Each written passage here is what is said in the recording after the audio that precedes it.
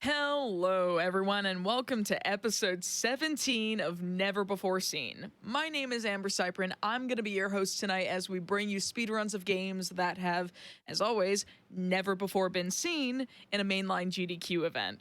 And as always, if you happen to speedrun a game that has never been run in an AGDQ, SGDQ, or GDQx event, and you'd like to submit it to the show, type !NBS into the chat to find the link to be able to send me your runs, and I would love to have you on board.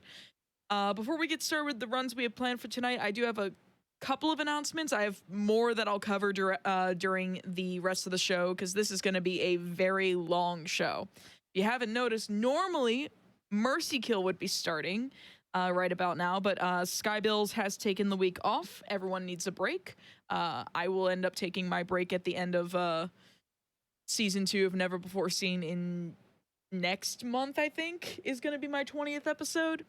But that's still about a month off or so. Anyways, that said, just want to remind everyone that if you're watching this on YouTube, head over to twitch.tv/gamesdonequick to check out our live shows.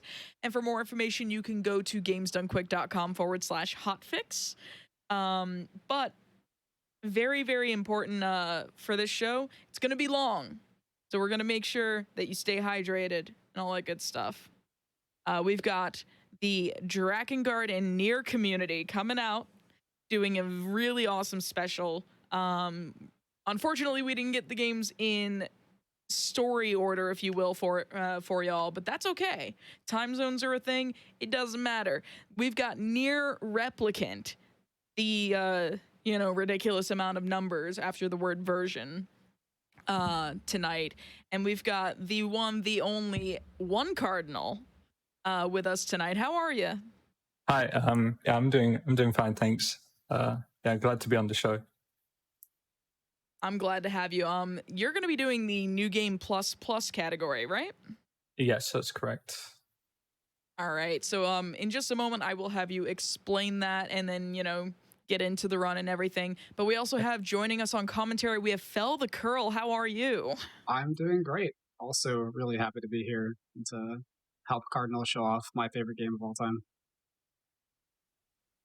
Awesome. So I'm honestly just like really excited for this entire thing because we've got NieR Replicant. After this, we're gonna have Drakengard 1, and then we're gonna have Drakengard 3 to round us out for the night. So we've got 3 DrakeNieR runs tonight. It's gonna be a long show. It's gonna be a great show. It's gonna be cozy. So I think without any further ado, you can go ahead and introduce yourselves proper and get the run going. So I'm one Cardinal. I run NieR Replicant as a strong hobby of mine. I do all categories. In particular, I will be doing the shortest category that we have right now. This is New Game Plus Plus. A short description about how this category works is that we will be cutting out a large segment of the game by using a very difficult skip. It allows us to skip about 40 to 50 minutes of the game from the original version, which is Route A. We will be going from NieR Replicant version 1.22 has ending E, which is only exclusive to this version of the game. And we will basically be doing a skip from the ending E route to get us back onto the ending A route. We will be seeing that later, and I will describe it in further detail there. Yep, and I'm Fel, and I also run this game. I did a lot of work for glitch hunting when it first came out, but Cardinal has definitely taken up the helm since and just put a lot of work into pushing this game past what we thought was possible at first. And remind me, how many months has this game been out? It's been out since April this year. So about 4 months, and yeah. We're about to see just how busted the game has become in the last 4 months, right? Yeah, right. All right, and just so anyone is knowing, just in case anyone is asking, this is the game that takes place before NieR Automata. You do not need to play Automata before you play this, but also if you have not played this, you will be spoiled in, some amount of spoilerage. So do tread carefully because this is still a pretty new game. You have been warned. We can go into some detail as well about specifically what will be spoiled, so if people want to stay away, they can stay away from that part. Yeah. Awesome, and that would be much appreciated for the folks at home who have not played this yet but are still interested in seeing the run. All right, I think we're ready. Whenever you are, go ahead and give us a countdown. We'll get the run going. All right.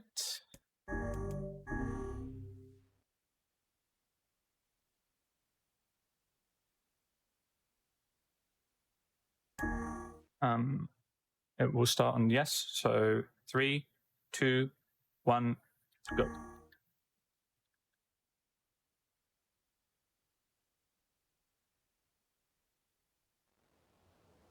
So we'll be starting out with prologue, which is just the beginning of the game.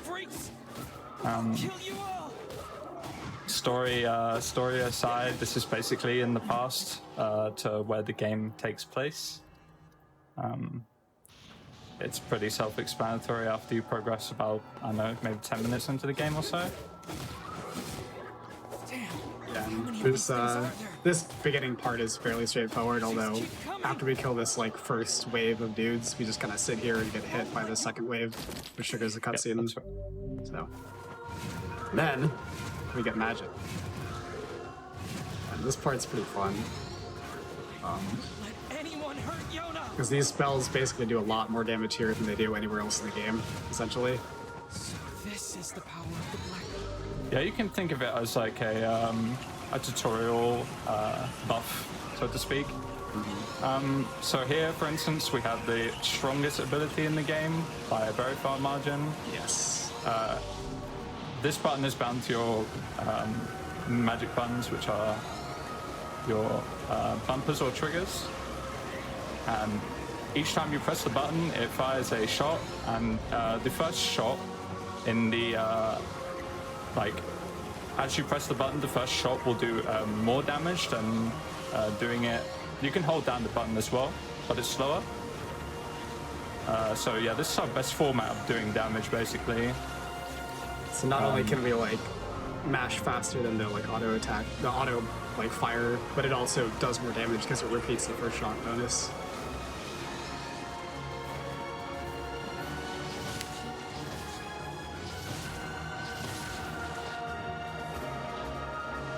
Once you kill all those guys, you gotta wait for a boss to spawn.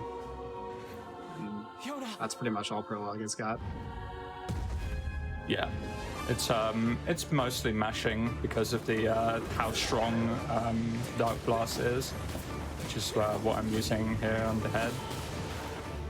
This boss takes more damage if you hit him in the head, so and his head is slightly higher than max double jump range, so we have to hover in the air slightly to be able to hit his head like properly.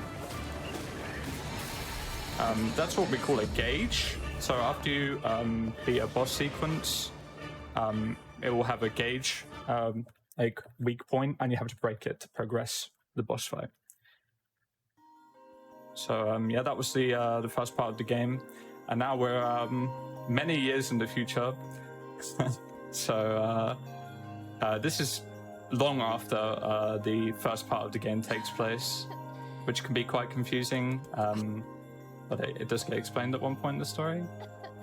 Also worth mentioning is you will see that One Cardinal is wearing the 9S costume, which is not what the character actually looks like, but it's just a costume from Automata.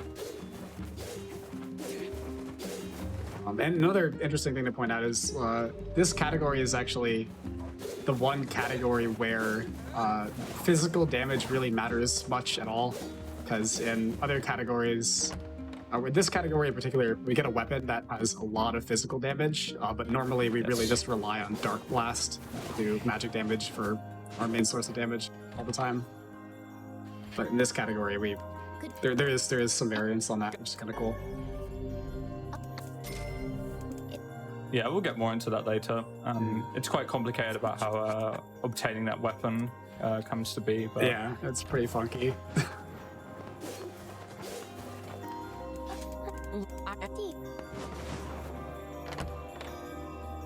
So we did actually have our first guard lift there. Oh yeah. It's People say the probably world's it is the most used tech in the entire run. It's also a very useful piece of tech because it gives us a lot of height, and height is very important in basically all the skips in this game. I can explain. We can both explain how it works because it's always quite a difficult trick to pull off. Yeah, believe it or not. And it like is not one that you'll ever really get fully consistent at, seemingly. Like, it's not surprising that, you know, Cardinal, who's probably the best player who's playing this game right now, it will miss one. Like, that'll just happen because guard lifts are pretty tough. Damn. What are shades doing so close to town? Essentially, the way that they work is that if you guard for a very short amount of time, hit air, release guard, and then input a heavy attack, the game just sends you flying upwards with like an upward slash. So we use that all over the place, as Cardinal said earlier. So yeah, in this fast segment here, we basically we need to collect 3 mutton, so we have to kill sheep, and the best way to gather the sheep is by calling them. The AI can be very very difficult to deal with sometimes, so Let's put it lightly. Yeah, I call them twice to make sure the sheep run towards me. So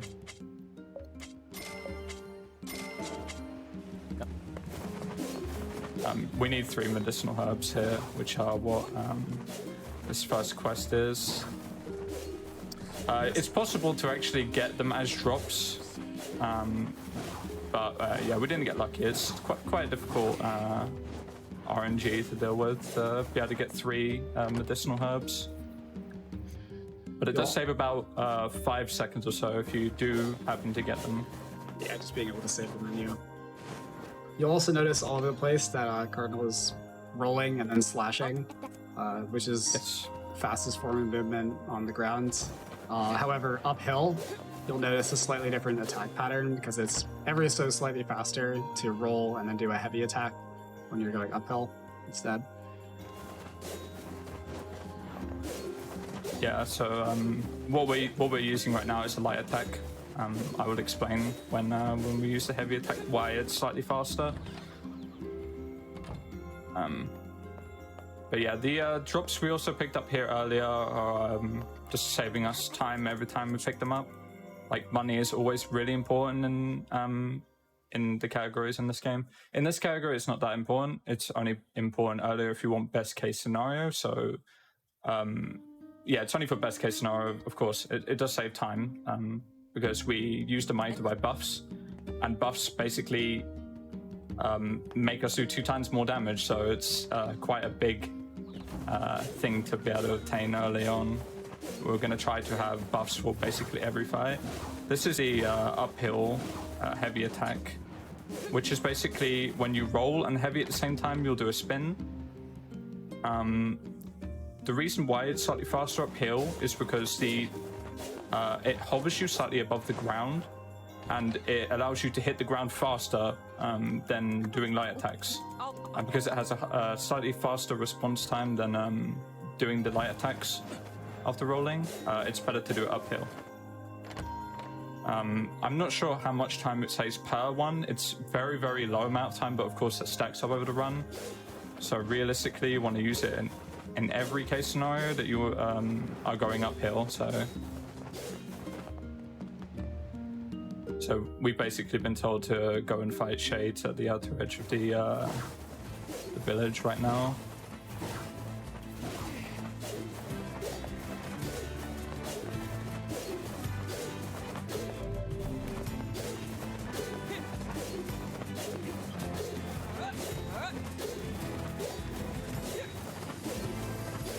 So this was mentioned a little earlier for those who are asking. He is 9S, or he's using a 9S skin, if you will. It's DLC. It's just a special thing, but this is not what the actual main character of Replicant looks like.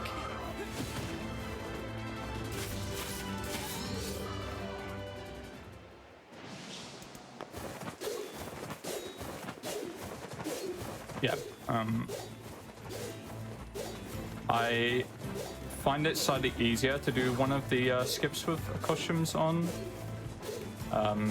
because it's less vibrant for me, but I'll be explaining that later.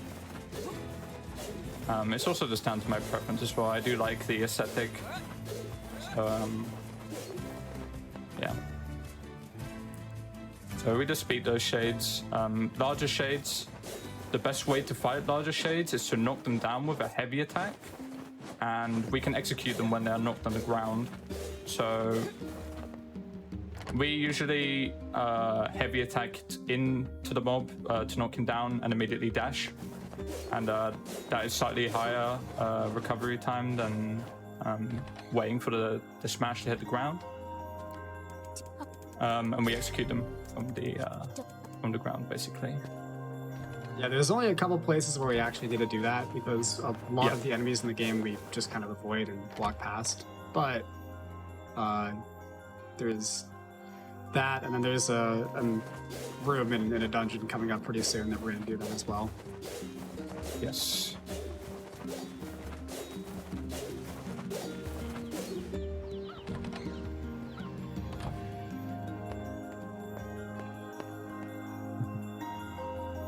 Just a really, really fun fact is that at the surface, this house seems to make absolutely no sense, like geometrically.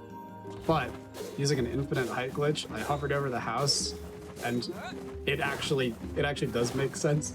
There's a little passage you can walk all the way around the house and then go up towards Yona's room, which I thought was really funny that they even bothered with modeling the whole thing, because it just kind of looks like you're going on the side of one house and appearing on the other side. Yeah. That infinite height glitch was found within days, right? Yeah, it was. It was found really, really quickly, although any applications of it weren't found for probably a couple weeks after that, I think. At first it seemed pretty useless, but... Like, that doesn't surprise me. I just remember seeing a video of it on Twitter, like, very, very early into the game's life.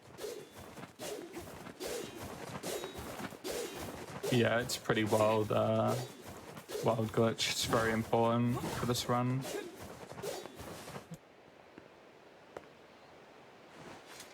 It's found by somebody named Cortex, who's done quite a bit of looking for various different glitches in this game, but that is definitely the big find. We'll definitely go more into the specifics of Infinite Height glitch when we see it in application. Yeah, when we first use it, we'll explain how it works, because it is it's not that difficult about how it works, but yeah, it's just easier to explain when we get there. We are picking up these drops because it's possible that we can get rare drops, and we can use those to buy buffs, as I explained. Yeah, a lot of the importance of money is being able to buy the magic drops and the strength drops that give us very, very large damage buffs in boss fights.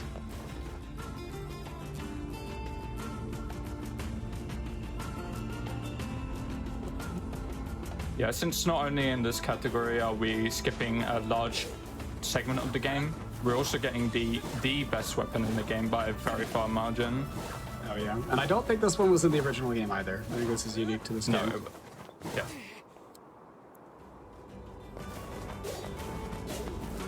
So we have one of the most interesting early game skips coming up. Interesting's a word for it, yeah. Yeah. Although I guess it's not as bad anymore. Yeah, it's fine now, but it used to be a lot worse. Yeah. Rule change allows runners to toggle FPS limiting, so we can limit the game to like 57 FPS instead of 60, because this skip that Cardinal's about to do, the ladder clip, is very, very inconsistent at 60 FPS.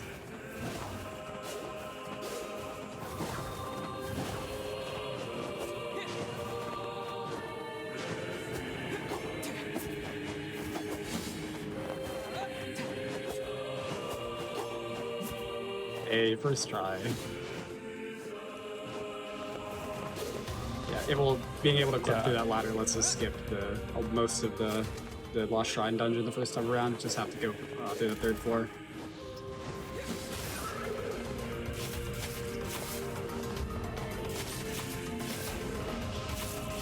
Oh, I got 3. Nice.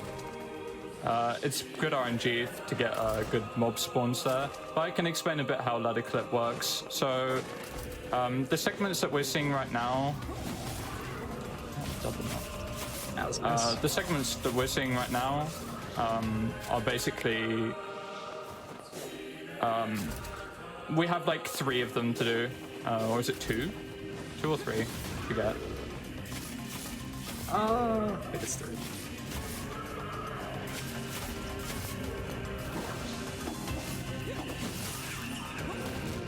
Yeah, so we're basically skipping one of these entire segments with these small rooms here. The ladder that we clip through has a very interesting collision, and weirdly enough, when you're using one-handed sword attacks, the 3rd hit in the combo allows you to clip through the ladder, but it's based on FPS, so at 60 FPS it's inconsistent, but at 57 or below it's basically 100% of the time.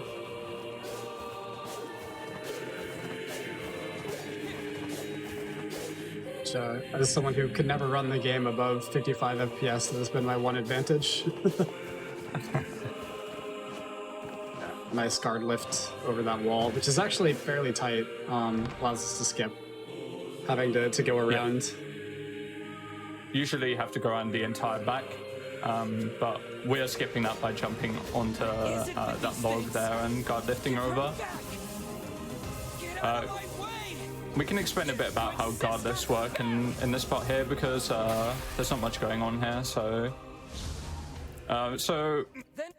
guard lifts in particular, the input frame for guard lifts are quite close together. You have to heavy attack and guard at the same time. You have to be mid-air, and your thumbstick has to be neutral as well. Really do that? That allows us to do an uppercut move in the air, which supposedly can only be done from the ground. And that uppercut move gives us a lot of height. So we'll be using guard lifts for every single skip, basically. Just keep going. Here, what we're doing is just getting the mobs low to a point where we can one-hit them.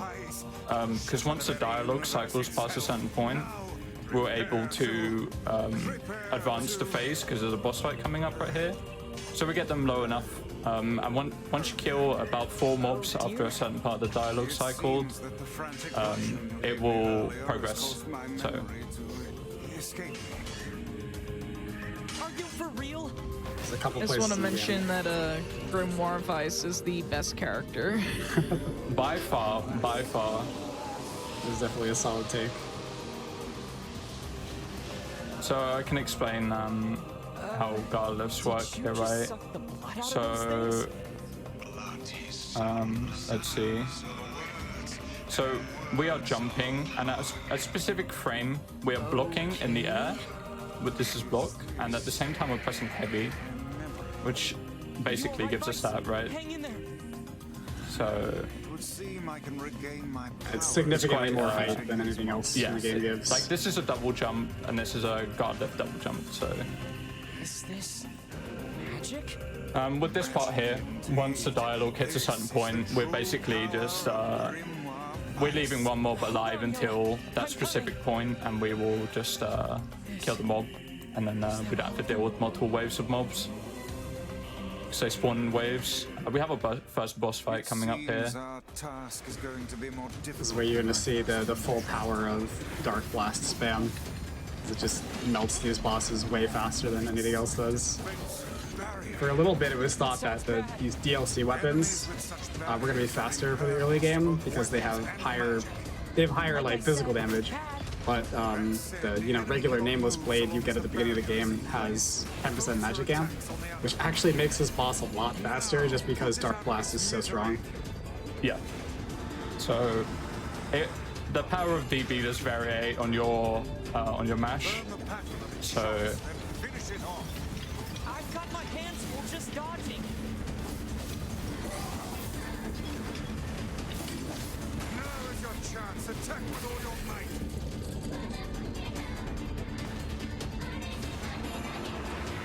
And this is on easy. yeah. They are not The magic regeneration on normal is not fast enough to make Dark Blast spam like nearly as efficient as it is on easy. And so just because the magic regeneration, it regens so fast that even if you have no like magic left, you can still keep spamming Dark Blast and you'll still get the first attack bonus over and over again. Yeah. So, like, most importantly, we will roll through like everything that we can to not get hit, because every time we get hit, it's interrupting our melee attacks and also our DB as well. So how I'm inputting is that I'm hitting the right bumper with my index finger and hitting triangle with my thumb. So I can basically mash DB as fast as possible and also do heavy attacks at the same time. Yep. So that's the first part of the game. We're going to pick these buffs up here because they're pretty important. If you're not too familiar with the game, this town that we keep coming back to is the central hub of the game. We're going to be passing through this over and over again as we go through the rest of the game. A lot of times reporting back up to the library where our friend Popola stays.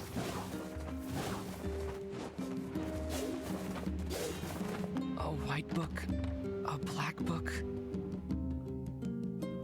and disease. Is something the matter? No, I was just thinking. So yeah, we have to go back to the library quite a few times. There's quite a lot of backtracking back here. It can actually get quite confusing sometimes because of the amount of times you go back here. It's very easy to accidentally come back here when you're not supposed to. Yeah, yeah.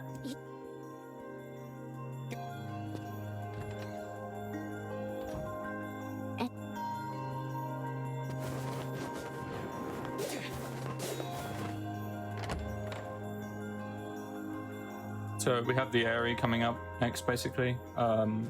Right now, we're going to go and accept some quests because they're very important to getting around.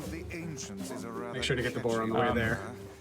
I can see why the bards kept it alive through the eons. So this is another way of getting into the town, but it's a slightly real toe faster. tapper. So we're using guard lift to get into the town, basically. We're accepting the boar quest here. It's very important. The boar allows us to move around the map at very high speeds, and without it, we lose a very large amount of time. So we're speaking to Devla here because we need to. If you don't speak to her, you have to come back here and do it later point in the game, and it's very inconvenient. So we do it while we're heading through the town right now. Didn't get NPC blocked. Surprise. Nice. Also picking up the Lily Leaf Sword, which is a boost to physical damage and magic damage. Yeah, it's a very good early game weapon to buy. You can use it for basically the whole of the early game, to be honest, with how good it is and how cheap it is. We're getting these quests because they're basically free, so... Cardinal's about to attempt one of the more tricky, I guess, parts of the run. Yeah, I mean, for me personally, yeah. Where basically he's going to skip every one of the, I guess, spawn points throughout this area town, which will skip a cutscene at the beginning of it, and allow us to, I guess, death warp or void warp back to the beginning of the town after the quest is complete. Yeah, I'll be able to explain it in slightly further detail how that sheep is. So we're going to pick up the boar here. So we have to kill this boar for the quest. If we don't kill the boar, then we can't finish the quest. So we have to kill the boar.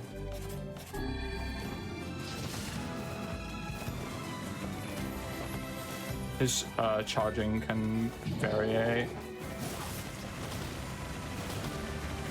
This dude's got a lot of health for the level that we're at this point, so the strength drop just really helps bring it down a lot faster. Yeah, the strength drop we picked up in the house earlier is basically what we're using right now to get the ball much lower. It allows us to pick him up earlier. Also, notice that Cardinal is canceling the Boris charging animation with the spear. Oh, you got the good drop too. Yeah. That's huge. That basically guarantees that you're not going to have any money problems, because that is the most expensive non-gem drop in the game, I believe. Yep. Yeah, the drop from the ball can vary. So here we are coming into the area. It's really good RNG, by the way. It's like really good. Okay, that's pretty good.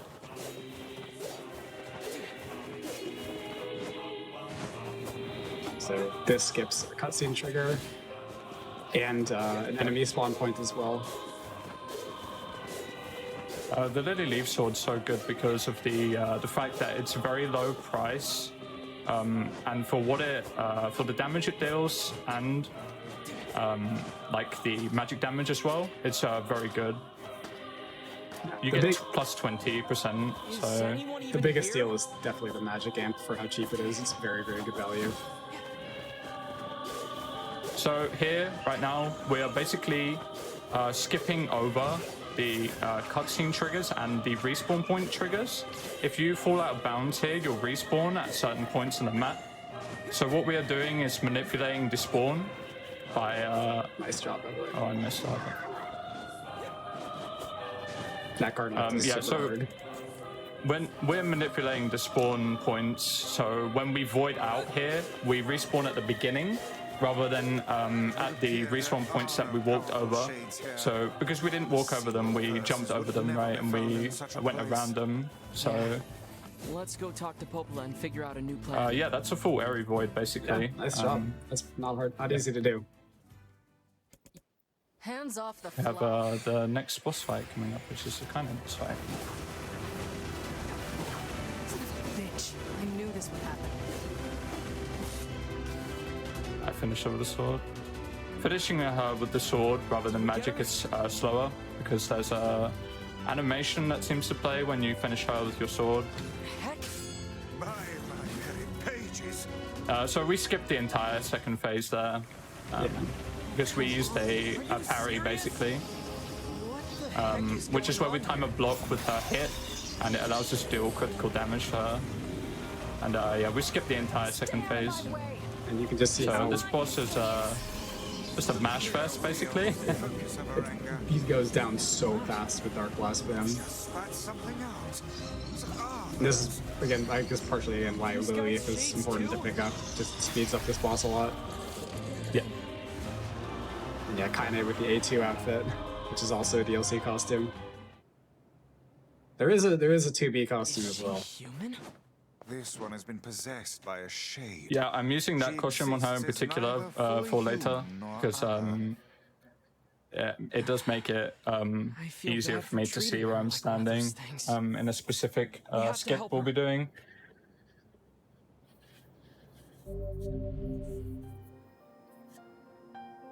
So yeah, that was that segment. We had to beat Kaine and we had to beat Hook, which is the big shade lizard. A half-human and a giant shade. She's kind of pretty, but she's really so here- intense. What we're going to be doing is again manipulating the respawn points and using it to cross large distances. So if you drown in this game, you'll respawn at a node on the map. And in this map in particular, the node is much closer to the village entrance than it is from the area.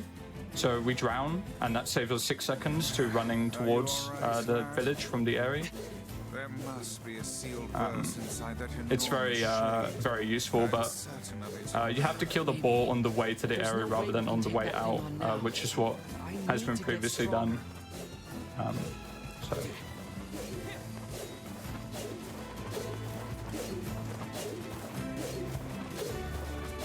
To this point that we're getting, we're not quite there yet, but we're getting somewhat close to spoiler land. But I guess we'll go into more detail, I guess, when we get closer to that. Yeah, we have about not long actually. Yeah, 15 minutes. Nothing too major gets spoiled. I guess. Well, I guess it depends on your definition, but It does depend if you know what's going on or not. So, yeah, that's true. Yeah, but Yona is sick. So we're gonna. Yeah, she's always sick in this run. Yeah. To be honest. It happens. So, yeah, we have to heal her. It is also on PS4. In order to help out Yona, we have to go to Seaport and catch a shaman fish, which is also coincidentally where they sell strength and magic drops. So we get to stock up on buffs there. Yep.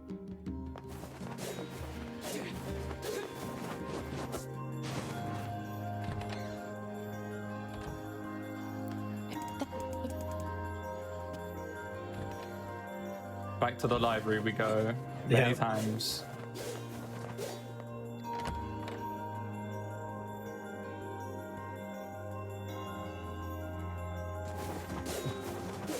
Match.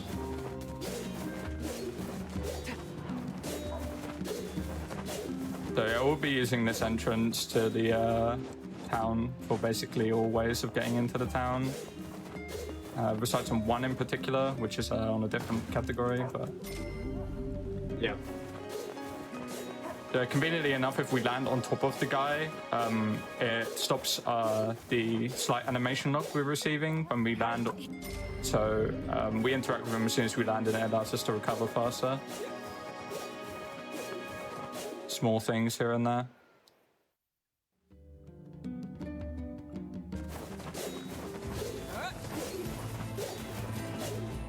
So here we get to use the boar after we've turned in the boar quest to traverse these fields way faster than before.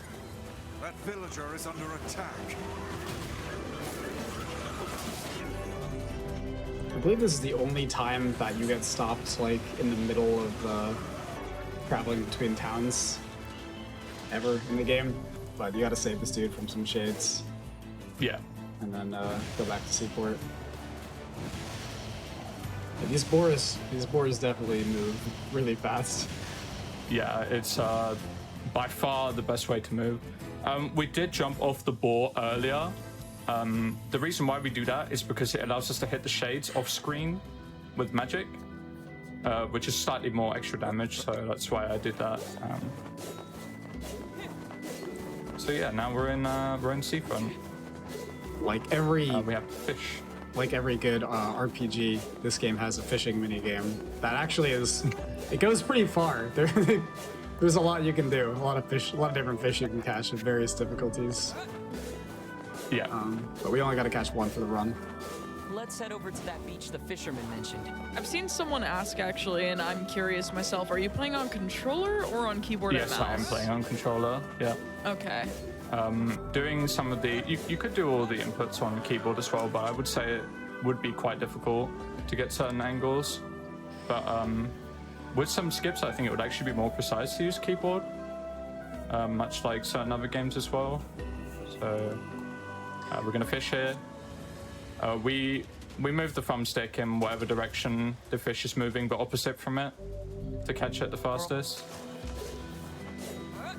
So I guess because it was asked in chat, specifically what is spoiled in this run is the very beginning to the ending E route is spoiled, which doesn't really go into much of the story of ending E, but you do get to see the beginning of ending E, and then the rest of the run is just ending A, because there's stuff we'll talk about later. We go from ending E to ending E and end up finishing the run with the first ending, which is technically not possible within the system of the game. So yes. Here we have a cutscene skip coming up. Yeah, there's a lighthouse cutscene here, and we can jump over the trigger. By basically just doing that, we can use a guard lift to jump over the trigger because of the height we gain from it. And yeah, it saves quite a bit of time actually because the cutscene's really long. It also does some funny stuff with your quest marker. Kind of messes it up for, you know, a little while anyway. Goes back to normal eventually. So when we don't trigger the cutscene, the game believes that we still need to go there because the progression is based on your interactions, not the cutscenes that you've seen. So, oh hi there. Wait, this is not. It's not all endings. It's just we're skipping from ending E to and going back to ending A with a skip, basically. So the long story short is this save file in particular is basically prepared so that ending A through D have already been finished. Yes. And the ending E route has already begun.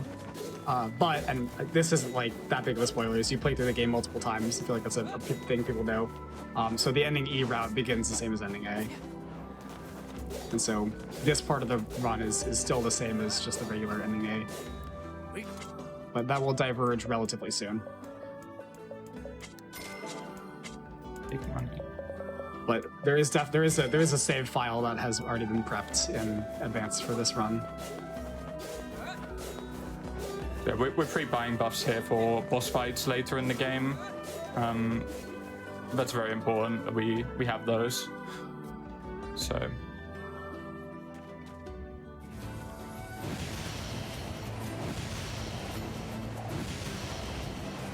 Yeah, it's quite a confusing category, but it's ridiculously fast compared to all the other ones. So that was the seafront segment. We're going to use another drown warp here to get through the whole entire village. A lot of neat respawn manipulation throughout the run. Yeah, so we need to go to back to our house, right? And normally you would have to run across the entire village, so we're drown warping to get to the other side of the river because we can't cross it normally. And it puts us just outside the house, so we can go straight there from drowning. It saves about 6 seconds to running around. It's made even faster with guard lifting. Yeah. So yeah, we do not go that far into ending E. We just get to the very beginning of it.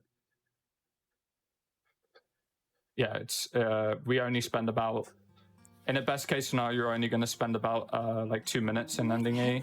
But that is definitely best case scenario because it contains by far the hardest, most precise skip of the game, which is the coolest skip of the game. But it's really, really difficult. And if I'm not mistaken, you were the only person that has actually pulled it off.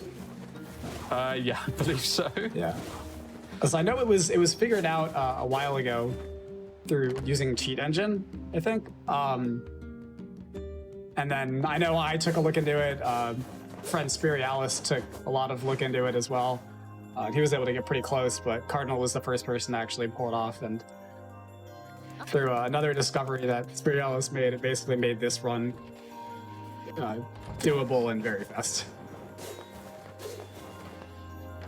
Yeah. But you'll see the trick when we get to it.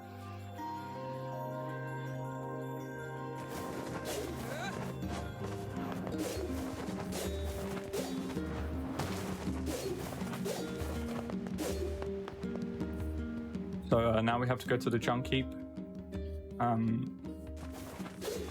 Yeah, it's What do you know about kind of these robotic junk part of the game, so to I guess speak. there are ancient ruins buried there. Also has It's one of the full best old songs. scrap and other weird stuff that no one Yes, understands. do agree. To get there, we have to cross the Iron Bridge to the northeast. Hopalus says these huge metal crates used to cross that bridge all the time in the old world. Humans Cool certainly ladder were skip there wise to get into the back 2D then. area at a higher point. If they were so smart, why did And, we end up like this? As I mentioned earlier, so guard lifts are pretty janky and pretty tight. So if Cardinal is in the middle of an air and starts doing like a down slashing movement and has to jump out of it, that's what it looks like when a guard lift doesn't work, essentially. That's usually when it doesn't work. That's usually because of my input being too late or too early, one or the other. there are different types of guard lifts you can do. You can get perfect guard lifts, which are like basically frame perfect, to be honest, but they give you the best amount of height. And getting perfect guard lifts give you the best results. So I tried to get those as much as possible.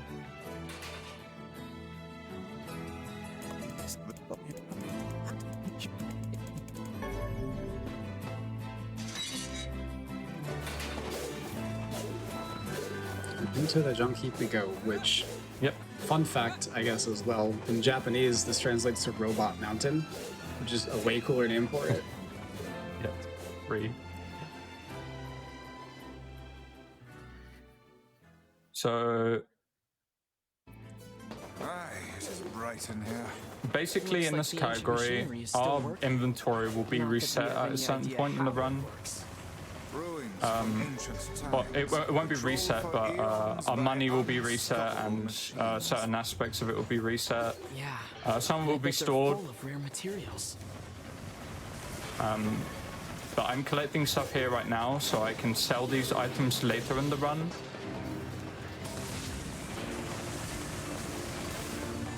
It's pretty rough in here. Yes, Money is very, hardly very important, as we were mentioning earlier, just being able to They both look so skinny too. buy various And materials and certainly buffs. The elder has been giving his share of their food to his brother.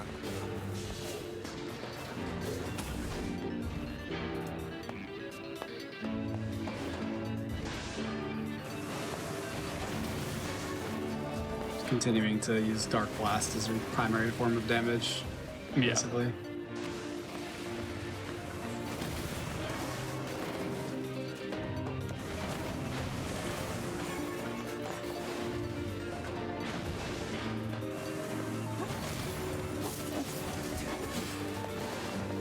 I We see are people. here to. Oh, sorry. sorry.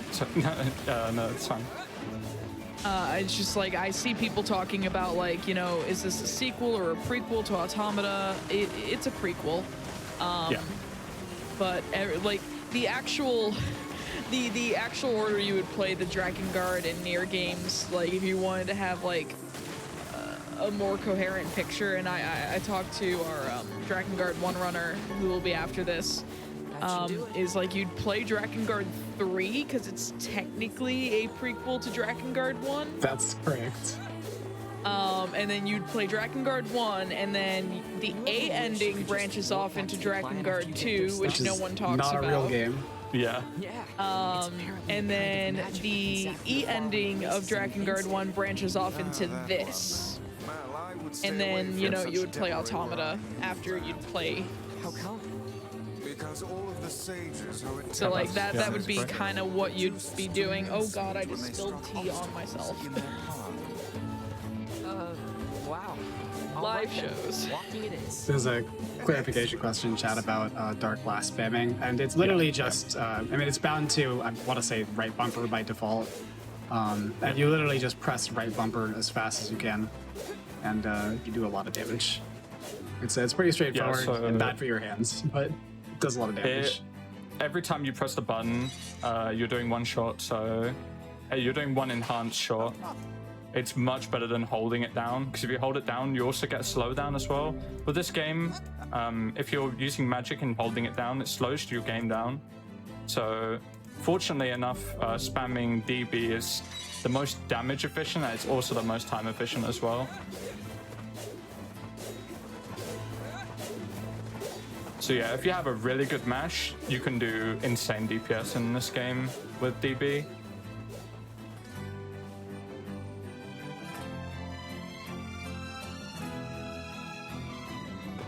All right. He said their mom would be somewhere deep inside the mountain. Some games have, I mean, this game has the Dark Blast spamming and the cutscene mashing, which gets worse when we get to the text-based segments. It's definitely a bit brutal on the hands, for sure. With these elevators, we try to stand at a specific point. So when you're interacting with things in this game, if you have your weapon out, NieR has to put the sword away, and he also has to stand in a specific spot to like interact with the object. So you can actually lose a lot of time if you you know, if you draw your weapons at the wrong points because of how long it takes for him to draw his weapon.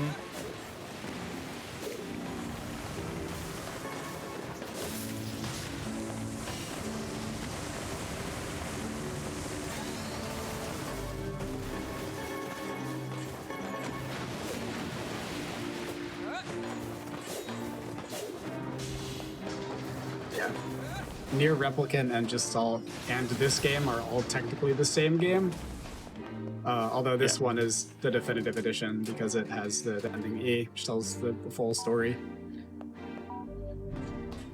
Fast bomb spawn though. Although, Nice. yeah, nice. Replicant and Gestalt have different protagonists, though. Yeah, basically what happened there was Gestalt was the US and I believe Europe version, unless I'm incorrect about it being the Europe version, and it featured a adult protagonist trying to save his daughter, while Japan's Replicant version was the protagonist we have now in the re-release / remaster. Where he is a brother trying to save his sister. Reason being was like at the time that NieR, Gestalt, and Replicant were being made, they thought that the US would appreciate like a big burly male protagonist as opposed to the like more Bishonen looking protagonist that Japan ended up having. That's pretty much what happened there. The Gestalt protagonist does appear in this remaster in a like optional segment that has no actual bearing on the story, if I'm not mistaken. But yeah, like, or it does have bearing on the story, but it is not like a mandatory thing. So you can see Papa NieR still, but Brother NieR is the main protagonist of this. If you accidentally interact with what allows you to be Papa NieR, you lose about 40 seconds. Sounds about right. The woman is clearly... She's alive. Miracles don't happen if you don't believe in them, okay? Bad RNG. Unfortunate, yeah. Yeah. So these bombs can spawn on a random timer, and it can vary quite a lot. Whoa. Close. Yeah. Coming up is another boss, and actually one of the coolest bosses just because of how different it was from when the run first started to what it is now.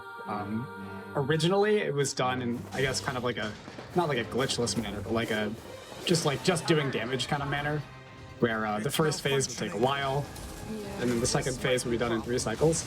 But there's some awesome discoveries and a strength drop. Cardinal is going to be doing this first phase almost instantaneously, taking out these hands with your sword when normally it's just supposed to be a range battle. And it was also found out that I did this by accident, which led to the discovery that you can actually do this second phase in 1 cycle after this intermediary phase is up. So you cut it's quite a precise setup. If you throw a bomb in this dude's mouth, basically, he closes his mouth and finishes the cycle. But if you bounce a bomb into his mouth, he will not close his mouth, and you can keep throwing bombs in. Now all that remains is that oversized head. Be aware of your surroundings.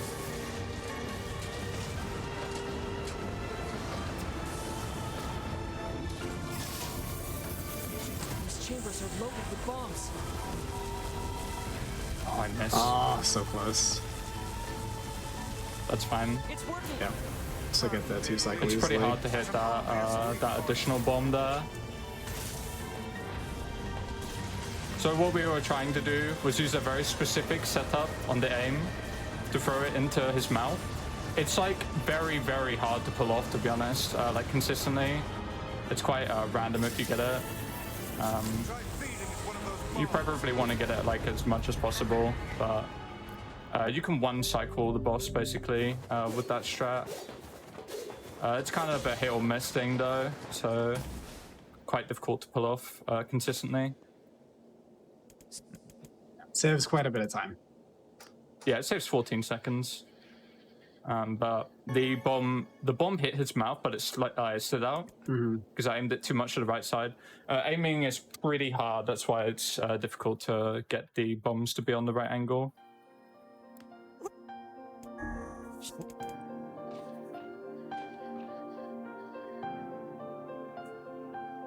Two cycle is still pretty good though. I mean, it's to the standard, but yeah. So we're actually nearing the end of the child segment now.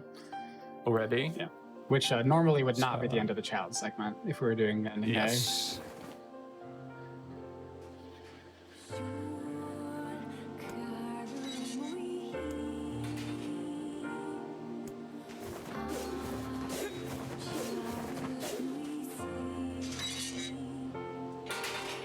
Goodbye, Junk Heap. Yeah, we won't be coming back here for a little bit. Let's visit the area. They've got shades there. Junk Heap is one of those segments that's really, really fun casually, but if you're grinding for achievements, you have to go in and out of the Junk Heap over and over again to grind for rare drops, and it becomes like the bane of your existence. Do you not fear these shades? Of course. I'd be stupid not to. But I have to save Yona, no matter what. I see. Then I won't So try once to again, spoiler warning, after this area segment is when we're gonna head into the beginning of ending E. So if you don't want to see that, after the hook fight, after the boss fight, if you leave for just like a few minutes, you'll skip the ending E spoilers, basically. We're not there for too long. Thank you is in order. Yeah, that's not happening. What could have caused these shades to appear in such force? So these mobs with the spear around them, Then we need to go it means that they're resistant to DB and certain other magics as well. So we break it with a melee attack or a spear, a lance. This boss, we're going to be using magic buffs because DB is very potent here. Most runners have used strength buffs and they're very...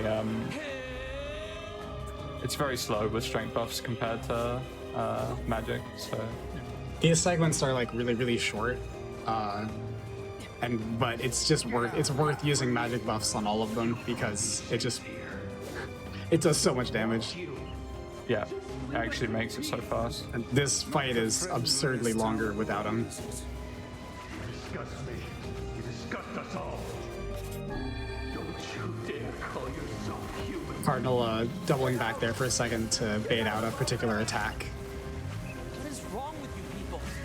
She's trying to help making that you. segment a lot faster as well. Yeah. Why are these people saying such horrible things?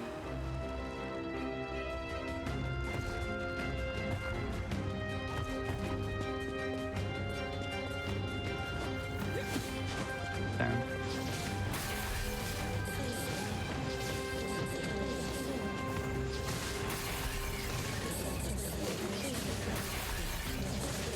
Spear optimization here is pretty cool.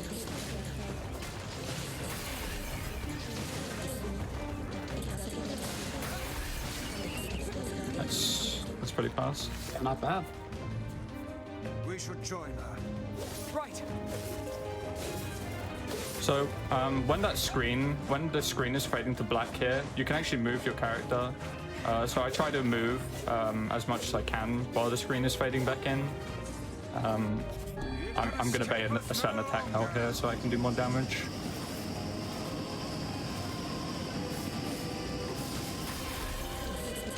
We get the raw attack that he just did, basically.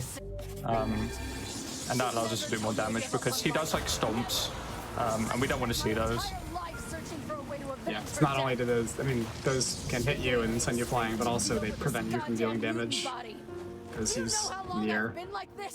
How much I loathe myself. The little void warp right there cancels that like thunder shock attack as well. Yeah. If you void out, it resets his attack. So Kaine!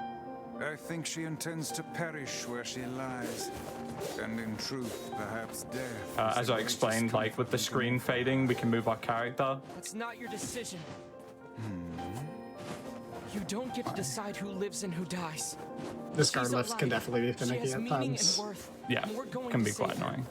Everyone But has something final to live warning, for. the spoilers are about to Even start in Kaine. like 10 seconds now. Yes. Even Yona.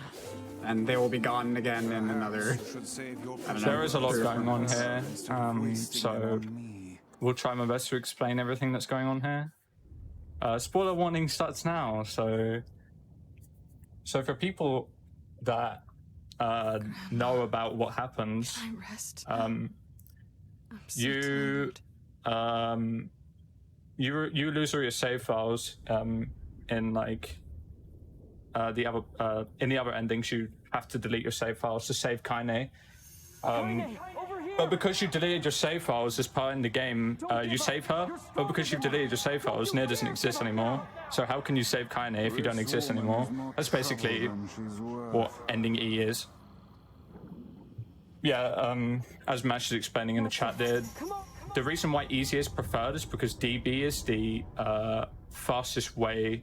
It recharges the fastest, and you can get the best DPS out of it on easy. On normal, you can't DB as much, which is a Dark Blast. Yep. Okay, so now we are officially in the ending E content.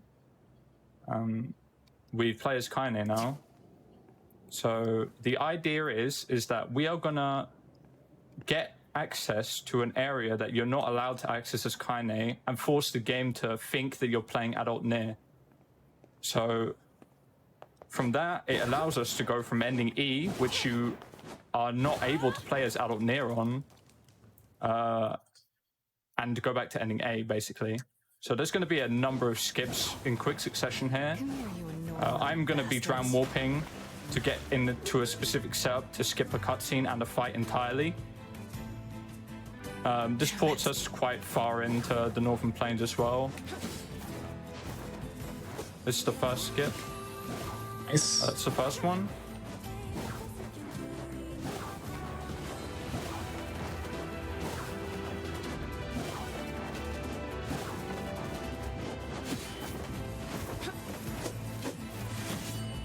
Nice job, the ladder skips. And here we are, KaiNe skip. We skipped another fight, triggered it. Oh, I actually got it. Unlucky. Yes. Oh no. I'm glad to fight them. So we tried to skip a fight there, but I was too low, I think. It's not to worry too much. It's not that much of a time loss. Yeah, with KaiNe's swords, you do a ton of damage.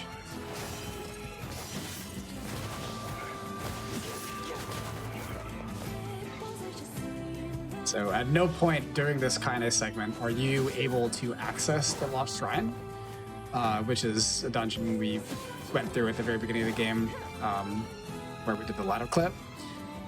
But it is, albeit very hard, possible to get over the invisible barrier on this bridge and use all of KaiNe's movement options, which allow us to actually move a lot further horizontally in midair than with NieR.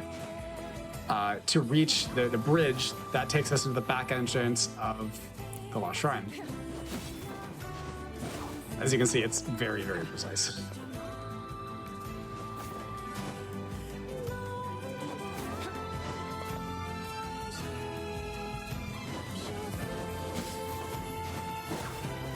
Oh, that was close, yeah. You got this. These are really close.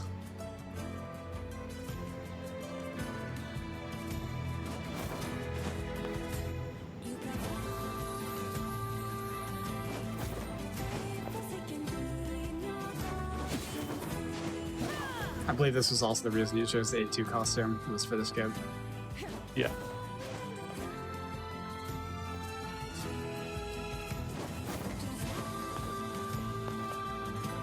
But again, worth mentioning that Cardinal is the only person to have ever successfully pulled this off. So the fact that he has done this enough times to like get this category added to speedrun.com is kind of incredible. Yeah, chat. Give Cardinal your energy while he attempts this. This is a very, very difficult skip, trying to get over an invisible barrier that you are most certainly not supposed to. Yeah.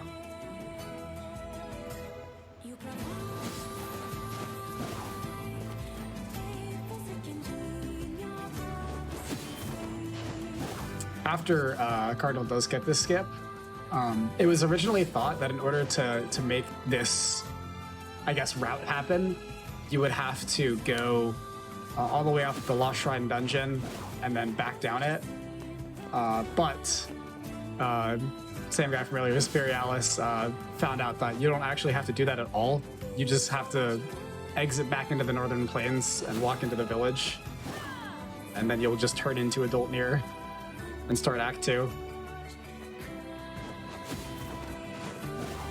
Oh, those were so close.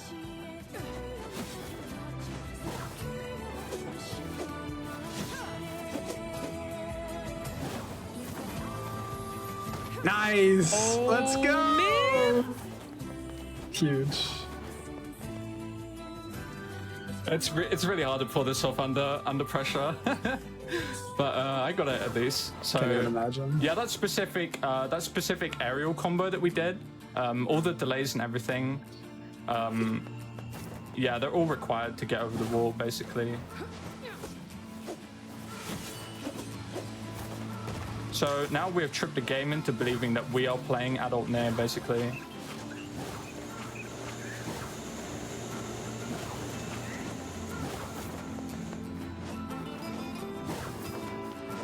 However, we get to keep one very, very special souvenir from our time as Kaine.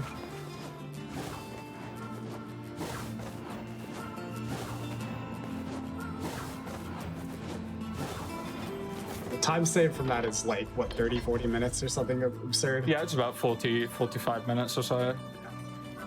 So now we are back on ending A, right? And we are adult now. So because we tricked the game into thinking that we're adult, we are back on ending A now. So yeah, we have Kaine's sword, which is a 999 damage sword, which is one of the main reasons why this category is what it is. It's a very, very great category. Wait, so you get to keep Kaine's ridiculous sword? That's correct, yeah. yes. That's incredible. Yeah. It's pretty amazing. Yeah. So the skip says about 45 minutes. We're cutting out half of the child segment, like entirely. So, and that contains another super hard skip as well. So, And a lot of waiting. yes. People who Because you don't have to do the temple of the shifting sands because of this. Yeah. So yeah, we start straight from Act 2 now. We skip all fight after Hook 2 basically. The only thing that's one downside to being in this state is that the game still believes, like systematically, the game still believes that we're child, so we don't have access to the quick swap menu anymore. So we have to swap weapons through the main menu, which sadly does cost us some time, but that's just with heavy swords and spears, though, right? Yeah. Yeah. You can still use the light sword quick swap menu, but spears are the fastest way of moving, and yeah, they're just spatially different, so it's especially worth it in the library, where just spatially it works out a lot better if you have the spear to do the guard lift there. Yeah, everything with the spear is basically enhanced from the sword. Movement, height. So we'll be using guard lifts on spear when we can, when it's time efficient to do so.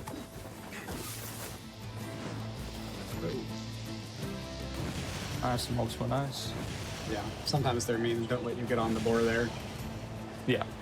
I've noticed that when the weather condition is correct, the shades don't attack you actually because it's in the sun. That's fun, RNG. Didn't know that.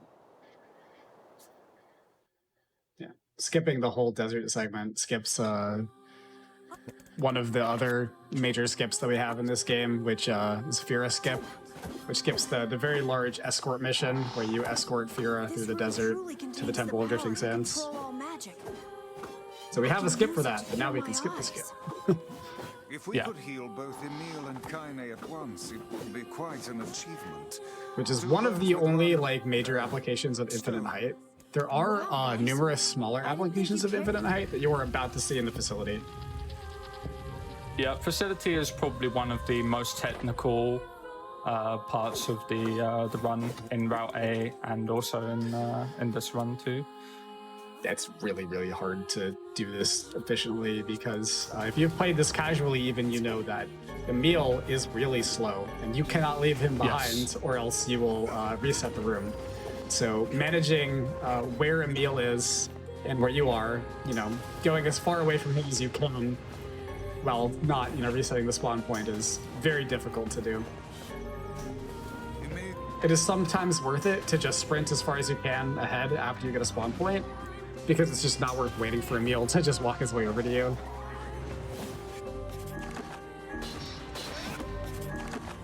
So here's infinite height. While Cardinal is doing this, I'll explain exactly what it is. The long story short is that once you've executed a heavy attack in midair, you can actually restore your heavy attack by going into the Grimoire Vice menu and changing weapons. This only works in the Grimoire Vice menu. It does not work in the Quick Swap menu. But you can basically infinitely do heavy attacks in midair, which give you more height.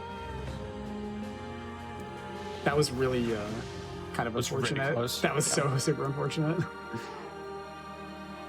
But, The infinite height glitch in this game is effectively Sonic Boom Rise of Lyrics 1.0 patch Knuckles glitch that we had.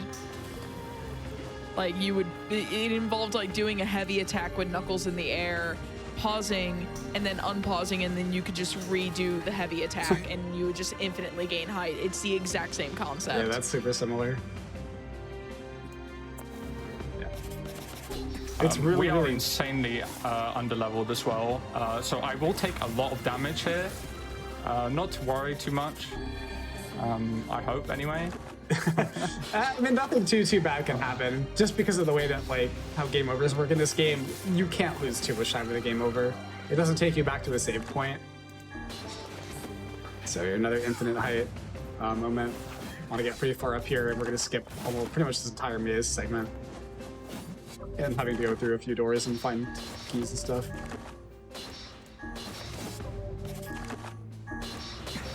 So in this category, with the DLC that Cardinal has on, the fastest way to do this is to swap to the Nameless Blade, which is kind of the default option in the menu, and then scroll up to the Spear, because spear heavies give you more height. So you want to have the spear out when you're like physically doing the heavy attack. This is used in Shadowlord's Castle to skip the boar. We will get more into that as well, but that skips a little bit more than just the boar as well. So the specific movement pattern I'm also using that to manipulate Emil's spawn point and also to teleport him.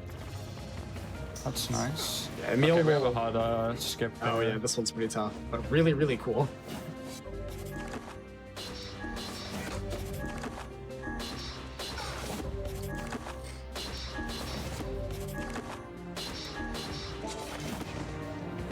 Nice. Nice job. First try. So what we're doing there is going out of bounds, falling through the wall, falling into a certain part underneath the map where there is a trigger tied to that whole box area that we basically landed in. And if you fall into it, your character will infinitely walk into the wall until he teleports into the room. So what we did there was basically fall behind the trigger underneath the map where there's a small amount of collision, and it allows us to get the trigger from underneath the map. Yeah, going from above loses a lot of time. This part is pretty spooky because I am taking a lot of damage here. I will try to not take damage if possible, but you can see how much damage I'm taking. This is because we crossed over from Kaine to Child, our level as Child was stored. So we are insanely underleveled right now. Oh, wow. Nice word. And this boss will one-shot you, so...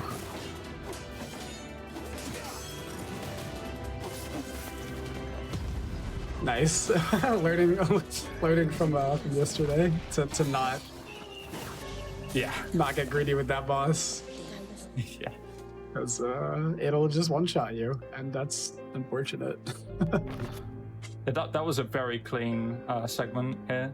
Yeah, that was really, really well done. As we were talking about earlier, this is like one of the most technical segments, and that was really clean. All things, yeah. Aside from that one, like a meal reset, like right next to the door in that room, I think this was like pretty amazing. It's a super small amount of time loss as well, so that's pretty good. Yeah, so words are a thing in this game as well, and based on RNG, we will get buffs, basically. For instance, we got a plus 15 buff, physical up buff in there, so that will help us throughout the entire run now. Plus 15% is a lot when you have a 999 damage weapon, as it turns out. We are very underleveled for this boss, and this boss only takes magical damage, so yeah, I have to mash for like a minute and a half.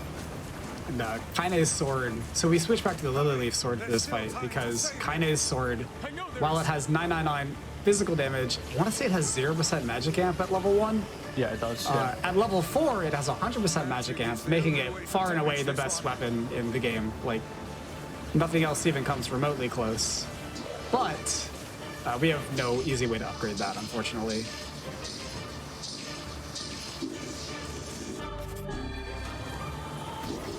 So this boss is just a lot longer than it is in the normal route, where we have a weapon with a lot higher magic amp by this point. Emil, we're coming for you. Come back to us. It's not actually possible to hit the boss with DB at this point, so I take a break.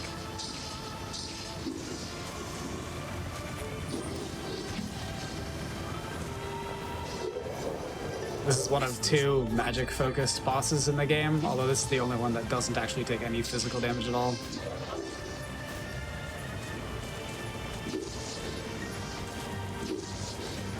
Your mashing is absurd, by the way.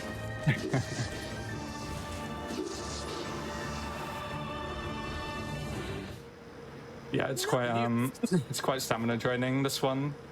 I managed to do it throughout the whole thing, luckily. I've had some runs where I get super tired.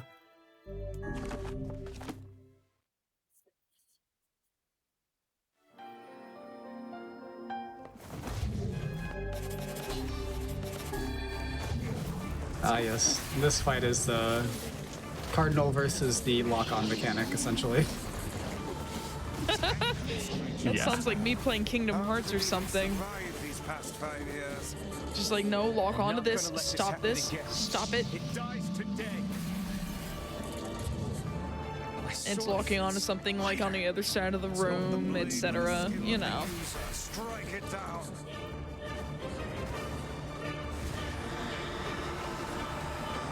So yeah, we just destroyed that boss basically because of our really overpowered weapon. Fun fact, actually, Emil in Ending E gets a new body, and in this category, his model is also broken because the game thinks that Emil is Ending E Emil, which is really interesting because you don't even see him in that part of the game. So, we let it wash over us like rain. but yeah, in all cutscenes, basically Emil's model is broken. So if we see something pretty spooky, you'll see Emil not being looking at his best. I think we'll get a couple good shots of it. He actually has no animations in all other cutscenes that he's just hovering on. We have like a 2-minute cutscene segment coming up. Unskippable, so. I didn't get much sleep that night. For the first time in my life, I hated Devila. For the first time in my life, I doubted Popola. This is the bathroom break of the run, essentially. Yeah, yeah. So people need to hydrate, and I suggest for the sake of the village.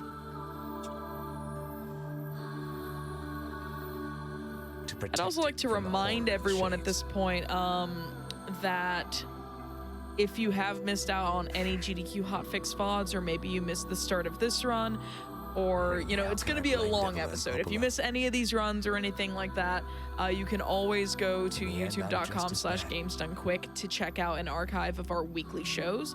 We typically get our hotfix shows up a little over 24 hours after they're live on Twitch, so if you missed out on any, head over to our YouTube channel. Check that out.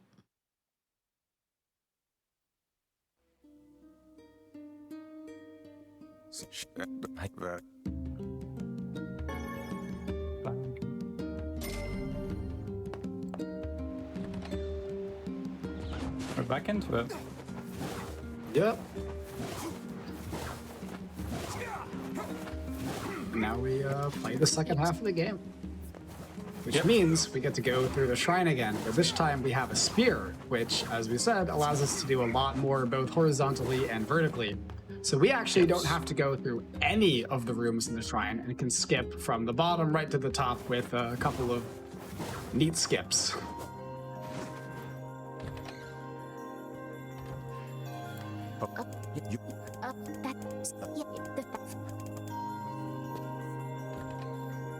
Also, I'd like to note that moving forwards with the spear is the same as using, at this level, it's the same as running forwards and heavying. Because when you're adult, everything is basically faster than child. That's that's the the buffs of having adult, basically. The faster we can move, the faster we can save Yona. Let's use it as often as we need. Yeah, I want to say it was something that, like, ladder clip was like way easier as adult or something, but we don't need it obviously because it's slower. Yeah. Just because you have just more stats all around.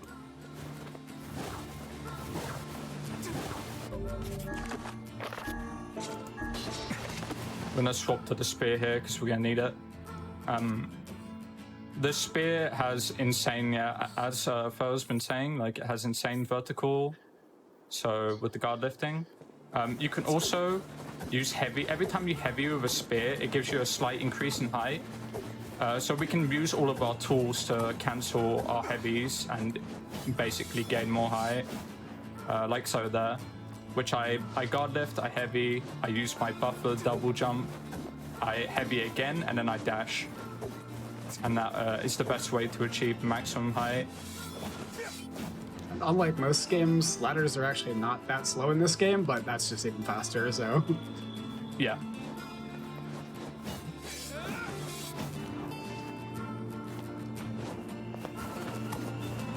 Some very cool skips in this shrine segment. Honestly, I think this is one of the most fun rooms in the entire run. I've done lots of segment practice of just this room because it's just so fun to do all the skips in a row. Did I try the harder one? Nice, yeah. Just once. That one looks really I'm cool. gonna try it. But it's really, really precise.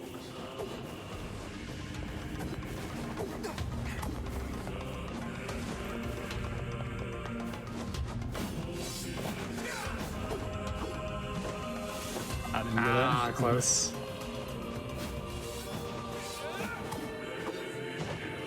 Skip number 1 down. Skip number 2. Go up by this tree. Nice. Wow, you got so much height there. And These climbs are hilarious. skip number 3. Oh, so close. Oh no, that dude's in your corner. Oh my god. Yeah, the invisible wall for this third skip is definitely a bit finicky. Yeah, that mob can't be in the corner, so Yeah. I'm gonna remove him. Stole your spot. You also notice Cardinal spacing out auto attacks. There you go. Nice job. Yeah, if you space out your light attacks in midair, you can actually get a lot more horizontal distance. But if you wait a little bit too long, it'll cancel the whole combo and you'll fall down to the ground. Yeah, so you have to be quite precise with what you're inputting. Look, It's how With close the you want to fly timing. to the sun. I'm going to sleep outside. Yeah, it's the same with Kaine skip as well. All of the moves that I did while I was falling gave me just enough vertical distance. So you're staging a protest? Have fun. Don't waste your time. But it just feels wrong. Yeah, and that skip where you go over the middle is a lot easier as it builds because you can get so much more height. Yep. That's plus 20. Wow, yeah, that's pretty good. Sleep out in the rain? Oh. What if you catch a cold? Besides, I like camping with We Kaine. get the old campfire dialogue.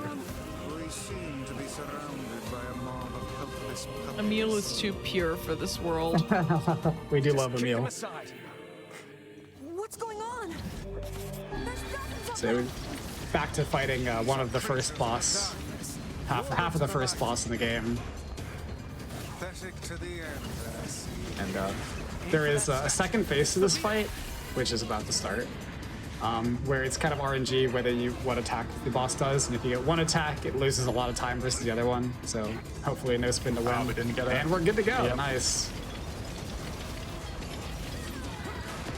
Very good. Solid RNG overall. Yeah, pretty good. Kaine.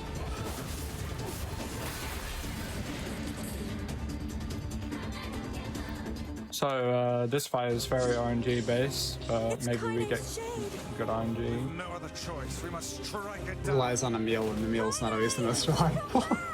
He's coming. Oh, she gets back up. So Emil can petrify Kaine, which makes her not go back up to the wall, but Now, pin her down. he's let us down. Yeah. Kaine, please! Come back to us! So you can either get a 2 cycle or 1 cycle with that. If you knock him down the first time, or her down, you'll be able to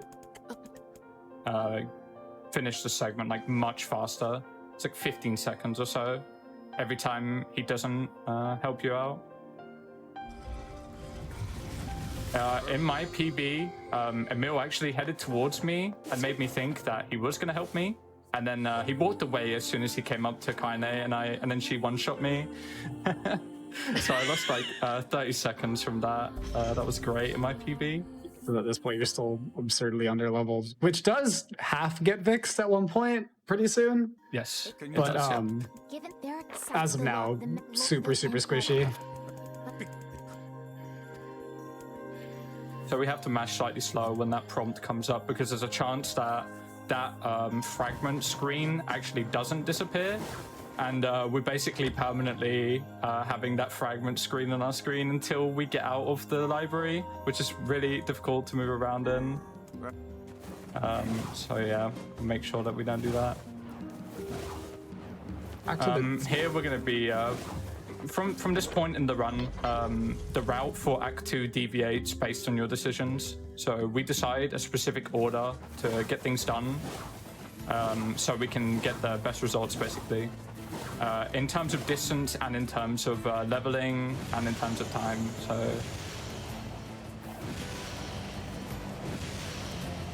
Also coming up is one of the cooler skips in the game that was very, very new, actually.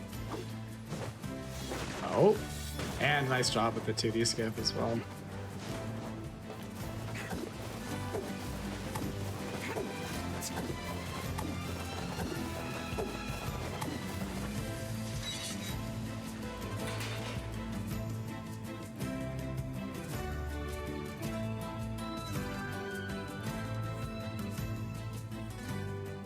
we don't have minecart skip until a bit later, by the way. Oh, yep, you're correct. I remember. Yeah, now. it's the second time we come back here. Perhaps we should speak to the brothers. Yeah, that's a very interesting skip that I found recently.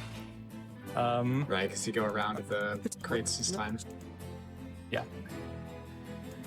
I didn't actually do that. In fact, that's actually one of potentially one of the larger time saves left to find in this category. What can I help? Is if we can find a way to keep or attain like a memory alloy, we can skip this entire What can I segment in the junk heap. Because if you have a memory alloy going in, you enter the junk heap, it says you have a memory alloy, and then you can just leave. What can I help? But as it is, we have to go down to the second floor, fight our way through a couple of rooms, go collect a memory alloy and come back out. And there's a lot of waiting because you get trapped in these rooms and enemies spawn, you have to kill them, stuff like that. the buy and sell menu and upgrading menu is very awkward to get around.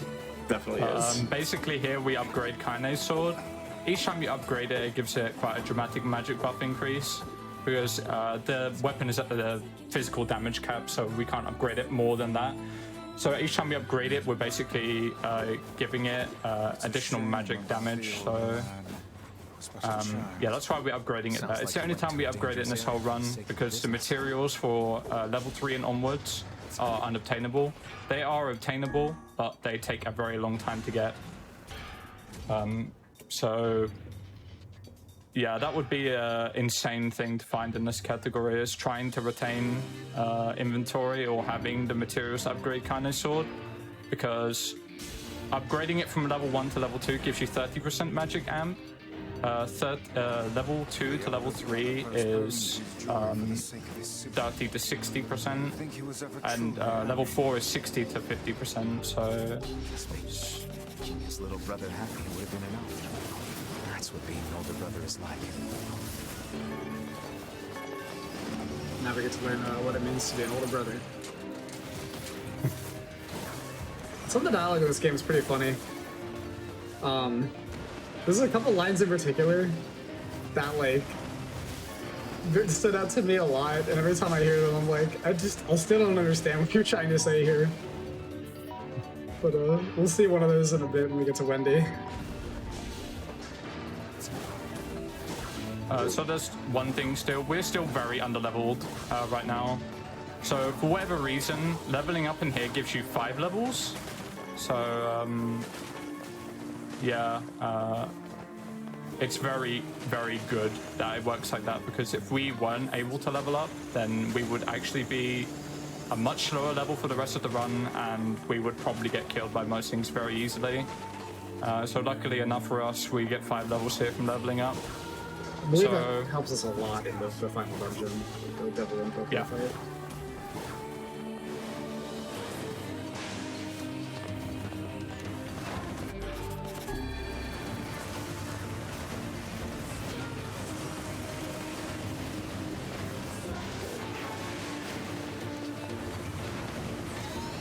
There's our level up. We went from level 9 to level 14. Or I think it was level 10. I think it was 10, yeah, it was 10 to 14. Yeah, so you always get to level 14 regardless of your level. Unless you are a higher level, then you don't get the level up. Originally I thought you did, but yeah, sadly, provided you are underleveled, you will always get 5 levels.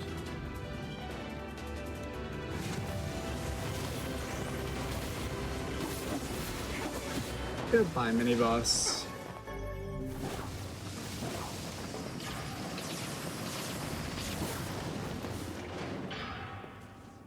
So the reason this is considered... boss dies very quickly.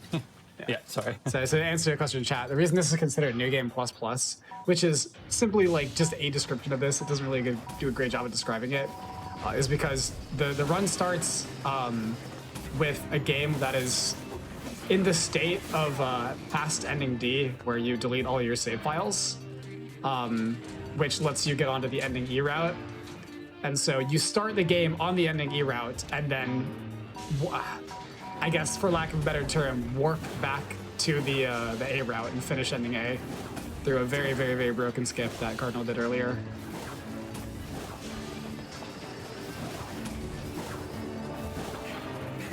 Yeah, fun fact, I've actually had segments where I've one-tried that skip before.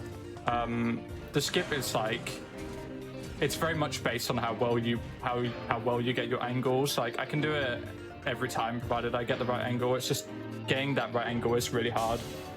It takes a lot of focus to do it.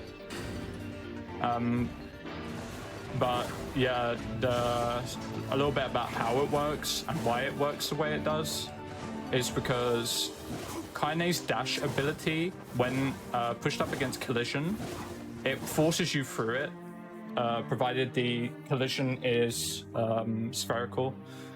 And the collision at the top of Junk Heap is actually spherical, so we can dash through the collision using Kaine's dash.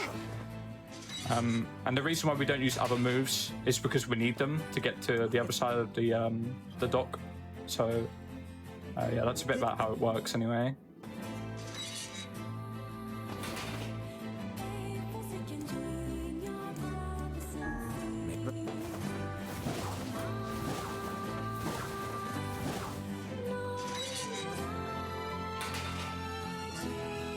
We very selectively choose our route through the fragments here so that we leave the Forest of Myth and the Aerie for last.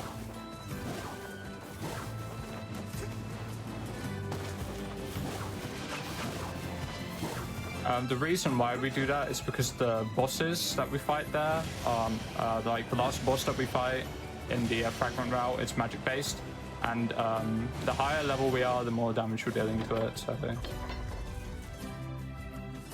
you entirely deal damage based on your like level. So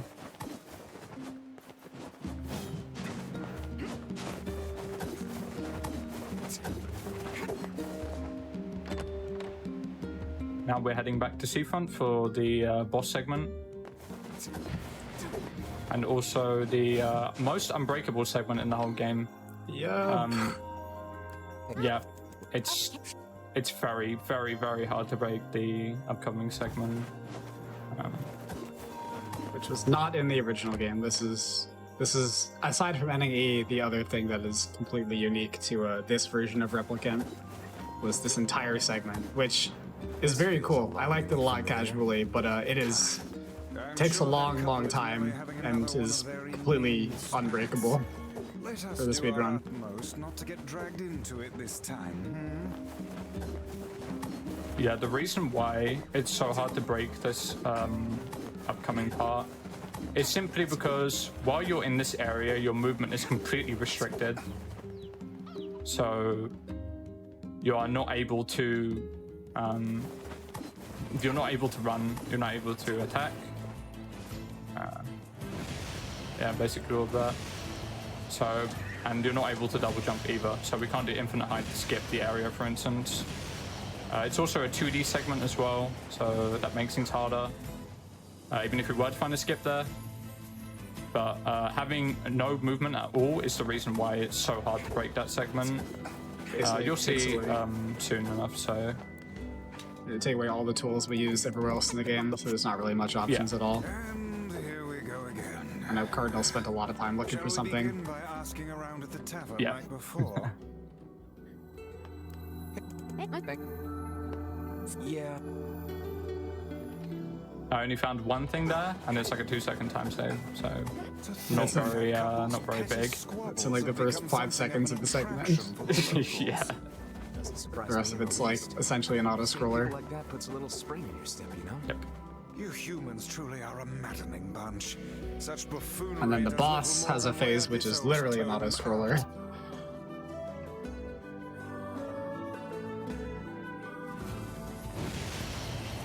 We searched the Southern Plains back when the wife ran off too, right? I believe we did, yes. Lots changed since then. So it's kind of nice when we find something that hasn't. The fact that couple is still arguing almost fills me with, I don't know, hope, I guess.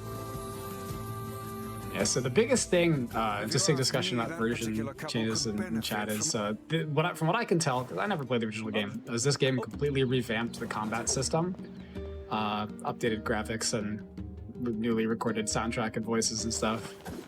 So it polishes a lot of it, and then adds obviously NEE in the Luis segment. But I mean, the biggest deal to gameplay-wise is just the combat, which, from what I can tell, seems to be improved a lot. And it's definitely a lot different than the original, from what I've watched. This is...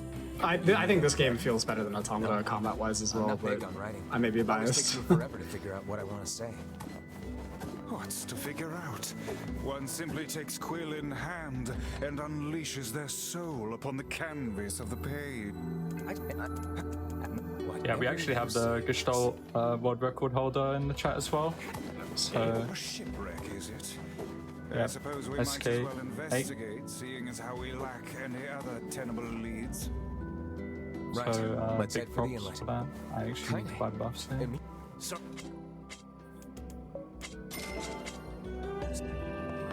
need more than that.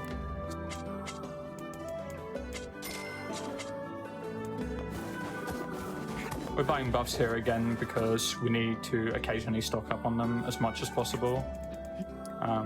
Just so we have them for basically every single fight that we're doing.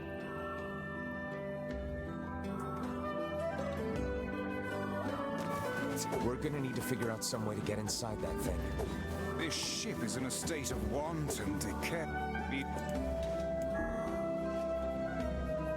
And this is the unbreakable segment, basically. There is just no way to break this segment as far as I'm concerned. Without removing the movement conditions that are bound onto us here, there's just no way to break this segment. Well, as we've no other leads. So the dialogue here is pretty slow at the start. So we interact with the doorway, and that allows us to pick up the lantern 2 seconds faster because of the fact that we are basically interrupting NieR's dialogue, which is really long dialogue with a shorter dialogue prompt. And that's basically it for this whole entire part. There's nothing more to find here. So as you can see, we're moving very slowly, and yeah, like it's just very slow, like in general. What is with this? We can't use our weapon in here. There may be clues somewhere We are that literally tell stuck how to it this like unfolded. 2D movement, and our jumps are also very, very low as well. New Game Plus Plus is basically using a save game from ending E, and we are doing a skip as KniR to cross over from ending E to ending A, which is normally not possible. And we retain KniR's sword, which is a 999 damage sword that carries over to our Route A.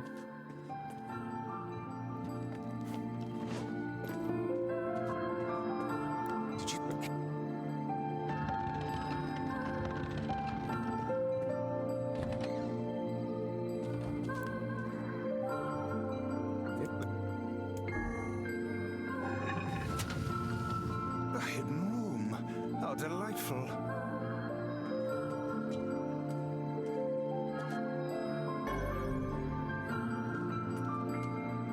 There don't seem to be any shades around, at least. Fortunate for us. Now let no more time be wasted in our search for the townsfolk.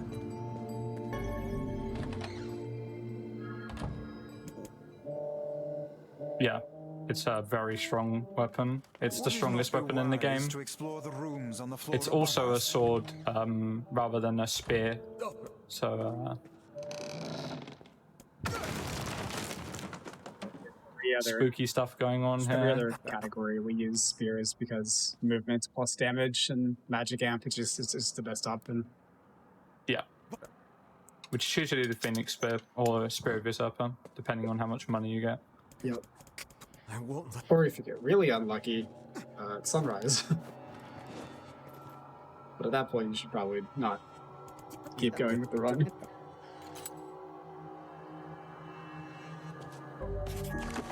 I'm just here like, man, the first time I saw this, like done casually, it hits hard. Yeah. Yeah. Rest in peace, Red Bag Man. Yep.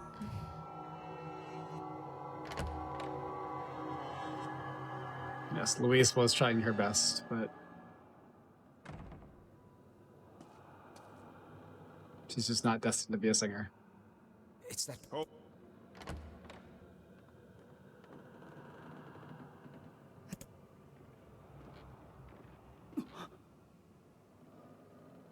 Oh. Hey.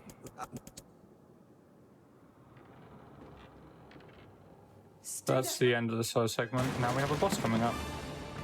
This boss is actually one of the slower bosses in Route A, but in this route it's extremely fast. We got a plus 20 word, so this boss fight is going to be very, very fast for us. Pretty good RNG with the words this run. Plus 15 and then plus 9. Which again is just even more, you know, efficient because we have a 999 damage weapon.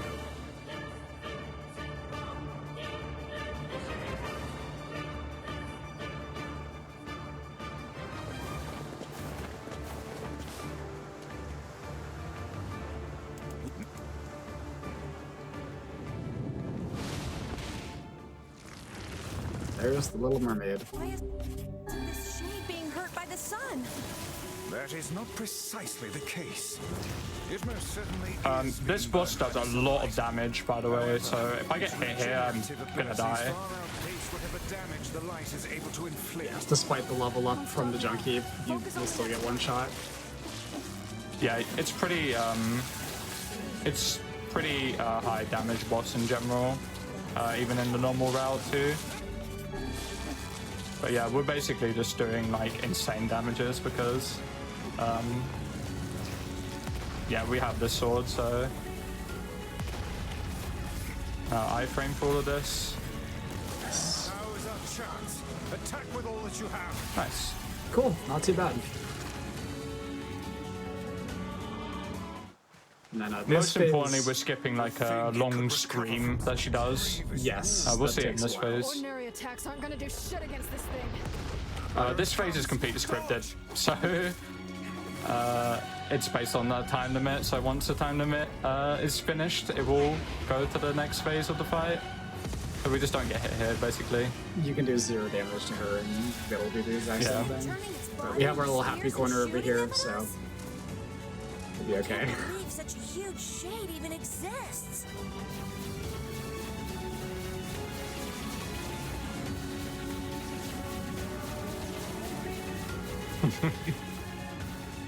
That thing ain't normal. So stay Nice. smart unless you want to get dead.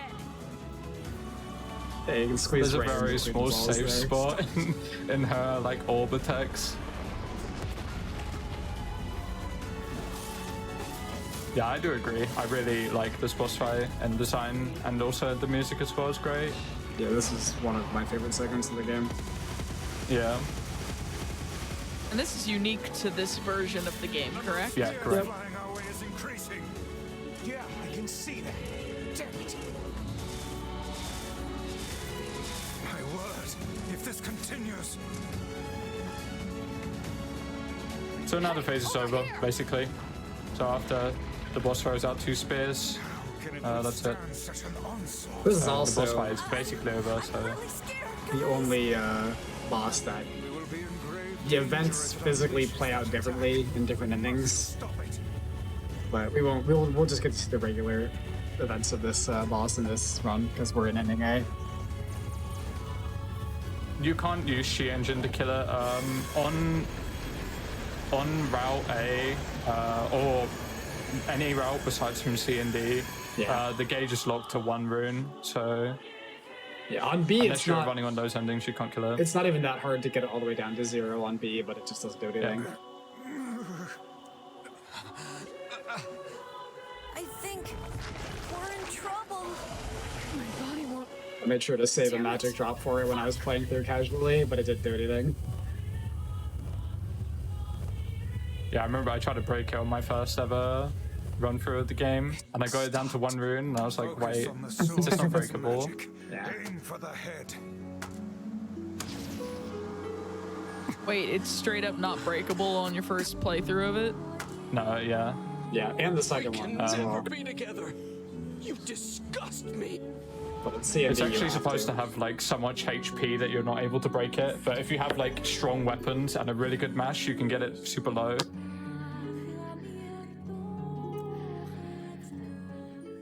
So yeah, That's that's actually Louise. pretty incredible.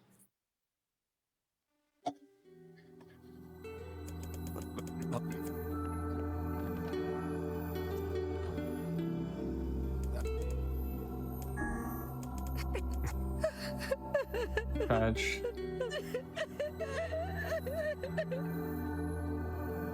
Or red bag woman.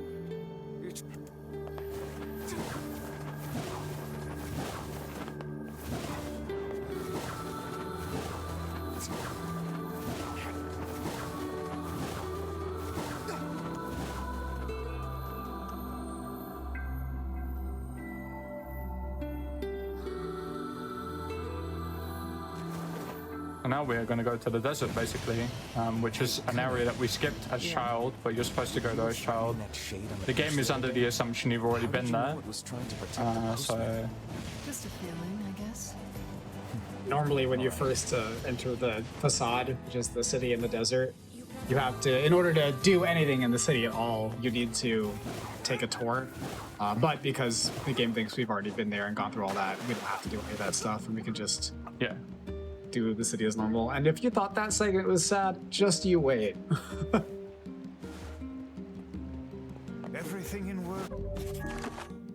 And NieR has grown up and still can't swim. It happens. Dude. I think it's really funny, Fortunately like, for us. Be more careful. the dialogue of, like, I was saying, like, the dialogue, like, when you're an adult, Vice is like, wow, like, it's been so long, what, like, you still can't swim, what's up with that? Those are some of the funniest dialogues in the game, honestly, just the drowning dialogue. I'm not entirely sure what gets him like back onto land if he can't swim. So I don't know if it's like magic or something, but My headcanon Vice has is already Vice said that. drags him out somehow. But fortunately for now, and like for us, it respawns us at like random points on the map, so we can use that. Continues to turn.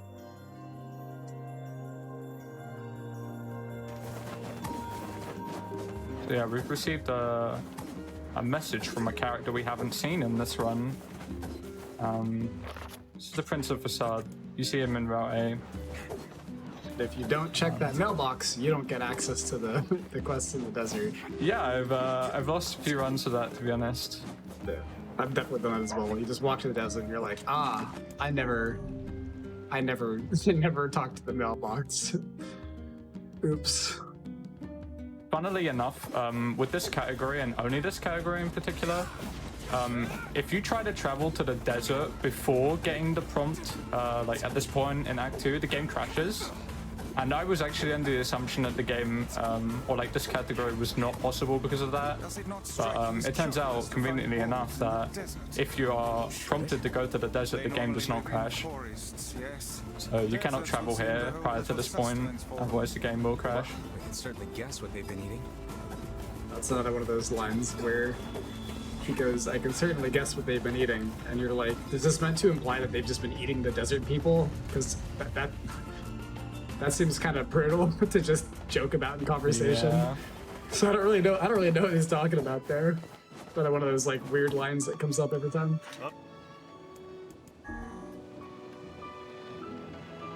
This is like by route number, I would say it's E to A, basically.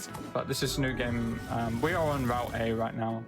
Start on Route E, and then through a skip, we're able to warp back to Route A. Very, very, very broken skip. Also, if you interact with a quest giver in this category after you do Kaine skip, and you decline the quest, your game soft locks. So it's really important that you don't accidentally speak to someone and decline it, or your game will soft lock.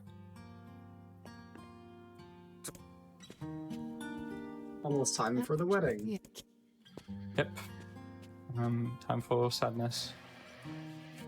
I've tried to skip this segment as well, but it's slower to skip the segment than you can actually clip inside of here because it's actually part of Facade is the map.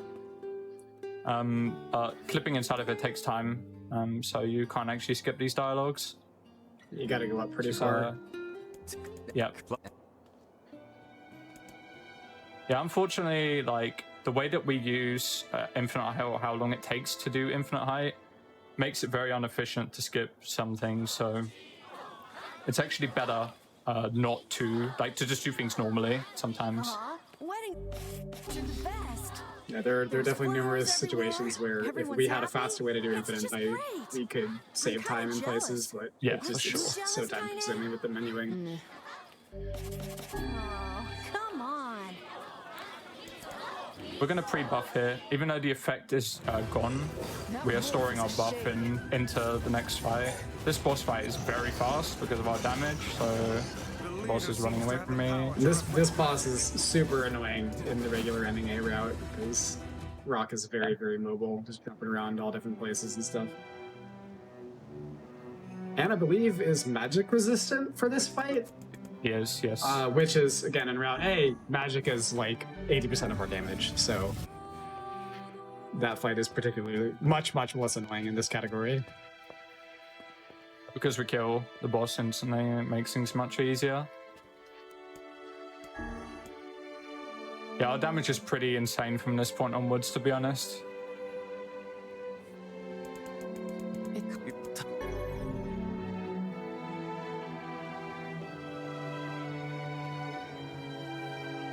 Rest in peace, Fira. Yeah. But there's Emil, as you can see, Yes, looking fabulous. He's trying his best. So the reason why that happens is because, yeah, that's ending E Emil, and his animations are not supposed to be loaded in those cutscenes. We have some RNG coming up here. Yeah. Rock can jump So to one of 3 ledges, and that makes our lives. nice. Hey, nice RNG. Best case scenario. This one's the fastest and easiest to reach.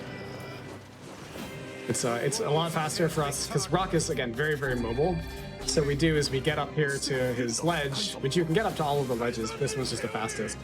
And we take him down to however low HP, and then do the wolf phase. You cannot actually kill him during this phase, and he will restore himself to like a quarter or a third HP. 25%. 25%, yeah. After this phase is over, and then you proceed with the actual rock fight phase. These beasts hold so much rage. But just being able to I get. had to. Oh, sorry, go ahead. Oh, go ahead. I was just gonna comment on Emil looking ridiculous in that scene previously because I missed it and I had to watch it on the delayed feed. And I caught it and I was like, oh my sweet baby Jesus. Yeah. Yeah.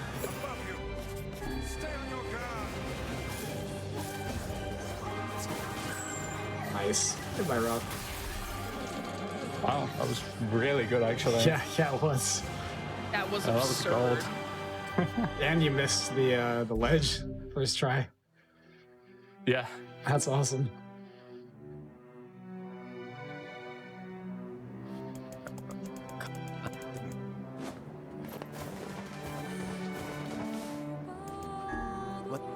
And now we have one of my favorite skips coming up.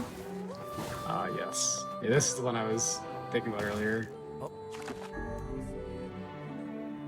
I will explain the skip as we go through it because it's very cool. It doesn't save as much time as we would like, but it saves time still. It's something I found super recently actually, and it's probably the last thing that I could possibly find this run with like how my mindset is currently. So yeah. It's really, Oh, really that's cool. Nothing else quite like it in the game yet, anyway. Yeah.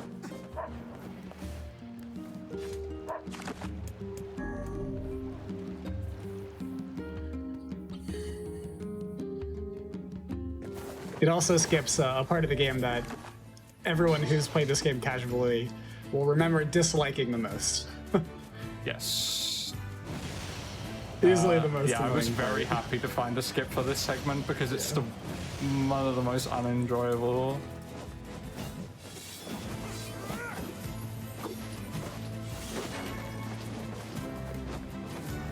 Didn't even have to clip through the ground. That was really, really high up. Yeah.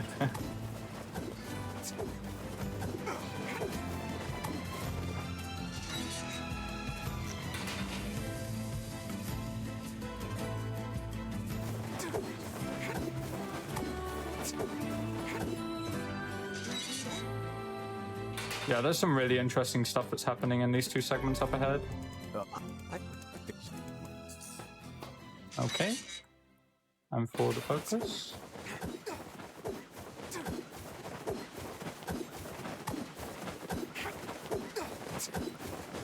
This next segment also contains a rather large amount of intentional damage RNG. Yes. Because Emil can heal you, and we don't want that. Yeah, so the boss has like a death skip basically. By dying, you can skip like part of the phase. I'll explain once we get there. But now it's time for a pretty difficult skip. Let's go minecart skip. So what you're telling us is that later on we need Emil to put on his best Donald Duck from Kingdom Hearts impression. Yeah.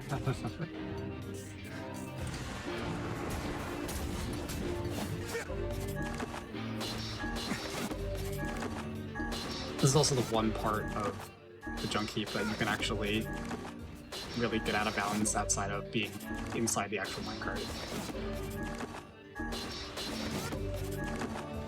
These elevator rooms have no ceiling.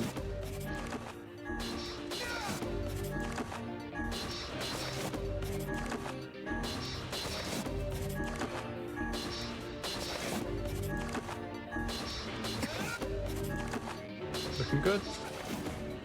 Got it. What? Oh, it gets crazier.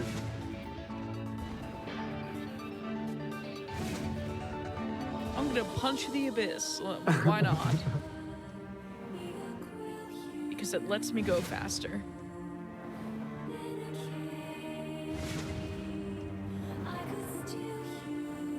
So I'm using the minimap here in the bottom right. Very important.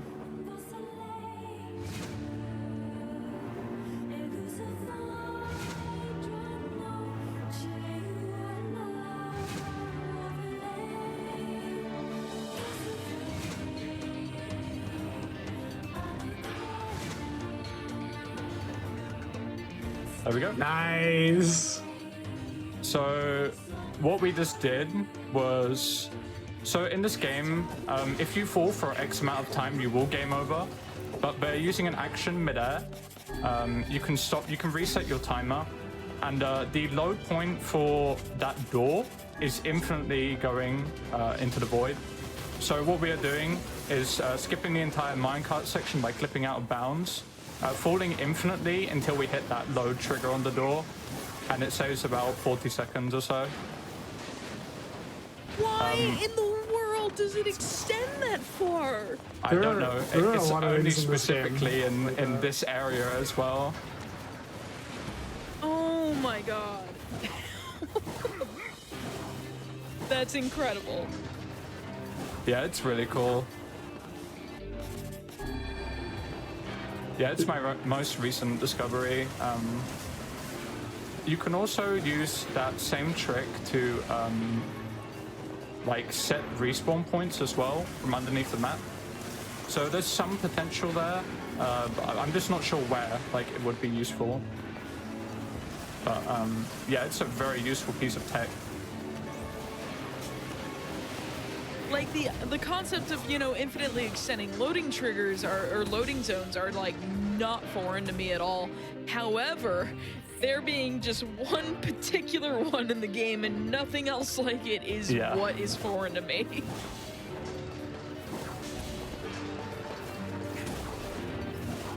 Yeah, and we can use things like jumping or dashing and attacking midair to reset our death timer. But using magic is the best way to do it because you can use magic infinitely while falling. There is no restriction on it, whereas attacks, you're limited to only one light combo while falling, one double jump while falling, and one dash. So we're using magic to stop us from dying, basically. Yeah, this segment is the segment that we skip is insanely slow. So.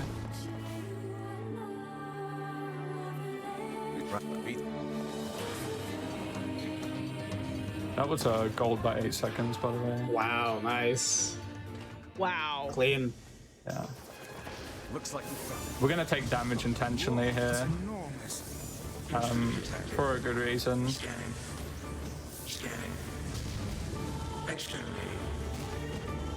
Look at the shade. Good enough, to be honest.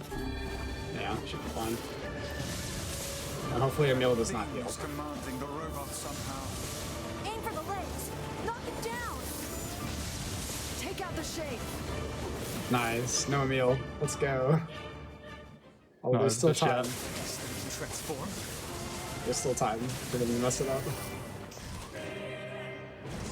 So the boss can't be killed in this segment, basically, and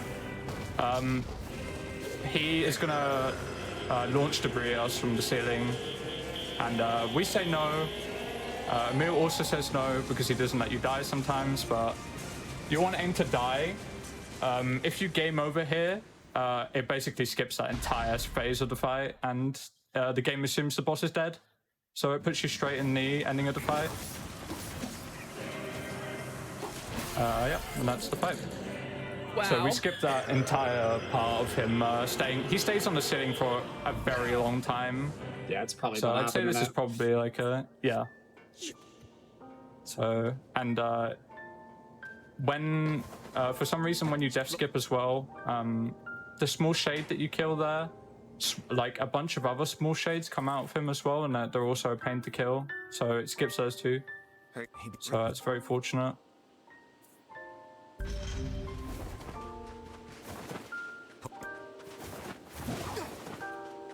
This is a very mash-heavy segment coming up. Yes. And shoutouts to Emil, like Donald ducking it up earlier in that fight as well. Yeah, he can kill you. Yeah, and it makes your void out count like significantly higher because his heal can heal you up for like 50% HP sometimes. It's very annoying. But yeah, fortunately enough, he didn't heal for once. Unlike any other segment of the game, you actually do need to pay attention while you're mashing in this segment, because there is a riddle that you have to answer, and the answer is RNG, and so you have to pay attention at 2 different points throughout the mashing to see exactly what you get. The home of that blasted dream. Yeah. Truly I hear you. So we're looking for 2 clues in this massive long riddle. We're gonna skip most of it. It's gonna be eyes and number of warriors or something.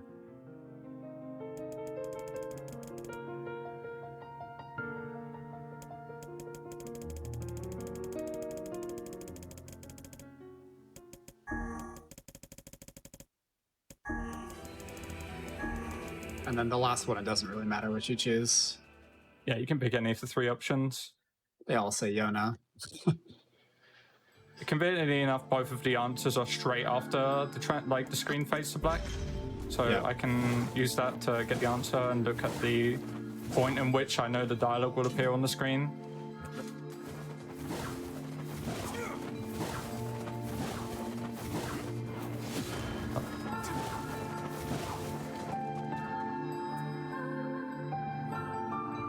The heal is based on your level. But yeah, the heal is usually more than 25%. It does depend on how much HP. Yeah, normally at this point in the game, you have a ton more raw HP, so Emil will heal you for a lot less in relation to that.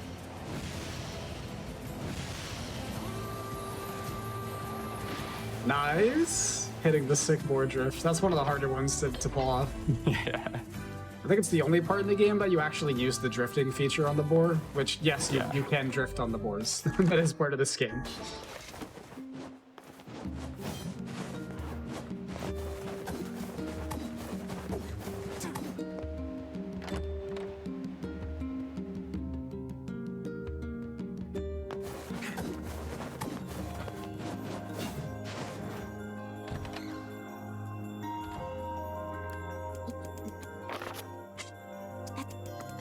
Yep.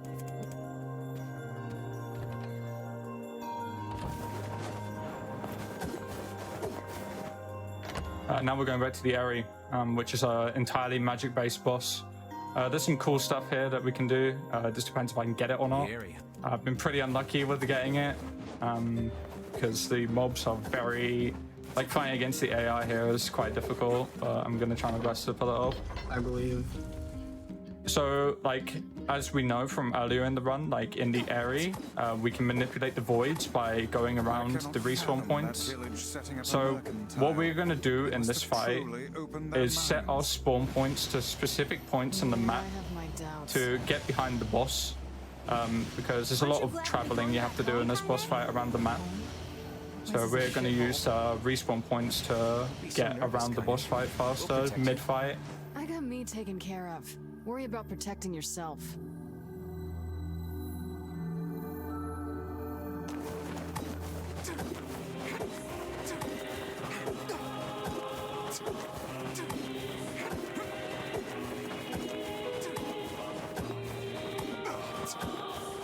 We have another skip here.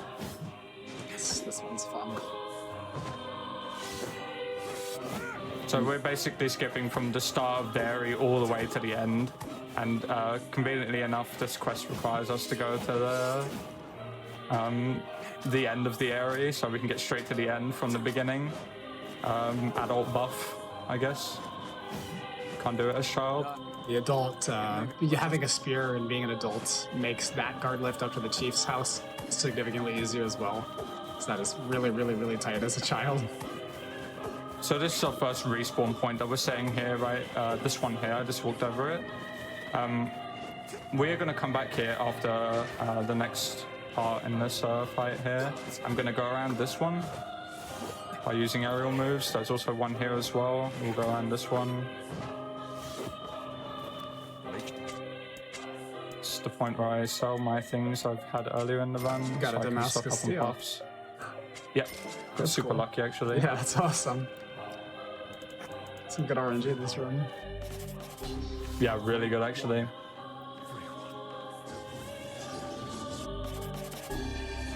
So this guy's going to turn into a shade. We just time our hit, so he dies instantly. You guys sure are taking your goddamn It's the first time. void. KnieR is all the way on the other side of the map, and because we set a respawn point to this side of the map, we can immediately respawn above her, and we can skip straight to where we need to be, basically. So Saves a lot of time. now we're just going to use our busted weapon to basically destroy these waves of enemies. These dudes take so long to kill on ending A that we instead try to knock them off into the abyss instead of actually take down their health bar. But with KnieR's sword, it doesn't matter. You can just tear right through them. These guys also drop a lot of strength capsules, as you're seeing, which is good because those are helpful. Yeah, strength capsules or capsules in general are minute-long buffs rather than 30 seconds. So I will be using them in Shadow Lord's Castle, which is the upcoming segment. Nice, that was close. Yeah, it's usually always super close. A dude can hit you out of the midair, and that will put you back at the respawn point you set, which is not where you're going to be. That was clean. Yep. That fight's usually more awkward. That was good. I feel something from within, creature. As you can see, we can't actually hit this boss, so this is why it's all magic orientated. Although, unlike Halua, you actually can deal physical damage to this boss when she gets really close. Yeah. The boss phase is scripted, so once it gets down to this margin, we have to wait for certain dialogue to appear, and then we can skip the next part. Too much damage. And unlike in ending A, just because we skipped so much of the child segment, we actually skipped acquiring a lot of different spells. One of which is the wall, which is Dark Wall.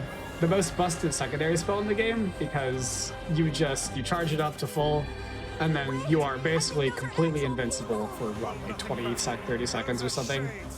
So you can stand in the middle of that attack from Wendy, where she's throwing all the magic orbs at you, and just hit her face and not get interrupted at all, because nothing does any damage to you. That is kind of the only downside to combat in this category, is you don't get Dark Wall.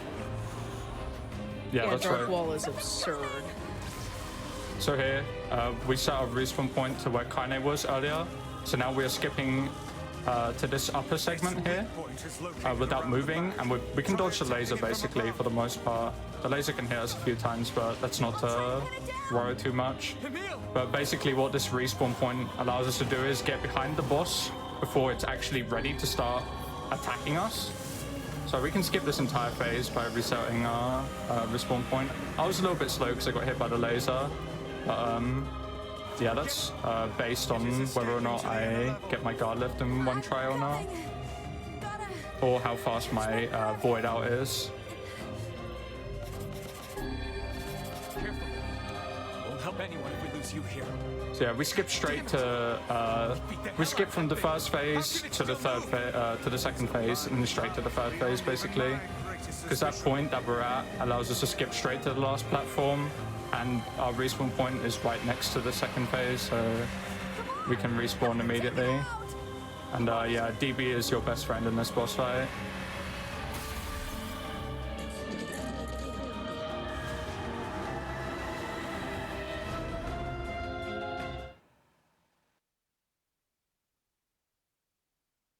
And that is that for all the fragments. We're now nearing the end run of the game. You're doing really good on time too. You're at, I'm on the delayed feed. Let me take a look at something closer. We're at like 209.50 right now. Yeah, I'm Definitely doing really good time. 3 minutes behind PB pace, so yeah, it's pretty good. We'll be within far within estimate for sure. So. Oh yeah. If you get good RNG, you will always finish, you know, relatively close. And this one definitely had some solid RNG.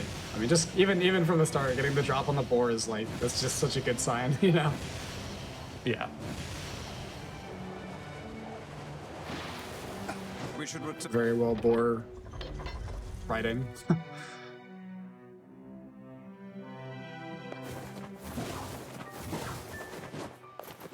So coming up relatively soon is my biggest contribution to this game. In the final dungeon, the Shadow Lord's Castle.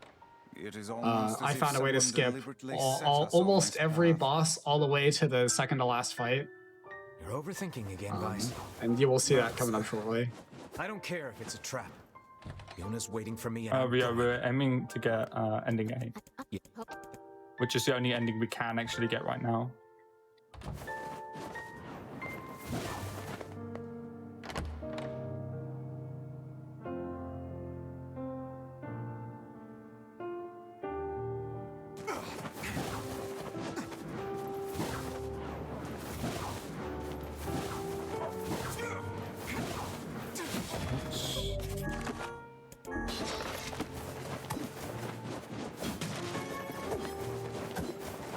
This one easy.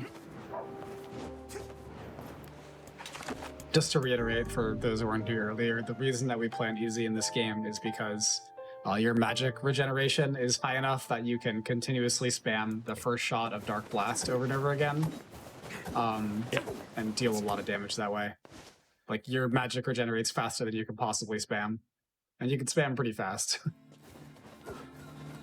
So Dark Blast does a lot of damage, making easy significantly faster in combat.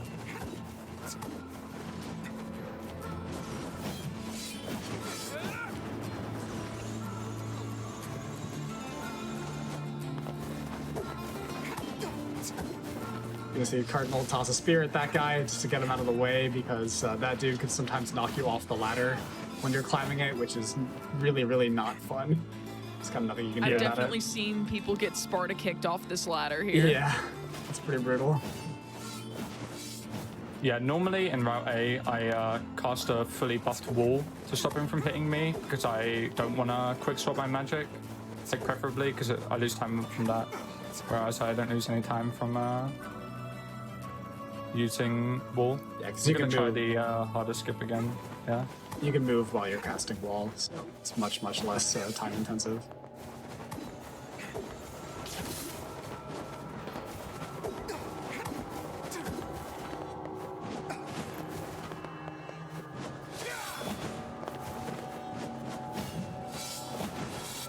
I can't do it. It's so hard. It's really tough. Yeah, you can basically get through that really small gap, but yeah, getting through there requires basically a frame perfect jump, and it's kind of random if you're going to get that jump or not. Nice.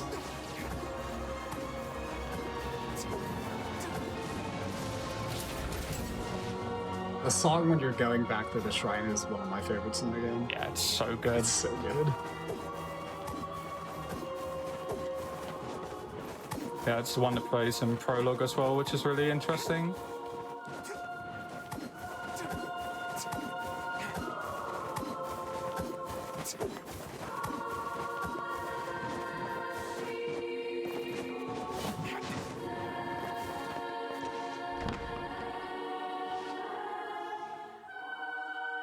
Now we have probably the most annoying skip and the hardest skip as well, I wouldn't say it's the hardest, but in this category anyway, it's the hardest in Route A for sure.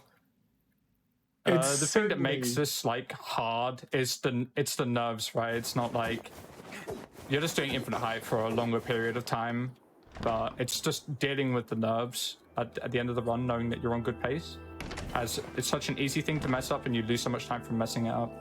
So, also a cool little minor time save there. If you go back through the entrance to the courtyard, you end up at the end of the courtyard. Yeah. So you can talk to the birds quicker.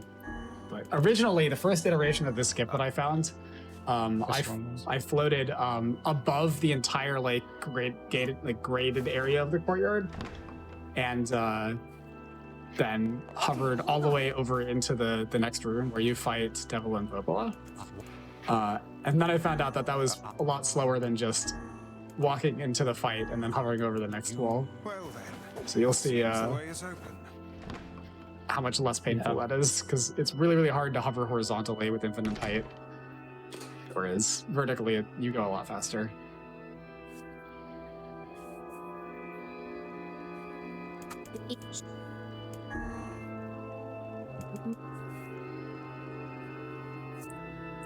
But yeah, I will shut up and let Cardinal concentrate on getting this.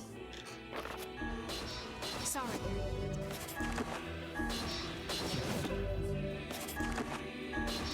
This fate was determined.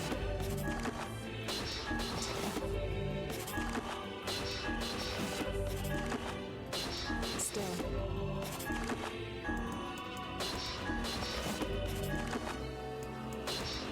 This spoke to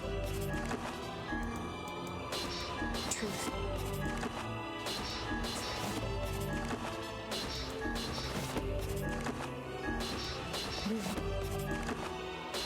Really wanted to avoid this possible. Well,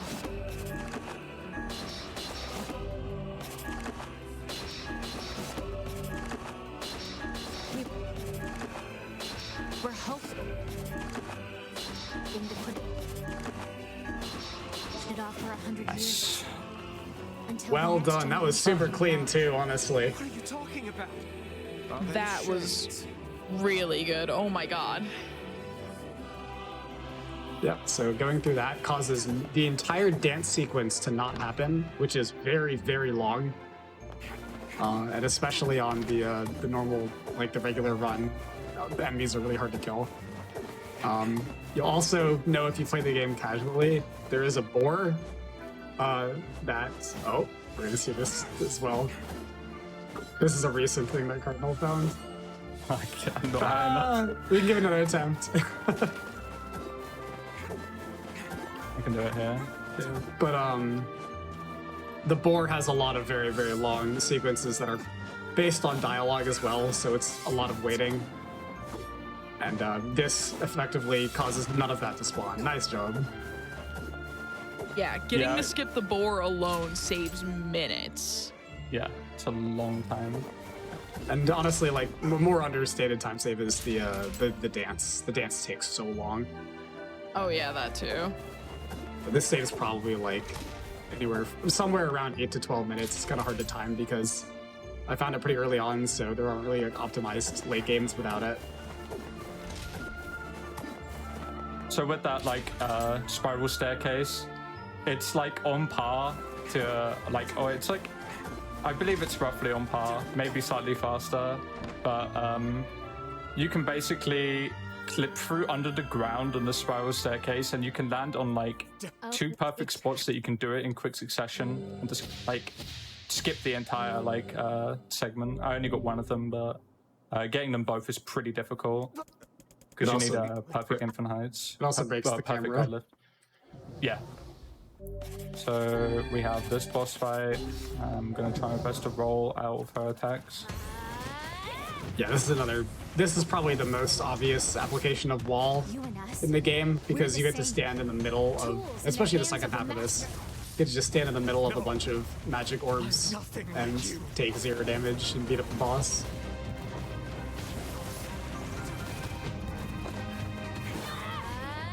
Too bad. Unfortunately, there's 0 way to skip this boss as it's loaded in as a completely separate area with no way to go out of bounds at all either. Don't do this, Popola! But we can skip every other segment aside from this and the Shadow Lord and the final dungeon. So the damage that she's taking is actually dialogue based. She starts taking more damage once the dialogue is over, but because our weapon is so strong, we're doing significant damage to her even when she's doing her dialogue. Now we're at the home stretch.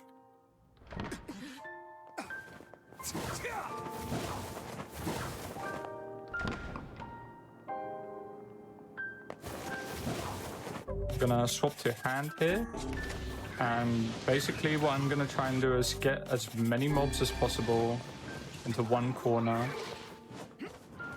That's pretty good. And then just kill them all. Oh, that's a +3. Yeah, that's really good. This part is so satisfying to watch.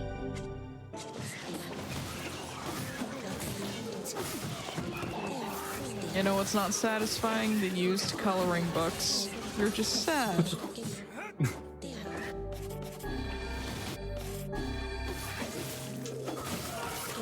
These like giant enemies that roll into you are some of the most annoying enemies in the game to deal with. Because yeah, they are the strongest. Kaine can help you out quite a lot here. It just depends if she wants to. Usually it helps a lot for her to knock over the big guys. Well, I almost died.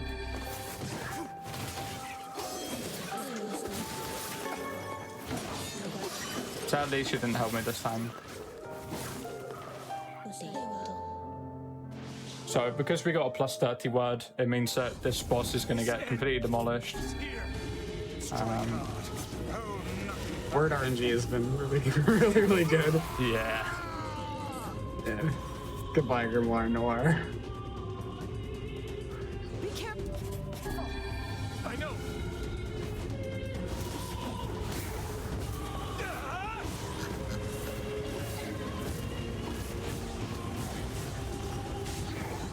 And ironically enough, the last fight of the game is one of the easier ones.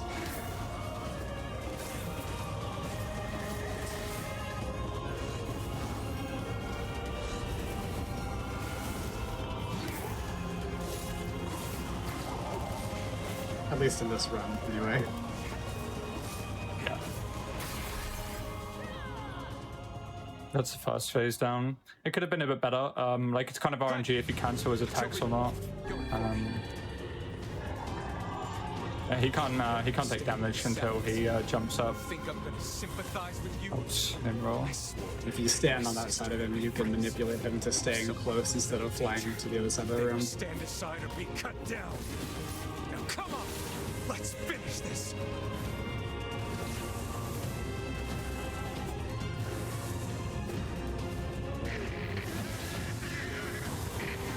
Nice thing. Annoying attack. Getting a bit unlucky here with the attack patterns.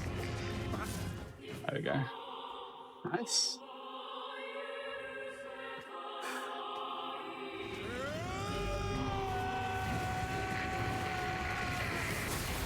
I have something to defend.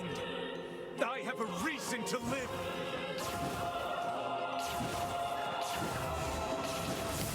Nice. And the music box. Well done. All you have to do is remember your name. Yep. My name is Colon. What a lovely name. Yeah, the reason why we use like one letter like name is so we can enter it fast. Time is coming up soon. Yep. Right after you confirm that your name is when the time stops. But GG, congratulations. It was a good run. Yeah, it was a pretty good run. Oh yeah. Almost there. And time. Yep, it's pretty good. Very good run, yeah. Yeah, I was super happy with that run actually. My Kaine was like the only thing that I lost time on because of how long it took, but yeah, the rest of the run was actually pretty good. I think I was kind of on PB pace outside of like Kaine segment, but yeah, PBing is pretty hard for where my record is at the moment. So Yeah, outside Yeah, of if that, anyone this wants is to really see good. that PB, I can go ahead and type this command in chat. This will give you, if I could spell it right. Oh my god. I almost put if no instead of info. thanks for the GGs. But yeah, everyone get your GGs out for one Cardinal. It's almost like The really, really good NieR Replicant run. Yeah, we need more runners for this game.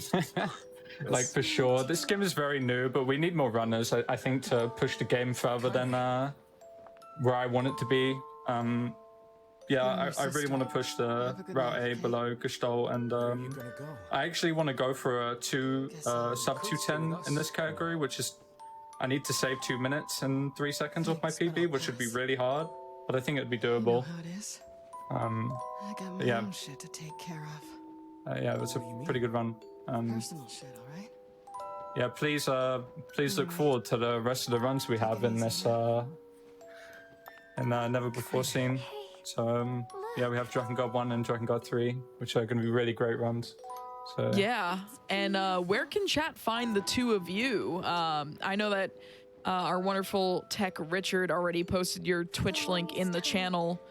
But just go ahead and tell the lovely people, because this also ends up on YouTube. yeah, so you can find me at twitch.tv at OneCardinal. I'm mainly focused on this game at the moment, but I do intend to expand to a few other games in the future.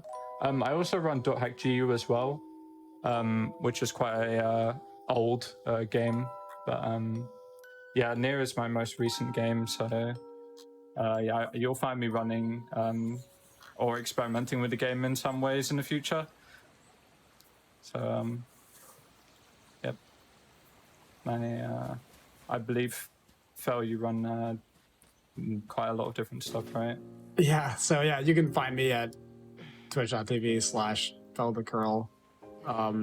I speedrun a lot of different games. This is one of them. My main game for the last 2.5 years has been Celeste, though. I've pushed that down to, I think, 13th place in that game. But I do a lot of random stuff. Also, for those people in the chat who like this game and are interested in running it, I have put together a playlist of currently made tutorials on YouTube that you can find in the Discord, which is another great resource for this game. I don't know if I could give someone the link to the Discord if they want to post it in chat. Yeah, if it's linked to the speedrun.com page, I just linked the SRC pages there. Yeah, but if you're interested in running this game, definitely come check out the Discord and come check out those YouTube videos that'll be pinned in one of the Replicant channels. It's a lot of fun, and we love helping new runners learn more about the game. If anyone's interested, please run this game. It's a lot of fun. Yeah, like even specifically this category, I know it's quite daunting because this category actually has all of the harder skips besides from one, but it's replaced with a harder skip. So yeah, I'm willing to help anyone run this category as well. As much as the skips are very hard, I'm willing to help anybody learn them. So if anyone is interested in running this category, then just hit me up and I'll help you run it. So yeah. Yeah, and go ahead. Oh, sorry. Yeah, I just wanted to shout out everyone in the Discord that's contributed to finding all the skips, like Fel, Cerberus, Cortex, Aloyak, everyone that's contributed to finding skips this game, much appreciated to get the game to where it is. Shout out to Spirialis as well. Oh yeah. Yeah, it's been a pleasure to get the game to where it is, to run it as well. So thanks. Oh yeah, and I want to remind everyone, as we go into the next run, that Flame Fatales is actually starting this upcoming weekend, August 15th to the 21st. If you go to gamesdonequick.com/Frame Fatales, you'll get more information such as the schedule and everything like that. Definitely worth checking that out. If you enjoy GDQ events, it is one of our hotfix events as well, which is really, really awesome. But we will be right back. We're going to take a quick break while we get the next run set up. We still got 2 more runs. We've got Drakengard 1 coming up next, and then after that we'll have Drakengard 3 to round us out. But stick around while we take a quick break. Get up, or maybe get up and stretch your legs. Go get something to drink, get a snack, all that good stuff. Take care of yourselves, and then come right back for Drakengard 1. We'll be right back after this.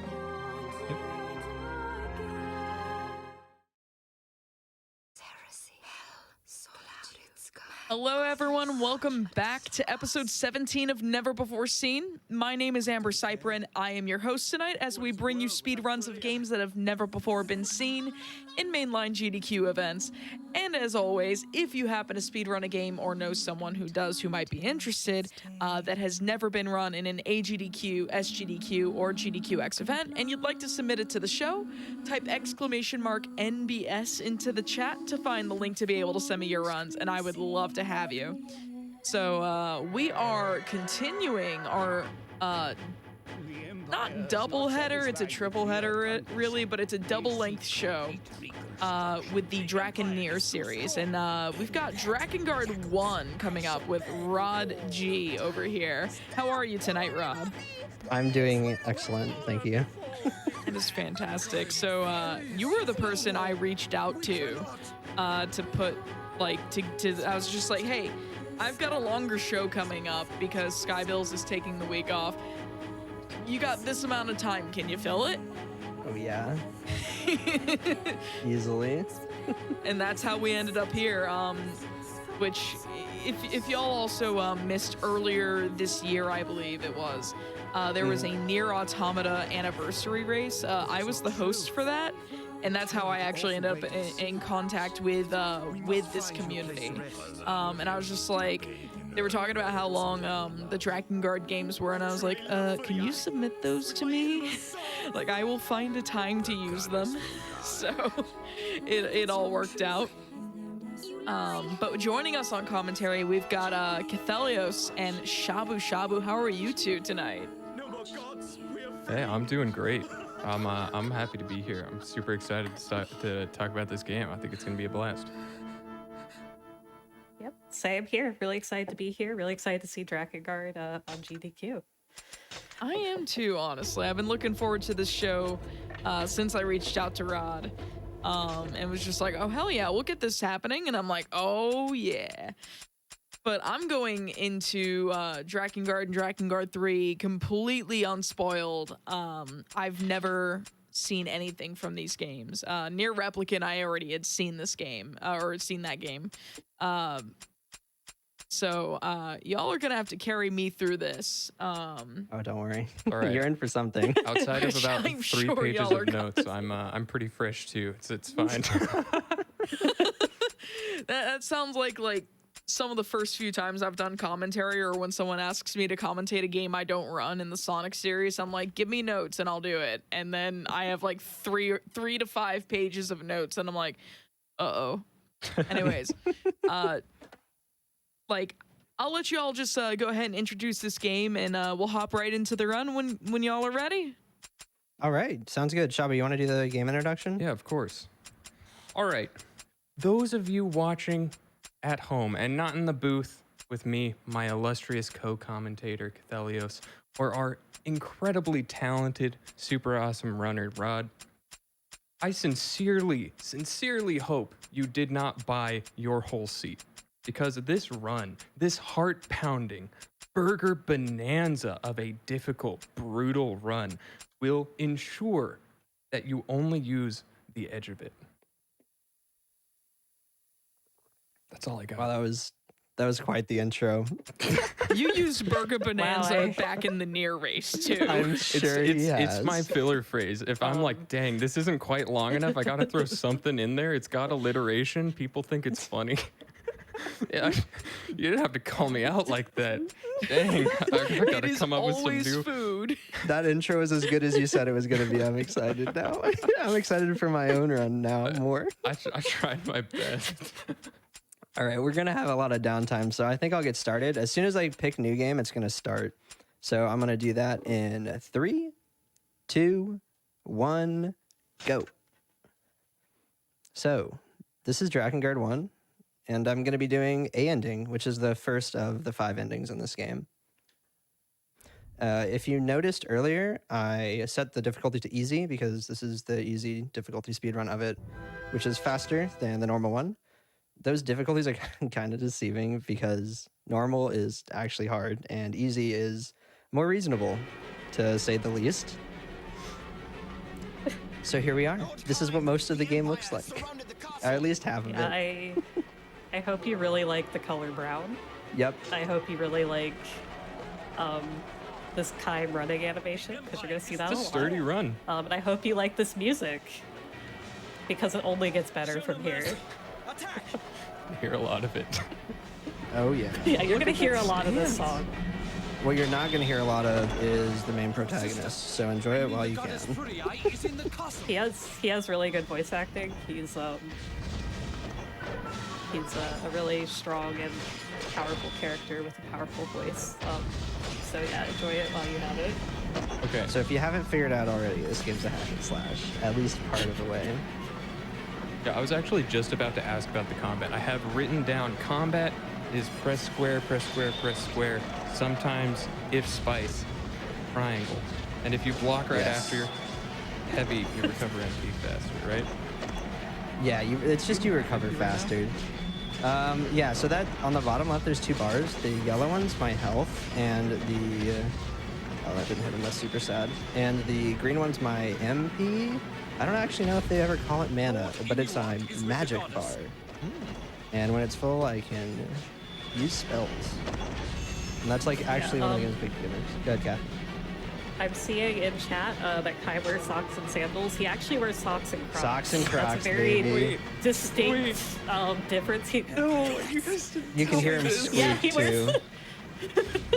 Have you not seen his concept art shopping? Wait, this is the best thing ever. He wears Crocs. He wears Crocs. And socks, and it's very visible. I'll let the beginning of the cutscene play where you can very clearly see this. No but it's wonder. true. To lead into the next game, there is actually a outfit for the protagonist of Dawn 3, Drakengard 3, where she is wearing Kaim's outfit, but instead of just plain Crocs, they're Crocs with heels. So it's keeping the energy. Oh no! I'm just like imagining someone walking up to prom in Croc heels. Like, oh. Yeah, it's a good look. Unfortunately, you're not going to see it, but I highly recommend looking up Zero's Kaim DLC outfit, because it is a treat to look at. Okay, I'm seeing some actually like what I'm imagining is a big movement tech in the run, which is the jump, right? And I have it written down that you only have like one little iframe at the top, so the movement is actually, from what I understand, pretty tight, right? And some of these jumps are really, really kind of annoying and awkwardly precise and kind of easy to get hit during. They're mostly not planned. It's more of, wow, I'm in a big group of enemies and I don't want to get knocked on my butt because that's very slow. So here you can see the Crocs and socks if you saw very closely. And now I'm going to skip the cutscene because we're not doing that. We're not watching all the cutscenes today. Yeah, you can hear him squeak. That's my favorite part about it. So this is, since we didn't watch that cutscene, this is the introduction of the second protagonist of this game, / the main love interest, Angelus, who is a dragon. Rod's like, don't talk about this yet, so I won't. You can save that for the ending. So there's the dragon. Yeah, so there's the dragon. I hope you like her because we're gonna see a lot of her. We're gonna also hear a lot of her. Yeah, we're also gonna hear a lot of her. But yeah. Math over So here, some more- like, right I'll now- be on my best behavior. 10 seconds later, talking about Dragon GF. This is why I was brought on to this commentary panel was to talk about the Dragon I'm so GM. proud of you. Kath though. also runs the game too. You lasted Yeah. at least 15 seconds. At least 2 Yeah, levels. Hey, I lasted the whole first verse without even mentioning it. So you're gonna notice a pattern really fast in these levels where it's I kill some things that say target above them, and then more things with target above them spawn, and then I go and kill those, and then something else with a target above it appears, but instead I just walk into it. And yes, that is in fact the pattern. But yeah, right now, so as Ron mentioned, I also run this game. I'm actually a pretty new speedrunner, and Drakengard 1 was actually my very first speedrun, so you know, it's a really great speed game to get hooked on. I mean, look at this fire gameplay. Still alive. Oh man, that was right as I threw a fireball. So speaking of that, that's actually like one of the big draws of this game is the magic, because they're like, wow, there's 64 weapons in the game, all with different magic, so cool. You want to guess how many we use in the speedrun? 1. It's more than 1, actually, because Kaim's sword, our current weapon, is awful. 2. Almost. 3. Yes. I was We just used gonna 3. count until I know. 1 until it got No, there. not quite. You would have been in 5. trouble if we were using a Nope. lot. 24. Almost there.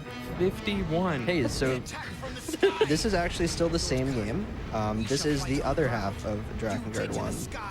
So they initially, when making Drakengard, were planning to make a, like, what was it, Ace Combat clone? And Prime Panzer Dragoon, yeah. And part of the way through, they saw how Dynasty Warriors was doing, and were like, wow, let's do both of those. Yeah, the first thing I thought was like, oh wow, this looks like a Dynasty Warriors game, except, you know, what is that run animation? That was the first thought I had when I tech checked you last night, Rod. Yeah, his run animation's a little stale. It's pretty sturdy. good. But yeah, so there's a couple different mechanics to these flight levels here. This is actually pretty much where like the meat of the gameplay is, as far as like strategy goes. There's a bunch of different enemies, and in that past level we saw one of the basic ones, which I think are little like sentry turrets sent by the Empire, which we'll talk about in a little bit. Yeah, the floaty balloon ones, right? Yeah. Yeah, so there are also other enemies in that level. They were turrets on the ground. You never have to kill them. They're just there to bother you and make Angelus lock onto random things that you don't have to actually kill, which is fine. I actually have that written down. I have never need to kill enemies on the ground in air. Camera is a liar. Yep. It's the exact phrase you told me. Yeah, it's true. I think my other it'll lock favorite onto 'em. phrase is that you said, when you get it down, the flying is actually, I'm gonna add a little bit of my own words here. It's actually almost kind of enjoyable. Yeah, I really like the flying levels. They're actually sort of fun. At first, it feels really clunky. The flight is pretty clunky. But once you get used to it, it's more predictable. And at least compared to ground levels, they're more fun. In my opinion. Yeah, there's a... So, as you can probably tell from the stream, Angelus has a lot of weight to her. She turns very slowly, the camera moves very slowly, so getting her to fly where you want her to is actually pretty difficult, especially if you first start playing the game. You'll see Rod like do like a drive-by shot on the ship. Hopefully. Or at least try to, hopefully. And that actually takes a lot of practice to get it so accurate, because Angelus doesn't stop. She will keep moving wherever she pleases, pretty much. So there's a lot as of you steer her. There's a lot of like mini secrets to flying. So if you hit circle, it actually removes your lock on, and the other one is if you hit R2, it forces your direction to be that direction, which is pretty useful for going sideways. So what I'm hearing is that Angelus is the one that has been at the burger demands. Yes. I'm glad you got a small chuck. So yeah, we actually saw 3 more enemies in this map that we will be seeing a lot of as Rod gets owned by this Yeah, airship. I am. The other one's optional, that's why I'm ignoring it. The first one we saw, which looks like a refrigerator, is actually a gargoyle, and we are going to be calling them fridges throughout this entire run. Yeah. No, we will not be calling them the proper thing. They look like refrigerators. Basically, the way they work, they have 3 orbs flying around them, and they are actually invincible to all hits until those orbs go away or they shoot them at you. You can force them to get rid of the orbs by hitting them 3 times, which makes them vulnerable to damage. The other one we saw is the cube, which is actually also a gargoyle cube, and again, we're just going to be calling them cubes. They don't really do much, they just kind of float around. There is a variant later on that moves. But they mostly are just annoying because they come in large groups and basically force you to use your magic to clear them out, so you don't waste a ton of time on them. And then we have the airships, which if they are small airships, like those single-digit ones, or the single-size ones, are you can actually fly up beside them and shoot straight down the middle and kill them instantly. And then the larger ones are just a pain, as you can see by him getting stuck on them. Is there no end to them? And we're back on the ground. Yeah, this is another type of level. Well, really, this is how most outdoor ground levels are going to be for the rest of the game, where you're on a dragon while you're on Angelus. So that's all great and all, but then there's the arch enemy of the dragon, which is the Imperial Arbalestres, or just archers. 2 hits from an archer will knock you off the dragon, and that's slow because I have to get back on the dragon. There's a little animation every time. Also, if you get hit by an archer, so you can't stop Red or Angelus from moving. She will just keep going forward in whatever direction you are pointing her. So if you get hit, she actually does not attack, nor can she turn. Yes. And we just got this is what falling looks like. Thank you for demonstrating. You're welcome. That was specifically to demonstrate, and not because I didn't dodge. So if she gets hit by an arrow, she can't attack or anything or dodge until like about a second or half a second passes. And again, since you cannot stop her in this game, she will just keep moving forward, which forces you to turn around, which is very slow. Yeah, turning around isn't quick. You'll also see me pull up the map a couple times. That's going to be pretty constant to make sure I didn't miss an enemy. And the main reason I do that is because, first off, there's no mini-map. We have a radar, which is significantly less useful than a map. And then we also have the issue of when anyone talks, that takes away the radar. So, and they also like to talk a lot right after enemies spawn, so you don't know where they are. I'm so sorry. It's just like, I know that you said this last time. But I just love that implementation. Just like, all right, here you go. Like, we'll throw you a bone. You at least have a radar. Oh, but like whenever anyone talks, which is all the time in this game, you can't actually see it. Yeah, it's true. So that was an event mission, and this is an event cutscene because this game just has a lot of variety. And they're top down, and you always have Kime Sword, and you never have to kill anything. You just have to run. Well, okay, there's one where you have to kill something. Yeah. Oh my gosh, I have notes for this. Sorry. So there is some development stuff about this game that we'll get into later. There's a couple levels that are very long that we will be talking about some dev stuff. But as far as is it dev limitations, console limitations, it is not console limitations or really dev expertise. It's more of like a collection of I don't want to call them failures. Button, by the way. Yeah, there's a dodge button. Roll? Yeah, it absolutely yeets the camera in a direction most of the time, and Kime also rolls around something, and he picks that something basically at random. So good luck. Yeah, there's interesting dev stuff here, but yeah, it's not really a dev. It's not a console hardware limitation or anything like that. It's mostly. There's some development history that we'll get into, but just know that it's a cavia game, and if you know what that means, then I'm sorry. Anyway, you had notes for this section, Shabu. Yeah, they're really in depth. It's talking about how difficult this section is. Legitimately, I do know that this is actually incredibly hard to get around all these enemies. Like, look at how many enemies there are, and this is like a very challenging section. The other big part, which might be what's in your notes, is that I grabbed a weapon back there. You saw where the flashy color enemy popped up. They're really cool and have some unique mechanics around them. I don't honestly remember them because they're entirely optional always, and you don't get anything from killing them ever. But while he was doing that, a weapon was in front of him, so I picked that up. That's one of the 3 weapons we'll use, and we'll use that until we get our final weapon that we'll stick with for most of the game. Other than that, this is just navigating and trying to not get knocked on my butt. Yeah, it's my notes say event missions top-down view. Nice. Just don't get knocked down. Forehead. I didn't write that, but it does. It does. I'm almost certain like that's what I said. I'm almost certain it was, but I think I didn't put that in because I was like, ah man, just. Yeah. Let's So this whole level's trying not to get knocked down, and as you can see, I got knocked down quite a lot there. That was okay. Yeah, so something that we didn't really talk about, there's a couple levels, and by a couple I mean exactly 2, where the goal is basically to just run to the end. But there's like a ton of enemies just like standing in the way. So usually you have like an iframe at the top of your jump, and you also have an iframe when you cast magic. Obviously you don't really want to use your magic to get around enemies like this.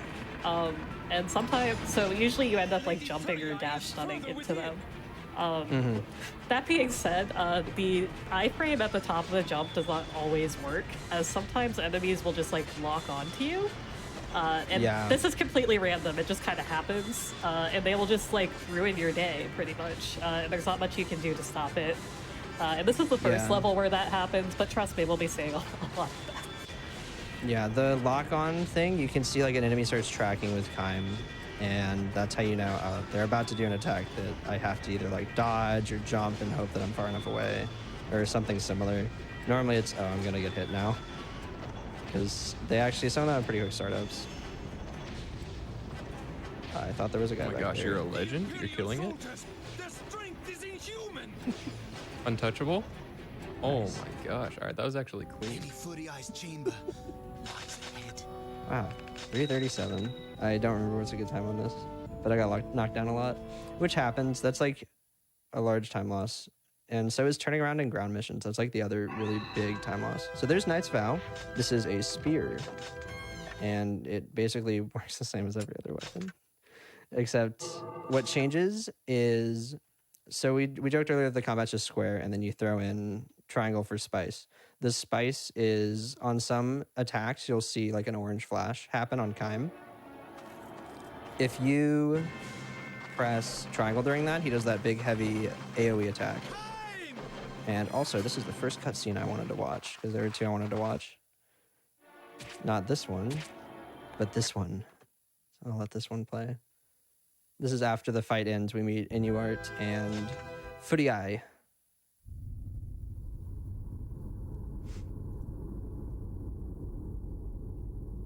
Perhaps we should celebrate.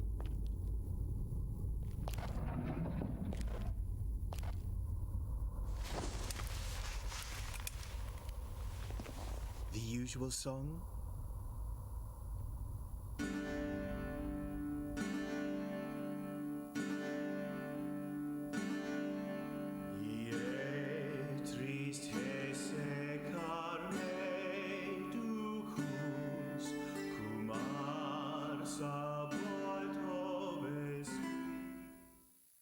Okay. It's kind of just what they do after battle. It's pretty cool. So those 2 characters, they've been talking about them, well, mainly Footy Eye earlier. She's the goddess seal, which is an important thing in the lore, like she needs to survive, yada yada. And Inuart is the red-haired guy who totally will not become an antagonist. We promise. They actually were, like, Footy Eye and Inuart, like, God, I cannot English today. She it's was okay. I can his never English. fiance. Yeah. But then when she became the goddess seal, they had to like break up and stuff. So he's like kind of sad. He's in a bad mood. Speaking of also bad have to, moods, what was his fun fact, Kath? Oh, For NieR. NieR, his is not the most interesting. His is just Oh, he no. can perfectly imitate King Gop, who is Kaim's dad. So not the most interesting one. Yeah, there's fun facts for every character, and some of them are really good. Like, what's Kaim's? Which one of you Kaim sure don't get it is wrong? he can sleep with his eyes open. Furuya has one, and she has lucid dreams in which she takes out all her stress. Yeah. Oh, I forgot to mention this earlier. So there's just so much happening in these first levels to explain. So if you haven't noticed, Kaim has been pretty quiet for quite a while. That's because he made a pact with Angelus. And when you make a pact, you have to give something up. And in his case, he gave up his ability to speak. So he's done talking for the entire rest of the run. Very convenient silent protagonist. Yep, literally a silent protagonist. So we hear most of his thoughts through the one-sided conversation with Angelus. So that's how you can tell what he's thinking, and also some pretty comical like CGs and stuff. Yeah, which of Can course. I read? Go ahead. Can I read my notes for this level? 'Cause I actually know this level is the right one on my notes. I read the wrong ones earlier. It's bridge. When orb have to hit one per orb. Yeah, so And you saw line me up get owned airships and earlier. kill in one blow. Yeah, you saw me get owned by that one fridge that had the orbs come back up because he flew right over my head. That was really unfortunate. Yeah, that doesn't always happen. Sometimes they just bully. There's a lot in this game that can just kind of happen and you can't really stop it. That will lose you time. We're actually going to get to a level pretty soon where that just is the level is getting owned a lot. So hopefully we're going to all give Rod our energy to hope that we don't get memed. The wizard level. The wizard level. Does So- Rod read the chat? We are reading it for him. So if you have Yeah, no, I questions, have we it can. up now. Okay. Oh, Rod. We can also No. pass on the message. Yeah, no, commentary. don't pass it on to me. We Hi, talked chat. about this, Rod. No. All right. Just like it took Kat Here's the wizard. exactly 2 levels to start talking about Dragon GF, it took Oh wait, up to I have. 2-3 for Rod to open up chat. I know. I do have It a was so funny. I fun was like, oh, Angelus. Speaking of Dragon GF, I do have a fun fact for Angelus, and it is that her body is quite soft to the touch, making her the soft Dragon GF. Just throwing that out there. Just wanted to say. Don't shake your head, Rod. You didn't I'm see that. shaking my head as well. I know you can't see it, but I just a little kerfuffled in the brain. from that So I can tell you what Shabu has in his notes for this level. Oh gosh. I can tell you too, if you'd rather. I do have them in front Is of it me. is it that the enemies can't hit me? Because that's what it should be. Oh, that is, yes. It's kill catapults, then run across bridge on foot. Bridge enemies basically cannot hit you. Unique, every other enemy wrecks you. Indicator Sucko. Of course get hit. Okay, these enemies are God. really bad in that they just cannot hit you. I so rarely get hit here. Because you can see these guys are just, they're unlike every other enemy in this game. You have to actually actively run into them and keep them like on you, which is what I accidentally did there. So you me. Rod, maybe you can make sense of this. I have a line here that I have no idea what the context is. What is the line? It's a sub note that just says every time. What? It's indicator Sucko. Oh, yeah, you have this to run rock. around the rock. Yeah, you have to Yeah. run. And every time. Oh! Yeah, It so actually there's makes sense. See, there's that's no actually map. no. Yeah, no, we understand. There's no there's no actual map. You just know I need to run in this direction. But there's a huge rock in front of you, so you think, oh, I'll run to the right, but no, that's wrong. It doesn't lead there. Yeah. When you're learning the run, you will basically have to open the map there until you memorize it. And just to like clarify, most of this run, getting fast at it, is memorizing the levels so you don't have to open the map. Yeah, because you lose time every time you open it. Yeah. But you lose more time if you don't open it and then just fly off in a random direction thinking there's enemies. So I open it. God, that was the perfect timing to get hit. I never get hit by those. Like literally so many runs. Yeah, so I think actually what happened there was that you just hadn't picked up enough speed. But usually... No, is that I ran into the guy. Oh, okay, yeah. Usually you can just like run straight past them. We're pretty sure it's like a frame rate thing also because... No, I'm pretty sure their animations are delicious though. Yeah, but you can actually get hit when playing it on like... On MU? Can you Yeah, really? yeah. That's another because reason the that frame MU on rate this is game's unfortunate. higher. But yeah, if you console run this, which both Rod and I do, you will very rarely get hit unless you run straight into them like Rod just did. I saw this game somewhere on my PS2 collection. It was a Japanese NTSC version where it was called Dragoon. Yep. Well, fun facts. Oh no, I wasn't fast Not enough. yet, not yet. That's why I have that right next to me. No 'cause I do time have for that fun as well. facts. Where is it? It's somewhere in my pile. Oh, why is it Isn't at that why the it's bottom of the DoD? pile? Huh? It's Yeah, like that's why it's drag DoD. on Oh my god, it's at the Dragoon. bottom of my pile. Ah. Go, Rod, go. I'm running. Event missions. I was gonna do a story recap too. Boom. So you can see it's drag on Dragoon. And then in the West, they just called it Drakengard for whatever reason. Rod flexing his copies. Oh, I have way too many copies of Dragon. I feel so flexed on right now. But yeah, they changed the name, I'm assuming, because Dragon sounds pretty, like, not great in English. And I'm sure the jokes have been made, so I won't make them. But yeah, it just, in Japanese, it's pretty much just like a cool sounding title. Also, you Yeah, I think it missed sounds cool. You missed the box behind you. Hey, sometimes you just I know I just missed a box behind me. Oh, sometimes that's you just unfortunate. gotta wing it Yeah. in the flying missions. When I Yeah. hear drag on Dragoon, by the way, I just think drag on, apply directly to the forehead. Drag on, apply directly to the forehead.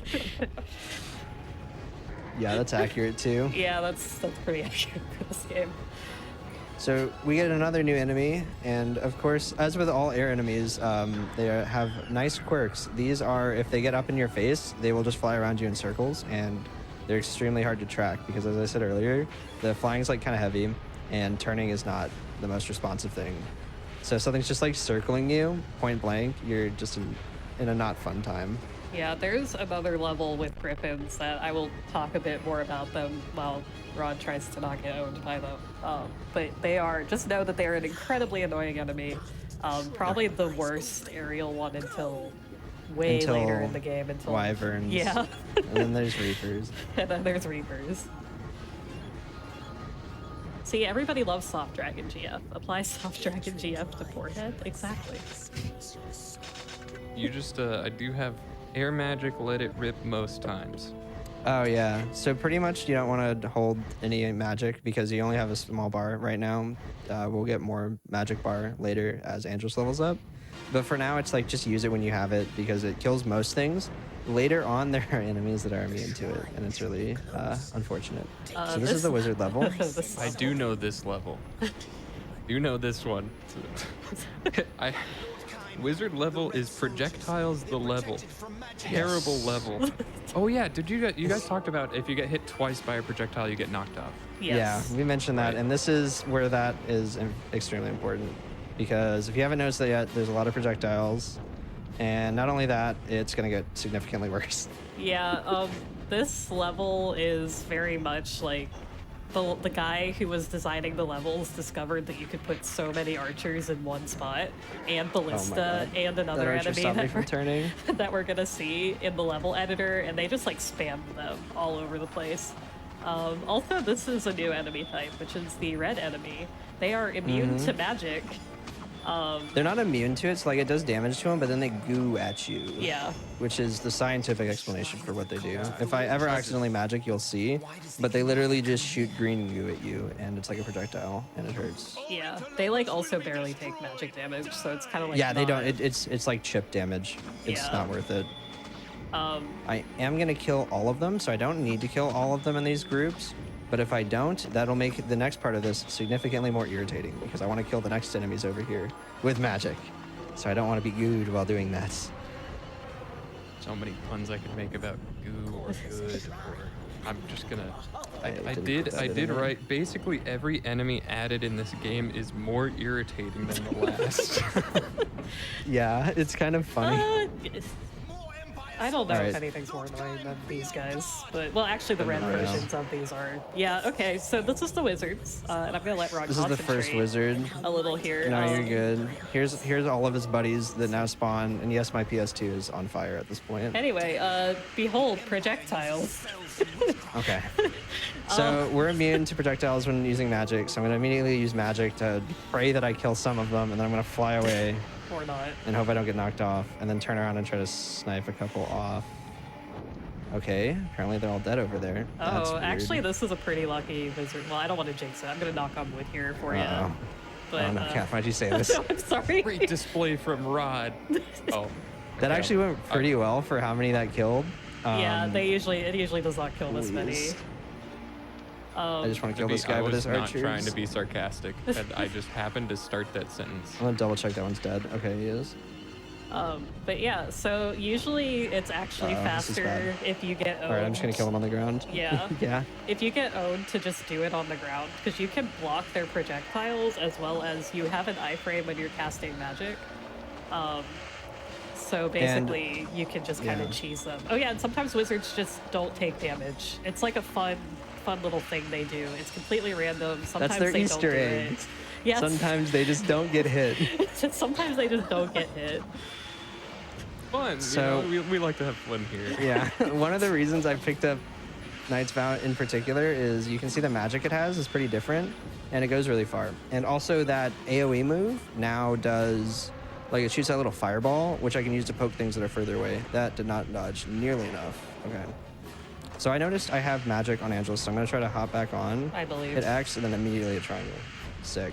This might actually be a good wizard level if you can pull it off. Oh, only one Please left. don't get knocked down right here. Oh, nice. Oh, wow, nice, really nice. only That was one a left. really good wizard level. Rod, you're kind Okay. God gamer. of good. World though. record time. World record. That actually went really well, and I'm super Yeah, surprised. sub 4. This level can go really bad. I know where the health boxes are. Yeah, I do want to reiterate. Like, I know that it like looks a little bit tough. Like, it's way tougher to play it. It's Oh so yeah, much this harder game's to play it than it controls looks. I haven't really talked about yet, so forget about the right stick existing. Oh wait, before that, I don't want to play this game anymore.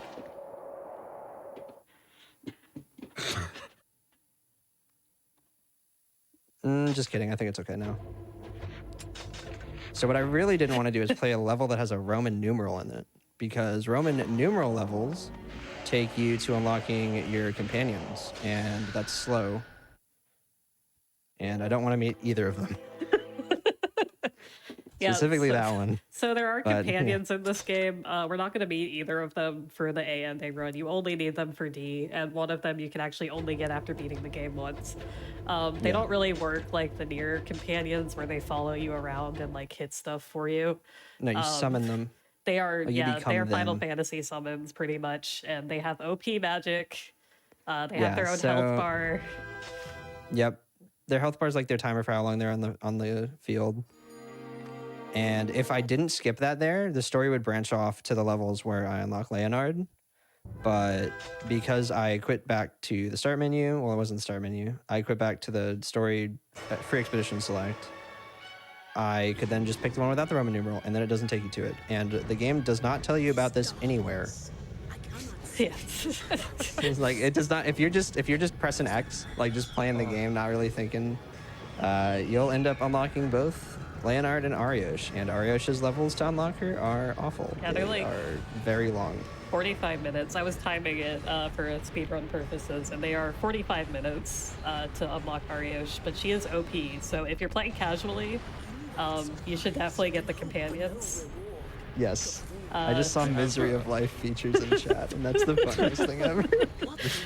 I'm like I have sitting here a- losing it over Misery. That's really good. Like people That's are like, so good. it should like they could always just remake it without making it more pleasant in any way. Because some people are like, oh, if they were to like, remake it and make it more pleasant to experience, like wouldn't that kind of like lose the quote unquote charm of Drakengard? And like, It's like they could always remake it without making it more pleasant in any way. Maybe even worse, with new misery of life features.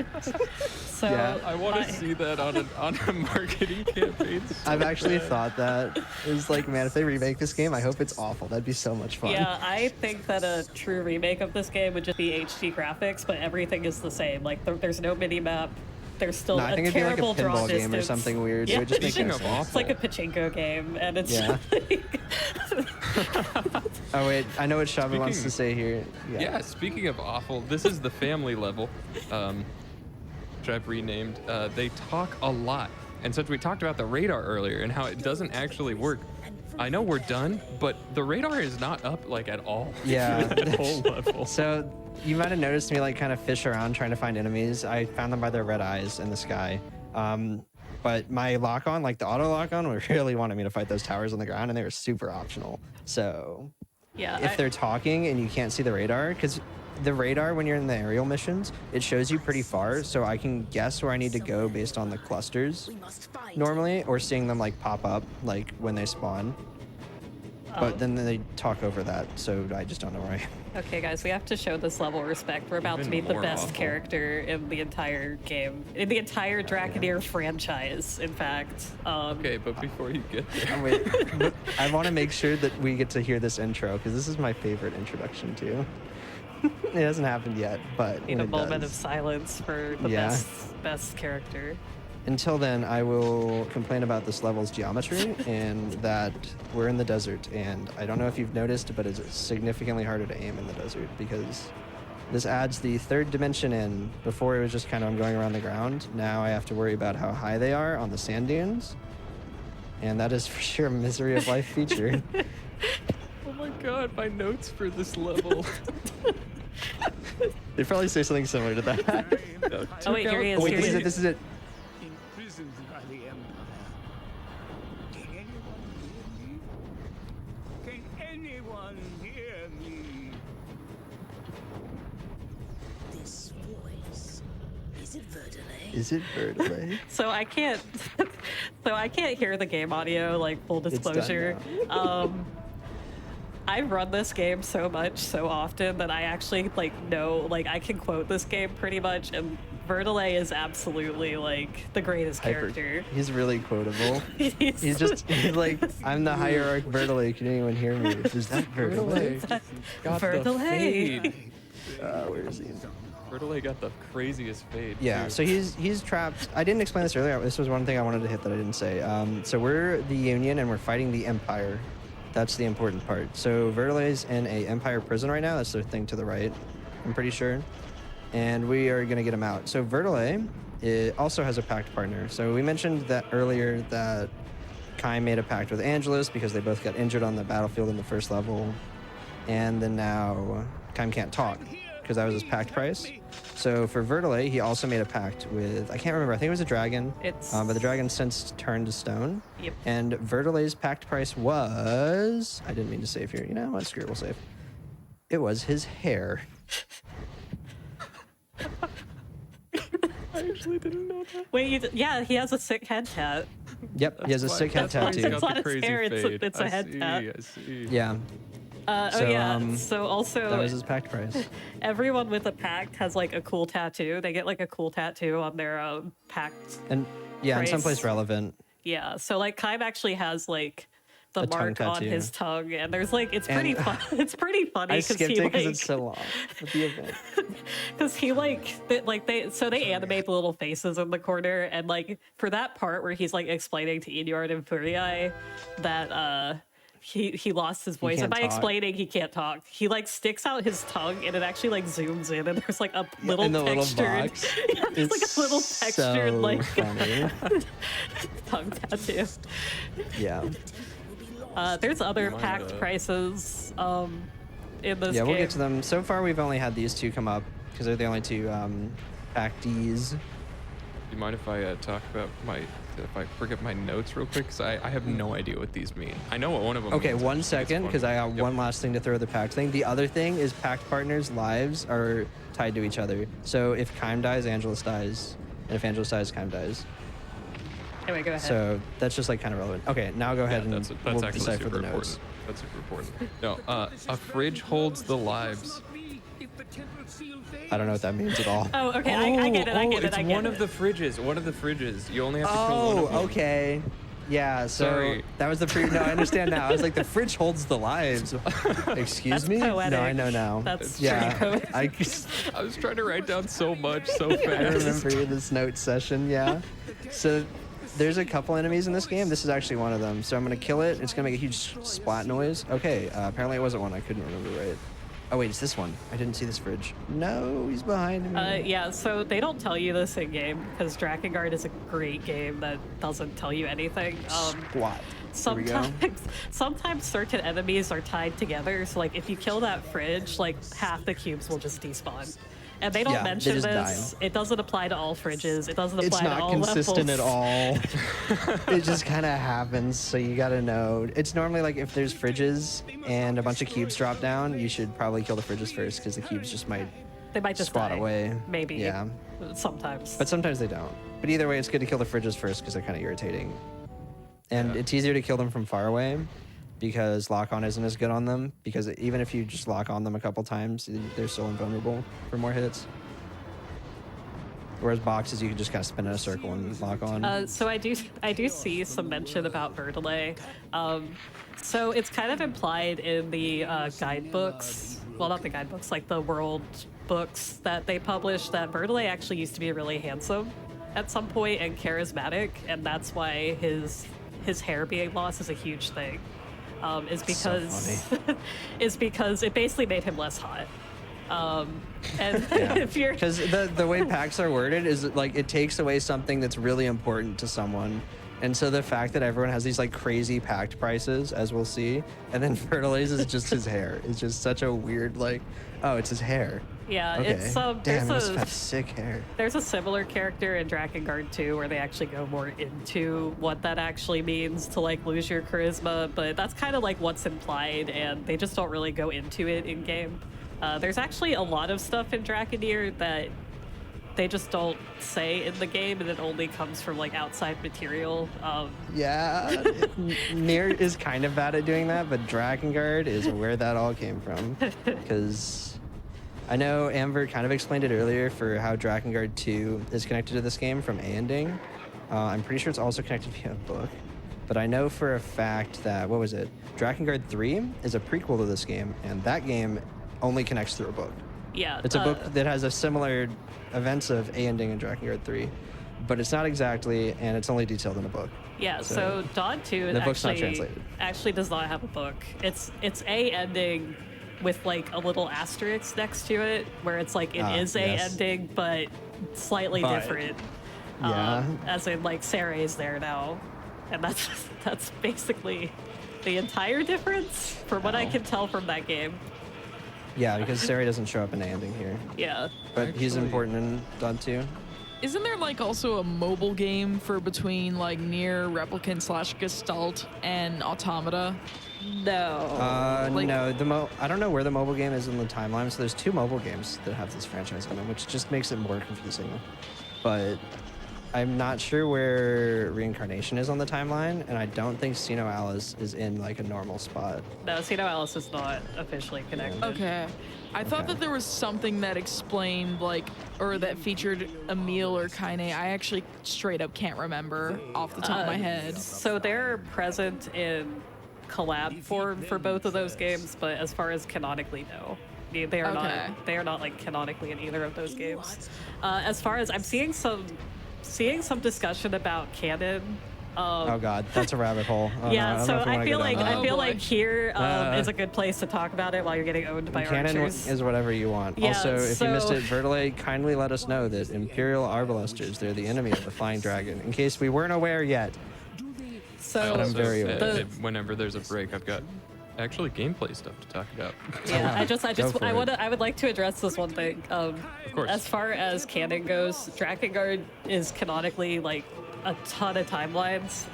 So honestly, the argument of what's canon versus what is not is kind of like a defunct argument. Drakengard 2 is canon in some timeline, and Drakengard 3 is canon in some Dawn 1 timelines, but not others, basically. So it's just kind of Time's like a circle. Everything's canon. Don't yeah, worry about it. everything's canon in one timeline or another. So anyway, go ahead. We can talk about actual gameplay now. Oh yeah, no, I thought this was actually interesting. First of all, I had Desert. Rod has a cat named Earl. Is in there, but Desert What? levels stay Oh, sucking. Rod has a cat named Earl. Yeah, Earl's really cute. So is Oppie. Okay, go ahead now. Desert levels stay sucking. This one is contentious as to if it sucks more than the last one. But then one thing I thought was interesting was you don't hit fireballs as fast as you could because there's a small invuln state after hitting enemies. Oh yeah, I think that comes in after this when the enemy commanders come out. Okay. But That's next essentially, oh, that's next level. I couldn't remember. Yeah. Essentially, if you've noticed, when I'm in the dragon, sometimes I fire really fast, but a lot of times I'm pacing myself out. That's because when you hit enemies, they have this like bounce state. And as far as magic goes, you can't hit them twice with magic, like one after the other, unless you interrupt them somehow. So like if you hit them. So when we're in the air, we can't really like walk up and melee them. So we have to just kind of wait a bit and space out our attacks. I also have something fun to say about the enemies that spawn here when they do. I'm excited for that. I don't even know which enemies it's going to be. I don't either. I'm just gonna look and kind of say it when I think it's the right time. Perfect. And hope for the best. I like the way this was worded. I'm excited when that comes. So let's do a story recap here, because actually there's a couple story elements I didn't touch on, and I think now's a good time because we're going to be fighting on top of the desert seal, whatever that means. So there's a bunch of seals that hold the world together. That's not perfectly elaborated on, but sure, just take it. For you guys, one of the seals, she's the goddess seal. This in front of us there, that's the desert seal. There's some other ones, like the ocean seal and I think the forest seal. And essentially, the Empire's trying to destroy them all because it wants to bring ruin to the world, yada, or something like that. Which actually does have an explanation. It was complicated. Are these the enemies you think, Shabu? Yeah. Okay, go ahead. These are spooky boys. Nothing wrong with them. They just ugly. Yeah, unless they're not spawned the by bad wizards. skeletons. Yeah, unless they're spawned by wizards, then there's a different thing, right? That's what I have written down. I don't know what that means. That'll happen later. That's like literally the last level. These guys are significantly more of a problem. These skeletons look like skull servants from Yu-Gi-Oh. Their like main thing is they kind of like lunge at you and they knock you over, which isn't annoying on its own, but when there's another enemy standing right next to them, it's extremely annoying because then that other enemy will hit you. Why do they want to kill the seals? They're cute. During one of the, so I've also run this game, I've done e-ending runs, which is getting all the endings. And during one of those at a marathon, someone in chat thought the same thing and drew like a sketch.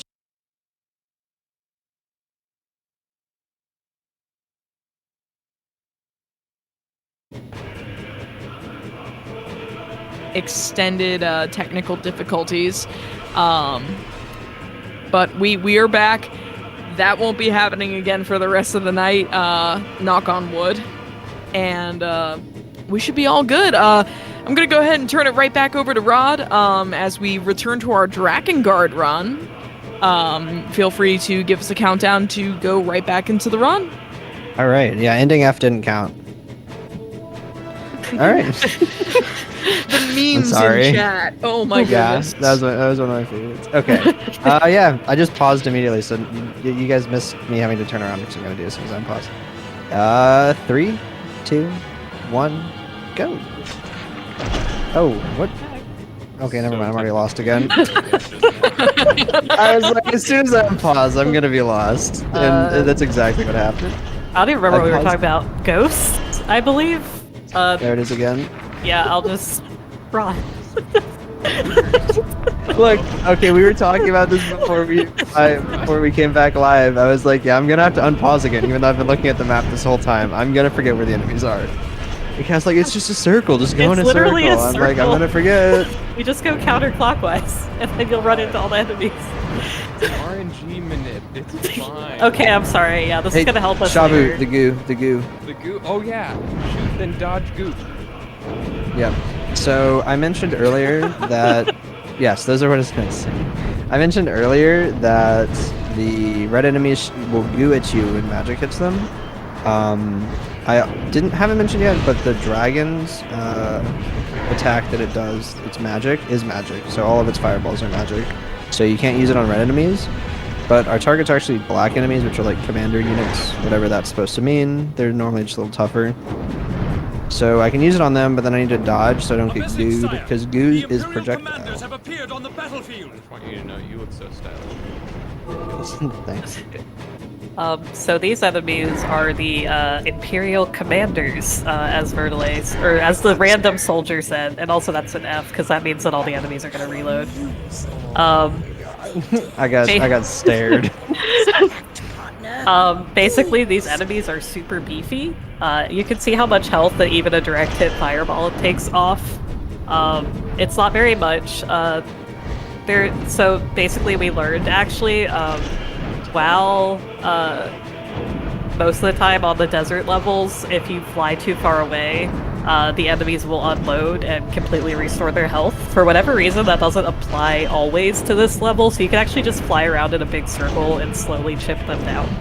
Keyword is always, and I'm not gonna play games and try to do a full circle today and have the ones on the other side respawn, because this one's already really low. Yeah. The same thing as during the race that I watched, where one of your fireballs just disappeared. Oh yeah, so there's a wall on the stairs. Stairs. There's an invisible oh wait, no, I wall did a on full the circle. stairs. Oh no. So there is one set of stairs that you can actually clip through on Angelus. That's not useful in any way, shape, or form, unfortunately, but you can shoot a fireball through it, so that's a little bit of a time save if you really squint at it. I didn't know that at all. If you don't look at the timer and you just feel like it's faster, then it's faster. If you like squint at it, it's like a second because you don't have to like steer her slightly. What is it that the notes usually say, like slightly northwest? No, I hope that didn't respawn all of them. That would be extremely sad. Oh. This very rarely happens. My gosh. We're getting some really bully AI today. Yeah, sometimes the game just decides to troll, and sometimes you get really good days where like the archers just won't hit you, and other days you'll just get memed. And today seems to be a meme day because of that really good wizard level you had earlier. They're taking revenge. That was really fast, actually. I guess they had like 2 minutes on that. I know it splits up though. Is there one over here? Okay. I couldn't remember. Yeah, there is. What the heck? Yeah. Okay, he respawns. I did learn about a cool flying strategy earlier. I'll finish these two first. Oh yeah. So if you wiggle the dragon back and forth, it changes her hitbox slightly. So actually, it prevents you from being hit by as many arrows. That being said, it's a lot like the jumping, where sometimes it just straight up doesn't work. But if you ever see like a runner of this game, like wiggling Angelus back and forth, and it seems like they're just like drunkenly driving her, that's why. It actually prevents all the projectiles from hitting. We're not sure why that happens. It just is a fun quirk of this game. Just love hearing the words in a speedrun. Yeah, sometimes it just works that way. We don't know. Like it just sometimes it doesn't.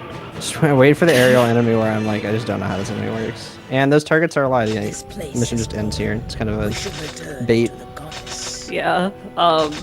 We already did the slightly northwest event level before this, Did we? but yeah, because it's the run up to the seal after the. No, it's during the day. I thought.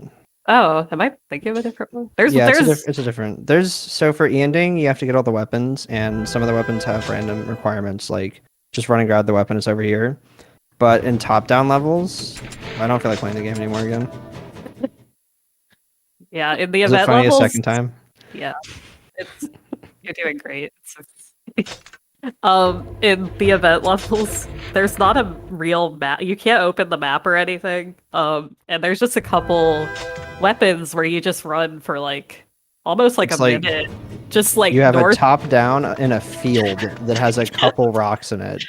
So how do we say where to go? Well, we're on approximately northwest, and that is literally all the notes say for how to get that weapon. It's just Yeah, there's like one in the desert where you just like run left for a while, and there's no like there's no markers. factors. It's just like you just run left away from the mark, like away from the target. Yeah. So if anyone missed it earlier, I quit out there because that was another Roman numeral mission. That was the heart mission, and we do not want to go unlock Ariosh because that takes like 45 minutes, and those are really painful levels. I'm not gonna lie. I just now realized something. There's actual notes for this game. Yeah. Yes, You there guys are. are referencing wait, notes, and I was cutscene. like, man. Cutscene. Oh, This wait, is the okay, second okay, cutscene yeah, we're gonna yeah. watch. This one's really cool. This is like a really important one. NieR's evil, by the way. No. Yeah. I should have explained that before this cutscene. He has a dragon now too. And he made a also. pact with the dragon, and the cost for that is he can't sing. That's what I should have been talking about instead of whatever I was doing.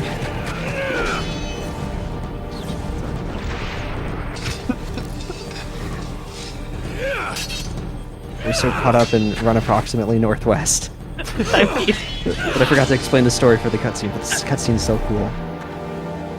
also he has red eyes now. Don't worry about that.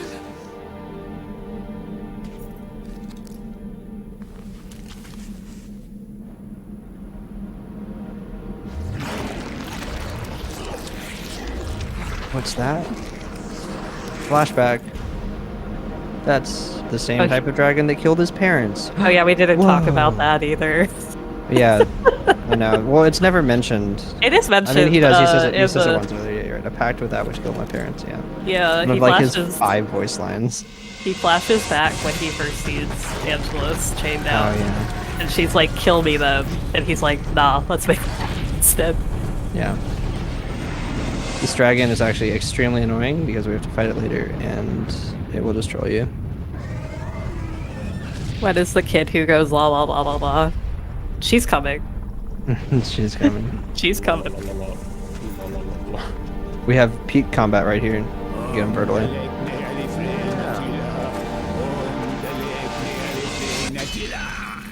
He tried. He's helping. Honestly, pretty good. I mean, that's as much help as he's gonna be the entire game. So I hope y'all enjoyed that. That is the best slap sound effect in gaming, by the way.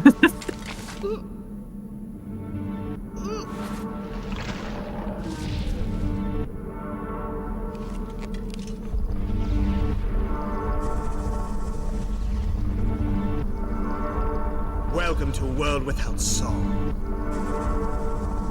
Yeet.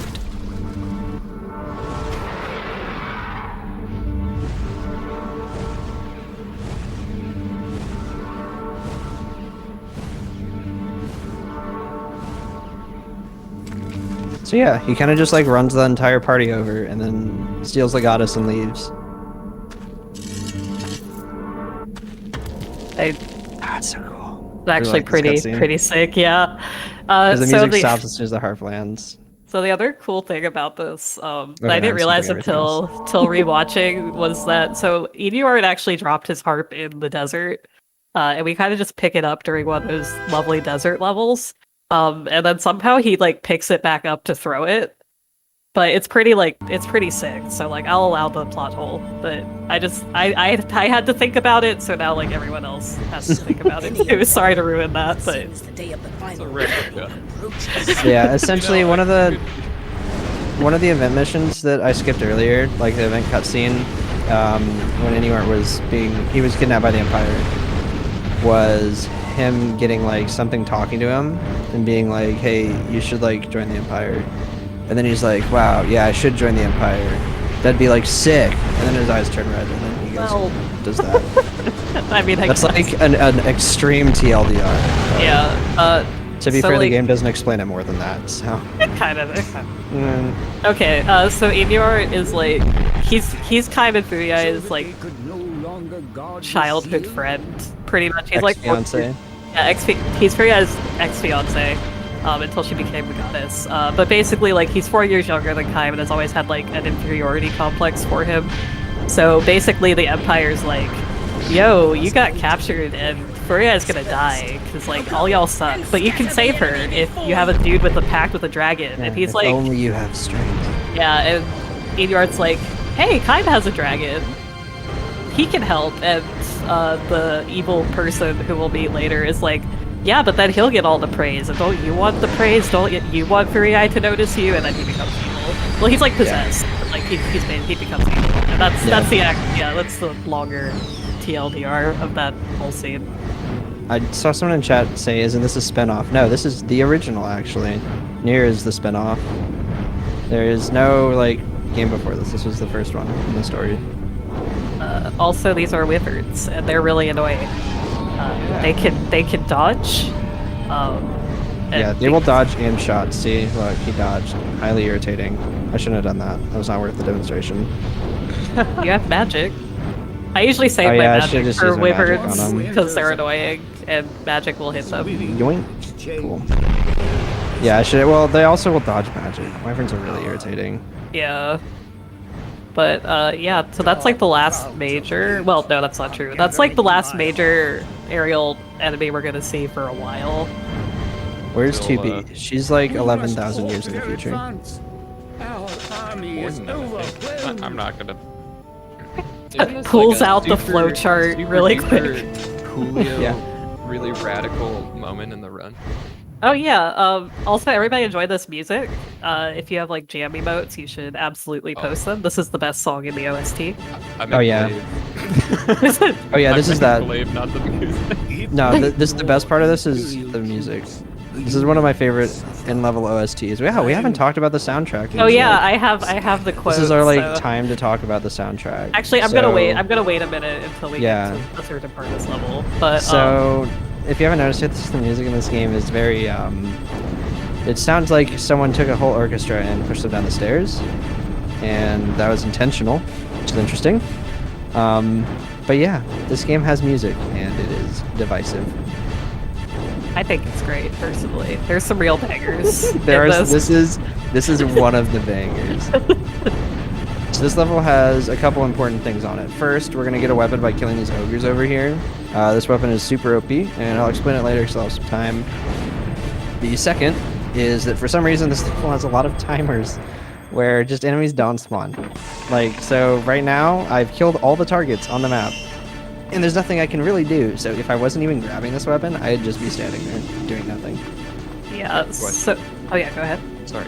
Is this timer random or is it set? It is fixed. That was one thing I wasn't sure about. Oh, okay, so that's why you went. The thing with this timer is that the way it works, regardless of how far you've gotten with killing the enemies at a specific time in the level, more enemies will spawn. So unlike every other level in this game, and I mean like every other level in this game, even if you haven't finished killing the original targets, the enemies will still spawn.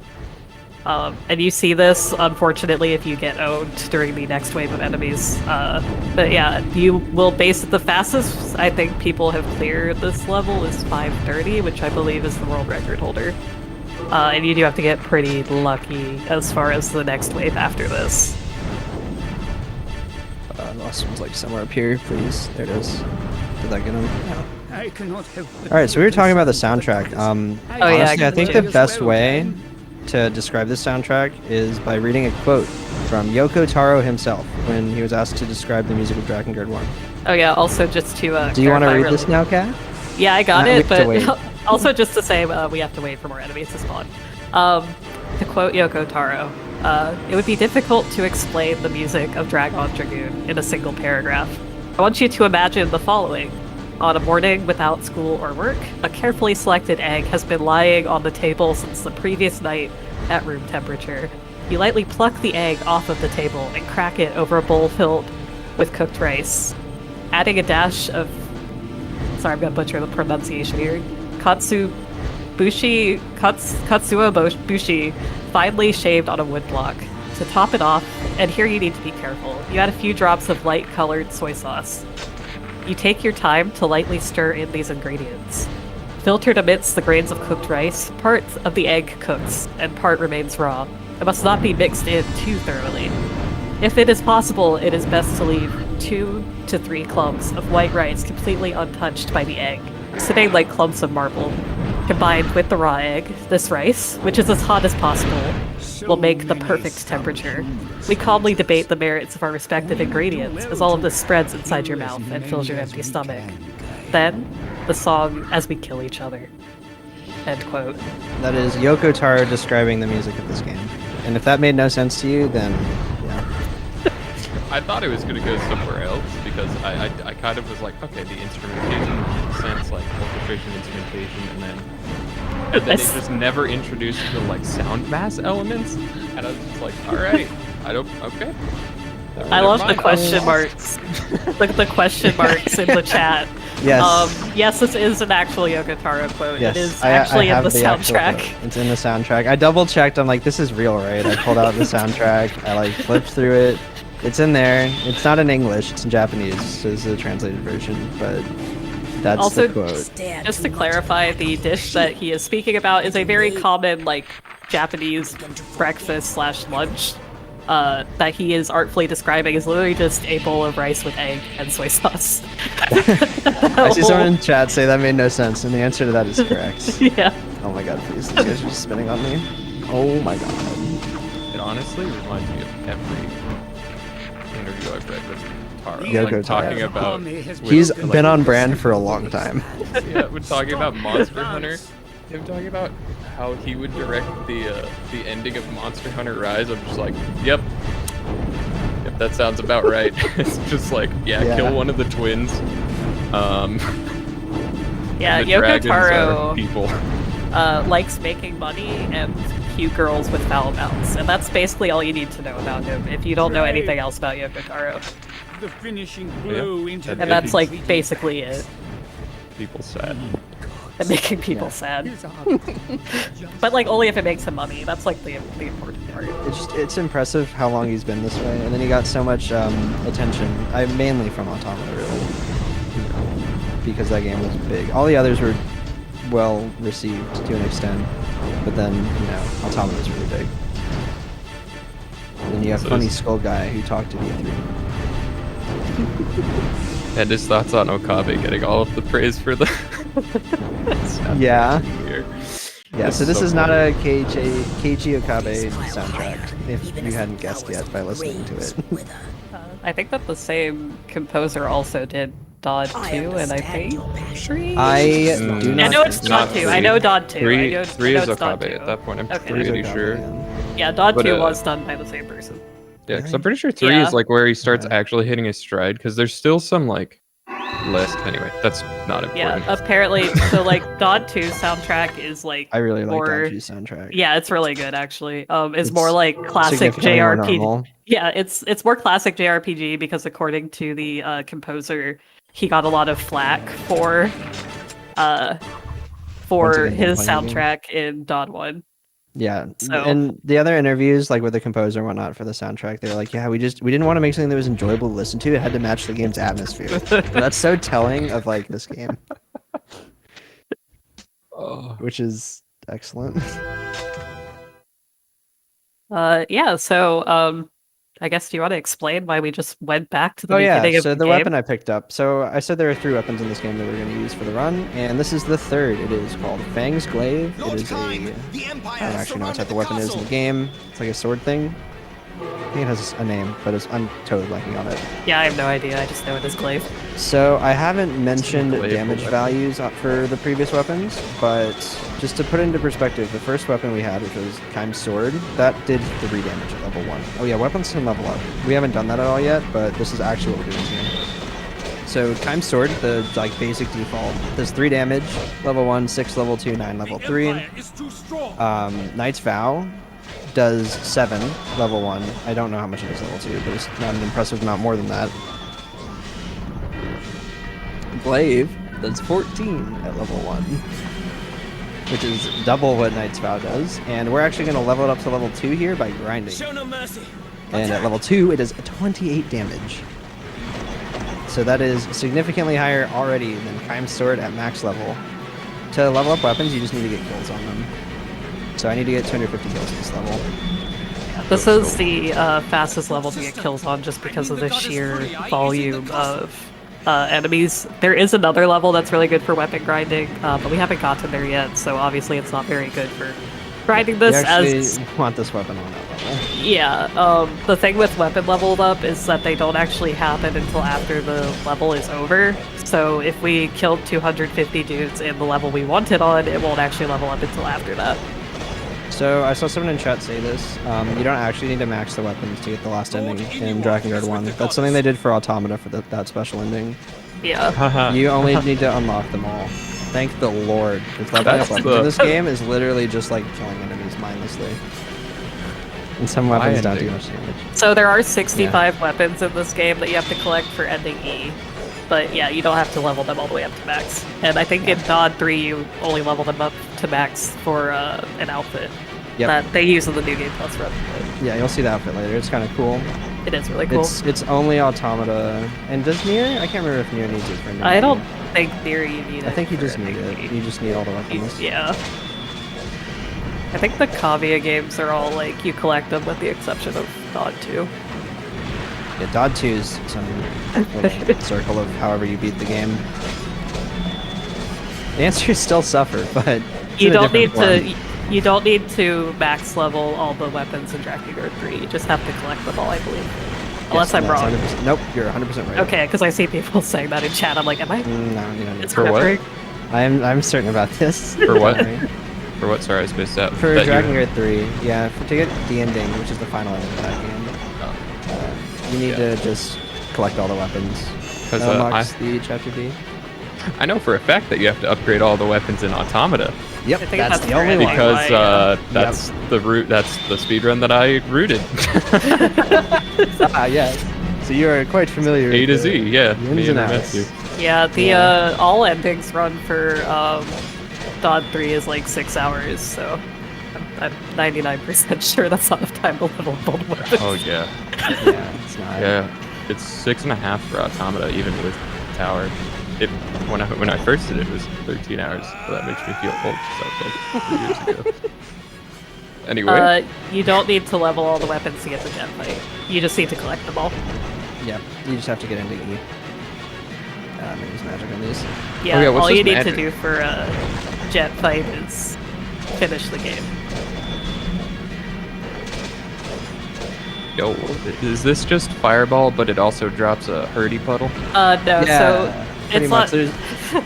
Hurdy Puddle, yeah. No, Yeah, it's just Hurdy Puddle. Yeah, so the way that the AI in this game works, if you haven't That's noticed... the amount I need to kill. I was zoning out. I was getting too into the game, the mindset of playing a genocidal maniac, you know, sorry. My bad. Mindset. Yeah, so the way the AI works in this game and what makes this weapon so busted is that the AI just kind of walks towards you.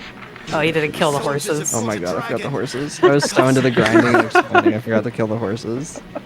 Feels bad. So the way the AI works in this game is it just charges at you with the exception of wizards, which actually do dodge, but for the most part, the enemies will just kind of run at you, as you can see. So Glaive is pretty busted because not only does it have huge attack power, like as a weapon, its magic leaves a puddle on the ground for a few seconds that basically stuns and damage over times any enemy that walks into it. And since the AI is, you know, brainless, very, entirely. very smart, I mean that's one way to put this.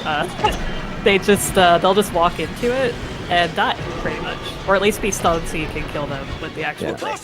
And when you hit them, it takes them out of that stun that I mentioned earlier, so that you can, the magic will actually like tick on them more.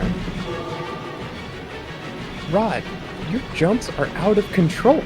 I know, dude. That was frame perfect. Crushing Yeah, that was a it. frame perfect jump right there. I think that all 4 of those in that were frame perfect. I'm sweating. I'm sweating. Oh wow. Glaive level 2. Bada bing, bada boom. You're gonna see why we won Glaive in approximately The I think safety save. 4 levels. So please look forward to it. Yeah. There's the Crocs again. Crocs and socks. Wait. I'd forgotten all about that. The Crocs and socks part? Yep. Yeah, it's I very know. important. It lives rent-free in my head. I think about it. Think about that constantly. Whenever I speedrun this game, I'm like, Kaimer's Crocs. He just that's just Main the character's blood wearing just Crocs and washes socks. right off. You know, it's the perfect. Yeah, just change the socks off. Just throw them in Very the wash. breathable. Yeah, very breathable. But yeah. So now we're gonna go learn about Kime's past, except not really because we're skipping the cutscenes. But basically, as Rod tries not to get owned by these ogres, or I don't actually, which ones are these They're guys? like big things. I don't know. All the enemies in this game have funny names. Drakengard lore fanatics. Who are these? Who are these pig-looking dudes? Walking bacon.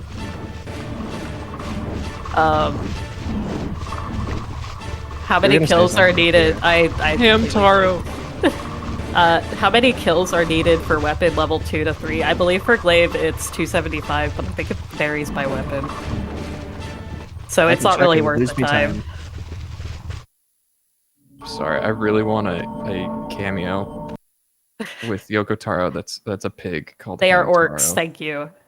Orcs. I blanked. I blanked on that. The ogres are the tall ones, but yeah. Yeah, I know they weren't ogres. Yeah. Basically, Kime's backstory, as mentioned earlier, his parents got killed eaten by a dragon. His parents were the king and queen, by the way. Yeah. I don't think we mentioned that. That's kind of like important. Kime and Fudai are royalty, but not really anymore. Because it doesn't really matter. He's kind of getting screwed over.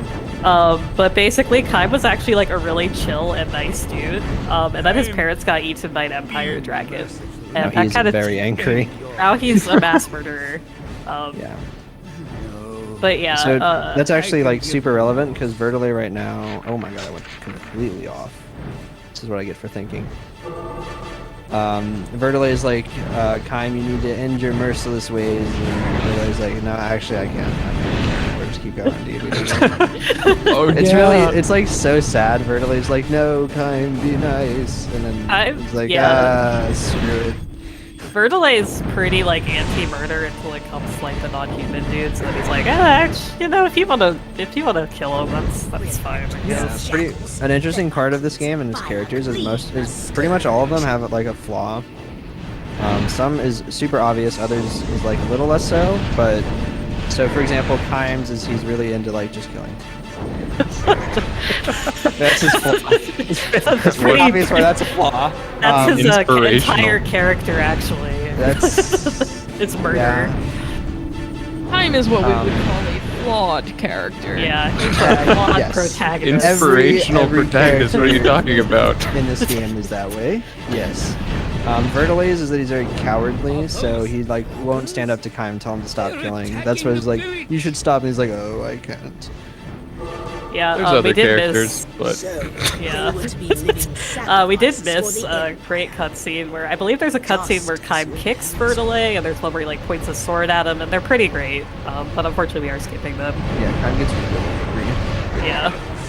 I also want to say that your dodging skills, like aside from the one, like on the goopers, dude. You're just trying to commentate over here. No. I'm hyping you up. I'm trying to hype you up. It's not my fault that it wasn't. That it didn't work out that time. Angelus's flaw is that she's racist against humans, but like honestly, I can't really blame her. Yeah, her flaw is that she's very proud. She's very proud. Something tells me that they all have like. Kath has a hard time seeing Angelus's flaws. Yeah, she's. Never mind. Rod said no, so I won't. Yes, I won't say dragon. I won't say dragon GF, but chat will. Wait, Kime be like you... ... Yeah. Just. Everybody spam. I won't say this thing don't that tell I'm Rod, saying but everybody to not spam say. dragon GF in the chat. Thanks. Soft dragon GF. Kath wants to rename the category then. We'll explain it later. It was okay, yeah, okay. Well, yeah, we'll explain I'm it gonna later. Talk about that. Her flaws, how soft she is. Thank you, Sigway. Wait, is this? I don't know about that. Is this what? Is this where I wrote thick tree? No, that's not yet. I have no idea why I wrote I don't know either, because there's not really any trees that show up in this game ever. I think it's a shrub, but I just remember I was watching it and I had it kind of on. And I was like idly taking some notes, and it just says. Yeah, that's not yet. Oh, unless you're talking about the dude that's coming up. No, it's not like I think Rod got stuck on a shrub. Thank you, chat. Thank you, chat. This one. I'm super bad at this, and then I forget which way is the right way. I think you just went the wrong way. Yeah, I think you're in. Wait, maybe not. Maybe not. You think Wait. I went close enough the right way. Yeah. I used to have it like perfectly memorized, then I took a quick break, and then I came back, and I forgot it every time. Yeah, so that's their boss over there. We gotta go fight him. There's these wizards on the ground though, and they do the wizard thing where they shoot their stuff at you and knock you out of the air. So you'll also notice these wizards are wearing red clothes. Yep. So you can't actually even attempt to kill them with Angelus. Don't worry, I actually do have like fun Dragon GF fun facts from the development, but we'll go over those later. Thanks, guys. So here we're gonna do a cool thing called just fly into him. Oh, please don't knock me off this. We're just gonna fly into him and keep hitting him. And try to scoot to the right so they don't get hit. Are you serious? That That's unfortunate. sad. I've like literally never seen that wizard knock people off before. I haven't either. That's what I'm saying. Oh my god, leave me alone. This never happens. Seriously? Of course. Thanks, wizards. Yeah, we're gonna hope. So if you get knocked off here, fun fact, you actually cannot get back on the dragon during any part of this walk, and it's really awkward because you just have to walk to the end. Yes, but wait, did the stream die again? No, it's still on. Oh, okay. I just saw chat talking about it. Also, I'm so sorry. I was not trying to jinx you. I was trying to give you a compliment because I was like, "Dang, yo!" And I wanted to draw attention to the new like to the red enemies being there, and they're trying to goop you, and I'm like, "Yo, that's a callback." And then. Yeah, I've literally never seen anything like that wizard ever be that mean before. So Yeah, I learning. know. I didn't want to say it though. I didn't want to say the thing. Why is But the yeah. dragon so pink? She is Oh now. yeah, we've leveled up. Yeah, I forgot to mention that earlier when we level up. But when we level up, we also get a second bar of the magic-y stuff on the bottom left. I hit X. You're not supposed to hit X now. You just dive. I always forget. I'm like, oh, this is the air level music. Oh yeah, let's relax. Gonna just start flying forward, and then. Before we talk about this level, someone's asked about companion magic. Companion magic doesn't actually talk about count as magic in game, so the red enemies are good. Yeah, but we don't have any companions. Yeah, we don't have because they're really slow. So we're not picking up. Anyway, that also makes this level. Do you have any comments for this, Shabu? Well, in flying levels, I think this one included, you get 2 bars of magic juice. Yep. Wow, nice that we were talking about that. Shoot, did I miss that? Did I just restate something that was... Don't worry, Shabu. Oh, I really like this one set of enemies because they intentionally put them up in the sun, and that's really irritating. I think that's funny. That's really good because you can't see anything. See them at all. Yeah, usually you want to save magic for those guys because it'll just one shot them. Also, these are the flying Medusa heads, which we'll talk more about later. But yeah, as far as she turns darker when she levels up, her level 2 is very pink. But she becomes darker in her 3rd level, which we will see later, and her other one, which we're not going to see. So. We're not going to talk about fighter. Yeah, we're not. I mean, I guess technically she turns darker in that one. Because the jet's black. It's a lot smaller too. No, it's pretty Oh, is that the level that? Nope. If we're not at Thick Tree, then we're definitely not at. I don't know how these enemies work. Okay, I'm sorry. I don't know where my notes are. Yeah, so this is those where I was enemies- out of the voice call. I can tell. I have no idea. So what's the main going enemy on. back there had what's it? Like its gimmick was when it does its attack, you can't hurt it, so you just gotta like stare at it. Yeah, there's a cool cutscene where they show up. Like they climb over the mountains and they're like massive, and the army's like, "Whoa, what are those things?" Also, yeah, base boost warning. Sorry. For the magic? Yeah, people. They show up and they're like these huge like Cyclops dudes, and you actually learn a little bit more about them in Dawn 3, but I don't know if they're gonna talk They'll about get to that. that maybe. Yeah. Yeah, so about the base boost thing real quick, that's literally like how it's supposed to sound. I don't have any effects, I don't have any filters. Yeah, I have just... it literally like I've played it off of the PS2 going straight into like a CRT. And it's like, nope, it's literally just as randomly MLG based boosted as Embers. What were those giants? They were Cyclops. Yes, the creations of man. So the Yeah. Empire is doing like stuff that our Union main characters are like, wow, that's unholy and awful, and wow, you're making horrible things with nature, blah blah blah blah blah. And yeah, it's true. They're kind of like not doing stuff that's a-okay with the world's magic, because they have been trying to destroy the seals, which we've been told will lead to bad things, and spoilers, it will. Yeah, the big thing with the Cyclops and like a really cool feature on the creature design, I think, is actually like you can see the scaffolding Oh yeah, where I like love that. where like you could tell that people were working on it and they just like kind of left it on there, and it's actually really cool. It's a really cool little creature design that really pushes like how man-made it is. But yeah, we don't see them up close because we skipped the cutscene, but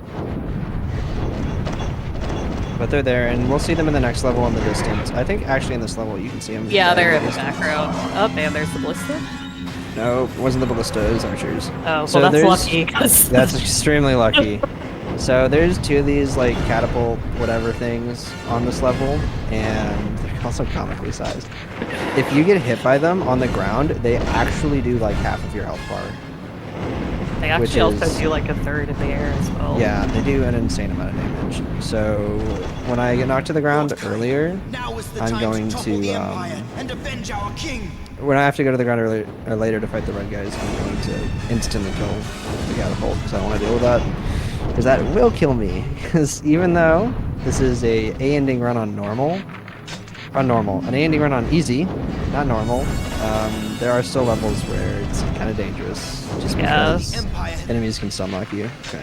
So just to reiterate something that was mentioned earlier, we are playing on easy for the speedrun, but just to clarify, easy is what most people would consider like normal difficulty, and normal difficulty is actually hard mode in this game.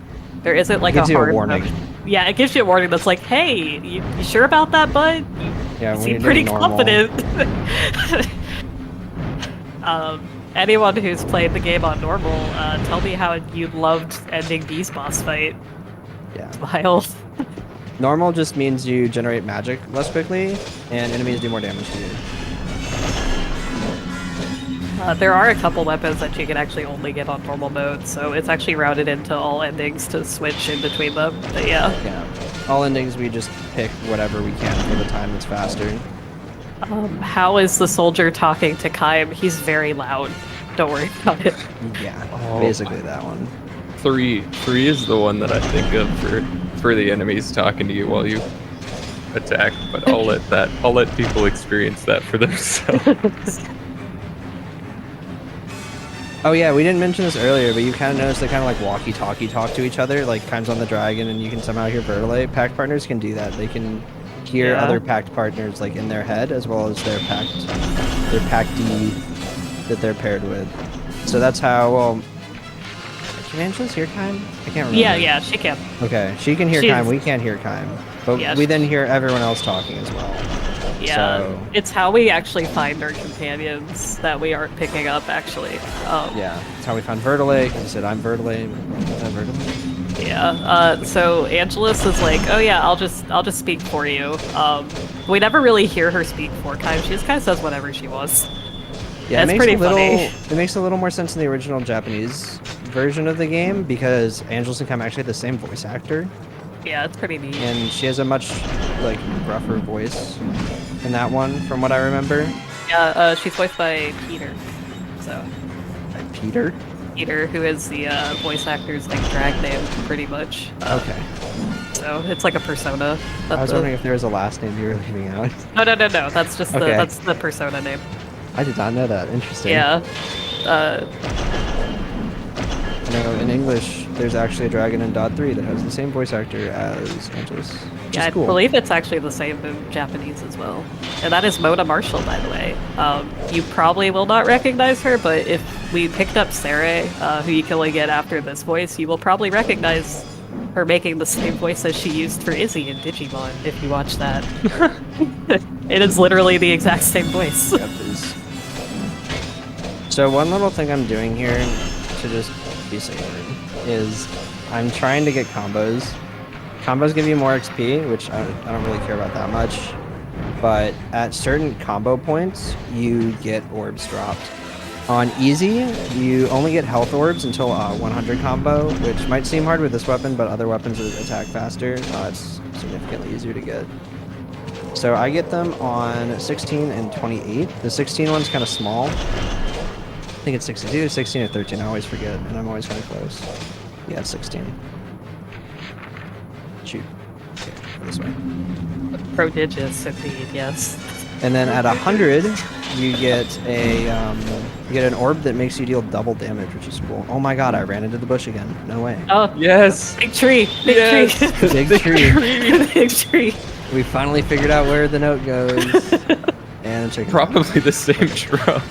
It probably is actually the same shrub. Yeah, so in case you haven't noticed, on the desert level that we did like 3 levels on, there's like 5 maps of this game. And they'd like to reuse them, but like they will either turn you around, so like in the desert levels, they will start you at the prison, put you through an aerial level that just drops you right back off by the prison you just flew away from. Or they will like turn on a filter over the level, which you see a lot more in the other endings. There is like, I think, a single map that gets used only once, and we don't see it except for in all endings, as it is part of Saray's. Oh yeah, the Coliseum. That's so yeah. weird. It's such a random one to use only once. Saray's quests. Yeah, in E-ending, you don't really notice that there's only like 5 maps, but as soon as you play E-ending, you're like, oh wow, huh. I have not played a new map since I finished the first ending. And yeah, they just have you run backwards through them, which is like kind of weird. The desert's pretty funny because they like slap you on an aerial level after you leave the prison, and then when you spawn back into the ground level, you're just right next to the prison you just flew away from, so it's pretty good. But yeah, so this is one of the longer levels. If you played this game casually, it probably took you a while because you were grinding out your weapons here. This is like the single best map to grind weapons on, as, I mean, look at the kill count and we're speedrunning. This is like easily thousands of enemies. Oh, sorry. Yeah. You focus. No, keep talking. It does not distract me at all. Oh, okay. It actually anti-distracts me because I'm like, oh, I don't need to talk. I was gonna say, oh god, what was I gonna say? I was gonna say something here. Oh yeah, although many people when they play casually don't try the other weapons out because they feel not as cool as Keim's Sword. And as I mentioned earlier, Keim's Sword is awful for damage. So if you're trying to beat this level with Keim's Sword, you'll be here for a millennia and probably just die a lot. I will be straight up with you. If you like played this game casually, I feel like a lot of people enjoy it more if they mess around with the weapons and magic, but I feel like whenever I talk to people, are like, oh yeah, that game is like really like slow and boring, and I ask like what weapon they use, it's usually like, oh, I just stuck with Keim's Sword, and I will tell you straight up, don't do that. It's awful if you stick with I did that in my casual playthrough, but I don't know how I stuck with the game. It was so bad because I played on normal too, so it's even worse than this. It was a slog. If you played this game casually and you only use Keim's Sword, I do recommend trying to give it a second chance, as it becomes a lot more fun when you have a bunch of weapons to mess with, which obviously you don't see very much in the speedrun, but there's a bunch of dumb weapons with dumb magic that you get to play around with. And I think all the weapons actually have unique magic in this game as well, so that's like 65 different weapons. Well, air quotes unique magic. Yeah, air quotes unique. You notice patterns, but... Oh yeah, and the world map is upside down Europe. Yes, that is correct. Yes, that is very true. I believe it actually like flips back right side up in Dawn 2, which is kind of funny because it just flips right back right. Yeah, magic gives you like a couple iframes. So yeah, I mainly did the magic there to avoid the lots of archers that were surrounding those couple first horses. You got Shabu? Oh, I was just gonna say, like, I feel like there's some stuff that you guys are so good at the game, and there's like, you know, sometimes we have joked about it, but like there's a pretty deep amount of stuff just like any other speedrun. But like one thing that we've not, I think, talked about very much is the sprint attack, which you use a lot. That was a big old chonker. Yeah, we can talk about that next level, because I'm pretty sure Rod's going to be focusing this next level, so I don't mind talking about it a bit more there. Yeah, it's time. So that level's called Rapture. This one's called Emergence. I know these by name because this is the painful one. I call this the skeleton level. Yeah, I spent 2 hours prepping today before the run started. I literally just played this level like 7 times. So that was it. That was my only practice. So you'll notice that like none of us were really sweating very hard for the last like, how long are we into the run? Hour and 30 minutes of the run. We need to put on our big boy pants now. I was gonna change the lights in my room for this level. Oh yeah. Boom. Okay. We're immersed now. Rod is completely immersed in Drakengard.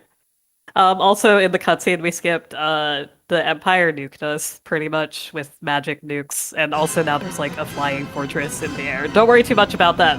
No, they don't really explain it ever. Except that the main villain is like holding it up somehow, but don't worry about it too much. Flying a dragon, if that's your concern. I don't know what your concern. Well, yeah, to be fair, the magic nukes are actually considered pretty abnormal in this, even by this universe's standard. So yeah. So before I hit the stressful part of this level, basically like the lore recap is after that the Union won that last battle, they were celebrating. They were like, "What's that noise?" And then gigantic meteors fell from the sky and caused these massive craters, and then undead skeletons started coming out of the ground, and now I have to fight those undead skeletons, and they are relentless. Something. Yeah, so I guess I'll talk about the skeletons a little bit. So by the time you get to this level, when you're playing casually, are we already gonna get owned? By the time you get to this level casually, you're probably pretty beefy with like leveled up weapons from last level grinding and all that good stuff. We're speedrunning, and we also have not really been fighting on the ground like at all. Don't do that attack. Oh no! Don't. Sorry, I'm. But how dare you show emotion? How dare you? Basically, because we are incredibly underleveled since we've been using the dragon like the entire run. Skeletons can like two-shot us. Like straight up, they have a 4-hit combo where if you see them like lift the weapon over their head, you can just get Quick addendum, it's a 2-hit combo. Oh, sorry. But what can happen is they'll hit you in, like one will hit you into the other one, and it will literally just do over half your health bar. And it's not a good time. I've had it happen to me once, but that once was like 2 days ago. So I'm still pretty like traumatized by that. Isn't it stun lock too? Oh god, and there it is. So the other cool part about the skeletons and this game is if you get knocked down, it is a slow recovery and you can still get beat up. There is no like recovery frame. The only way to really get an iframe in this game is to cast magic. Yes, and I'm going to be using that a lot on this level. And they're red. These guys are red, so yeah. That's tight. Yeah, 2 corners of this have normal enemies, 2 corners have red enemies. So I see a couple people mentioning baby time. We are not doing that in this ending. Also, sorry, there's no electric babies in Keith. Yeah, there's no big babies in this run. Bubby Chumbo. That's like an 11-hour run, I believe, or 8 hours, something like that.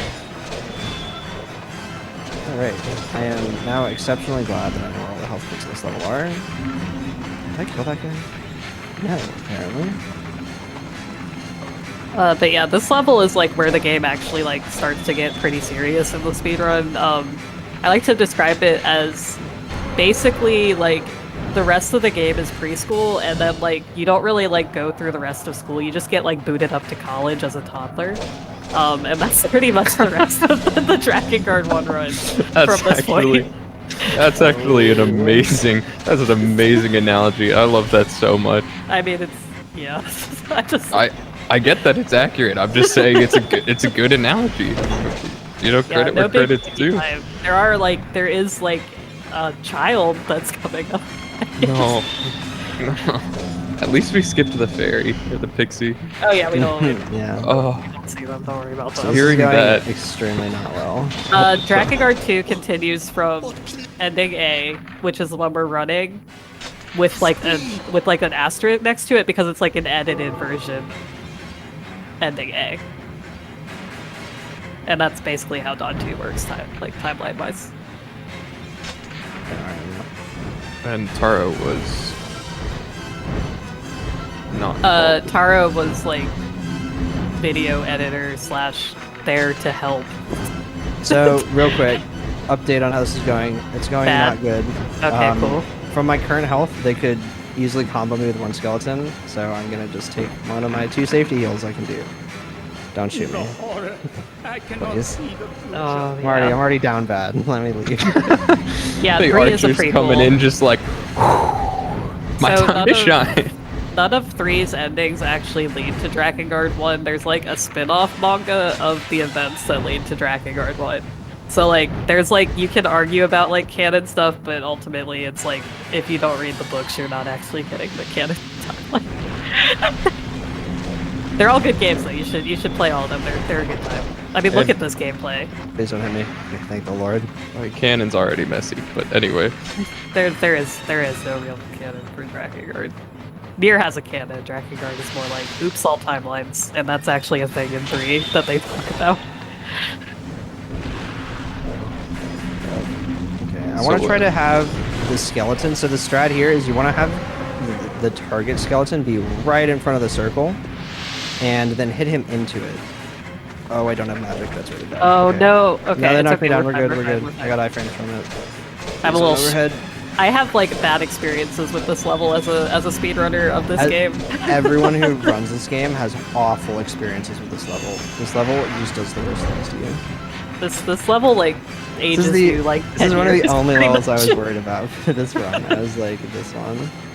So, Bubby Chumbo time. Please don't do this. Oh Please yeah, don't do go this. ahead. Bubby Chumbo question time. Why can't you hit it with the dragon? Oh, You can. It is really slow. Yeah, she does chip damage to these guys. They're basically magic resist without the reflect. Yeah, without the goo, Without it's super goo. irritating. Yeah, we actually were doing some testing on the second to last ground level to see like, can we use Angelus at this last part? And the answer is yes. This isn't even the worst skeleton part of the run. The answer is yes, but it takes like 5 minutes to kill all the skeletons with Yeah, it's Angelus really for a bad. 6-minute level. It's like it's safe. Oh my god, please don't shoot me. Well, it's not even safe, safe, but- really, because if you fly too far away or get hit by a red dude, the skeletons go back underground and despawn. So The skeletons are- diagram. Skeletons are gone? No, the skeletons are not fun. Oh, They're not fun. They are not our friends. That's very different. I don't from even what have I heard. anything like endearing to say about. Like most of the enemies, I'm like, oh, they're kind of cute. Like they're annoying. Yeah, they're but, kind of like, funny. They do funny things. No, skeletons are Yeah. awful, and they only want to hurt you. Yeah, I have nothing nice to say about skeletons or wizards. So Yeah. archers They're are the kind two, of funny. They're the two nightmare enemies. Archers are kind of funny because they don't actually hurt you. The skeleton, it will just pull like a 3-hit combo just out of nowhere and do half your health bar. And it's even worse on normal because they do just more damage. Yeah, archers Which are like is kind not of a big deal. cute because like they don't really attack you fast when you're on the ground. So like And they'll you're just like, kind of "Haha, stare at funny you archers." and they'll just kind of stare at you and do like little crab walk shuffle like. away Oh from darn, you did it. You knocked me off again. Oh, silly you are you. sorry, arbalesters. Oh, Yeah, you are arbalesters. balesters. They can insert the laugh track there, pretty much. That's Yes. Not the skeletons. No. yeah, not the skeletons. No laugh track for Just on top of skeletons. them. Okay, So, but skellies at least can't shoot you, right? No, but One well, lovely part about this is that they like to talk when enemies spawn, which is exactly when you need them any-map most. Please get on the poop. Thank you. so skeletons cannot shoot you, but their range is like stupid long. So you Yeah, can they just have a be spear and they will use it. you can just be like minding your business, not real like be like, oh yeah, I have plenty of time before the skeletons attack, and like from Wow, 10 miles away they will just straight up destroy you. Don't hit me, don't hit me, don't hit me, don't hit me, don't hit me! Woo! It's just, I really want to keep my health high for the last wave. Please don't do this to me. Oh, man. I'm I don't know how I losing it. didn't get I'm there. losing it. I have no idea what's happening. I'm just like looking at you move like stiffly, and I'm just like dude. I mean, I said it earlier. This is it a seat actually, thing. and I'm not actually- memeing. It's gonna sound like I'm memeing. This is actually very impressively playing this level. I was owned at first, but I've been owned less for the later half, and now Kath has just commentator cursed me for the rest of Oh this. no, I I'm am sorry. terrified. Oh god, oh god. This is actually the worst gameplay I've ever seen in my life. It's Yeah, I mean- actually so. This is fine. This is fine. This is fine. This is fine. This is fine. This is fine. I mean, like, So- honestly, if you were a real gamer, Ron, you'd be gathering all the skeletons together at once and just let it, just Did I get them all? Let it happen. Just hope for the best. So the other thing that's super great about the glaive, and is actually a lifesaver, no joke here, is I don't know if you guys can tell, but this thing's range like wraps around kind. Like he's actually like backhanding enemies with it pretty consistently. And these skeletons love to walk up behind you and just give you a poke and knock you on your butt, or 3-hit combo you grab you off guard. So They're being really able rude. to hit them with the backstroke of like a regular attack is super overpowered. Like this level is significantly more difficult if you don't have this weapon. It is such a like game changer. Yeah, if you play this level with Kind Sword, I don't blame you if you just like quit the game. Like honestly, I'd be like understandable. Yeah. Please don't use Kind Sword. If you're like ever like I want to play this game, just For some take reason. it from us. Take it from us. Don't use Kind Sword as soon as you Yeah. get Knight's Vow. Just switch it. Oh yeah, the dash attack because you mentioned that and you just did it. yeah. So the Big dash circle. attack, yeah. So the dash attack that is happening right here, if okay, they're running away. Basically, the way it works is you run for 4 seconds uninterrupted, and Kai will start sprinting, and there's like a little like zoomy special effect right behind him to tell. If you press square when you get up to the enemies, and honestly, there's actually a range to it. It'll actually knock everything in front of you down. And it's a great way to contain or do crowd control, especially for the next ground level that we're actually going to have to be dealing with. There is... Oh yeah, go ahead. Oh, I was literally saying boink as a sound effect too. Okay, sorry. I had no more comment to Some add. very, very in-depth commentary from the booth here, folks. Yeah. If you're watching at home, I bet you're very informed right now.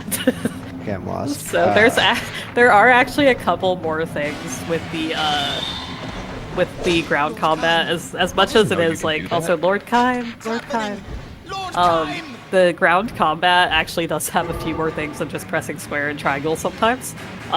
There is a jump stun that you can do on enemies. There's a jump smash attack. Yeah, there's like way too many different attacks. Yeah. For how pretty much not helpful most of them are.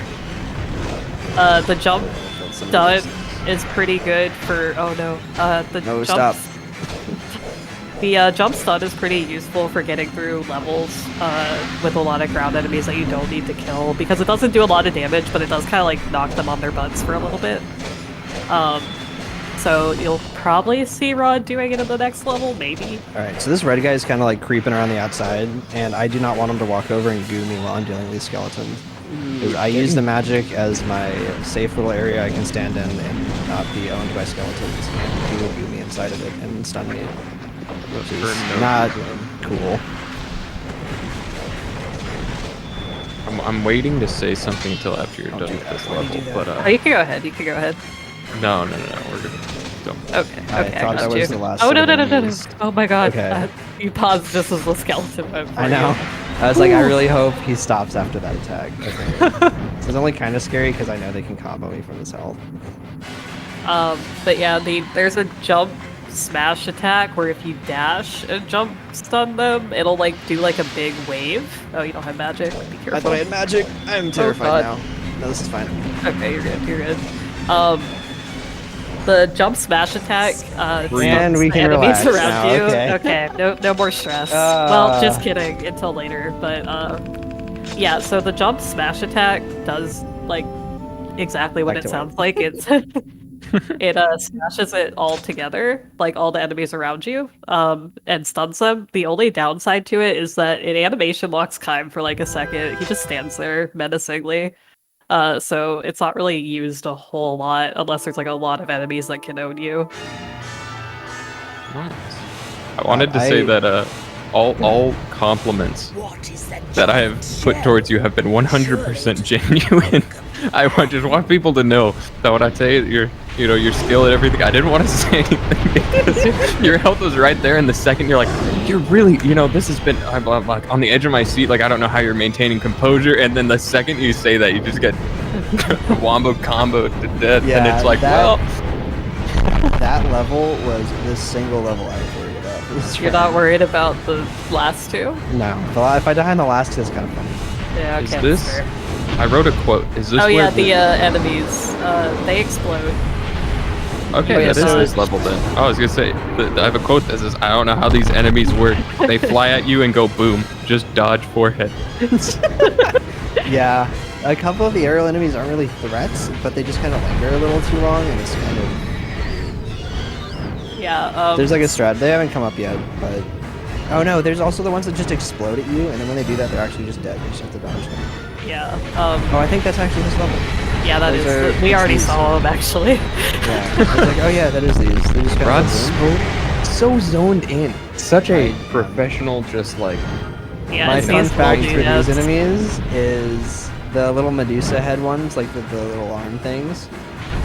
They have those in Dot 2, and they made them significantly worse. Like. They now teleport behind you and shotgun you in the back in Drakengard 2, and it is the most annoying thing ever, and they're extremely loud, and they do it a lot. It's I'm like... sorry, I don't know why that killed me, but it was just, they're super loud. Yeah, they really are. Like, they're unusually loud. So they are called the Beholders, according to Nash. Thank the you, game Nash. didn't crash. This is fine. No action. Don't worry about it. Like, it just does this sometimes. This is actually like it does it. It loads up a cutscene, and the interesting part of that cutscene is that there's a Vertile line that plays there if you're too slow, and if you pause the game right after that while it goes black, it actually pauses the game. But it doesn't tell you that it pauses the game, so you can just be sitting on that black screen waiting for the cutscene to like skip to the mission complete, and you just never know until you unpause it again. Yeah, it does that sometimes. It just will show you black screen because you skipped some weird cutscene thing that it does occasionally. Yeah, some voice lines are not optional. You will listen to Vertile, the hierarch Vertile. The seal. The seal. So there's Fury. Seal is this broken. is like the first time we've seen her in forever. She's had like, has she had a voice line? No, not yet. No, well, not no, yet. she did. She did, but we didn't listen to it. Yeah. There's a couple cutscenes where they're in it, like that are event cutscenes. Oh, Black Dragon 1. Okay, good luck. So Black Dragon is a boss fight. Also, this dialogue is Wait, very we just gotta good. listen to it. Yeah, I'm strong now. That's why Furia is with me. Resisting. It's so hard to not like quote him when he says it. I quote this boss fight He every proceeds time. to have a normal. No, wait, he has. What the? Oh yeah, he's having a normal one. Don't worry about it. I'll explain the fight afterwards. Okay, Oh, we that's missed really it. fast. We missed the. That's so sad. So Oh. Here, I'll do yeah, it. he starts like spacing out all the syllables in her name and just like repeating it over and over again, faster and faster. Yeah. And then you beat him. So yeah, like that. Yeah, exactly. And so that was Black Dragon 1. I didn't talk about it during it because it's like kind of random what he does. In that case, he let me hit him, but sometimes he'll dodge my regular attacks. So first off, he will dodge basically every homing attack.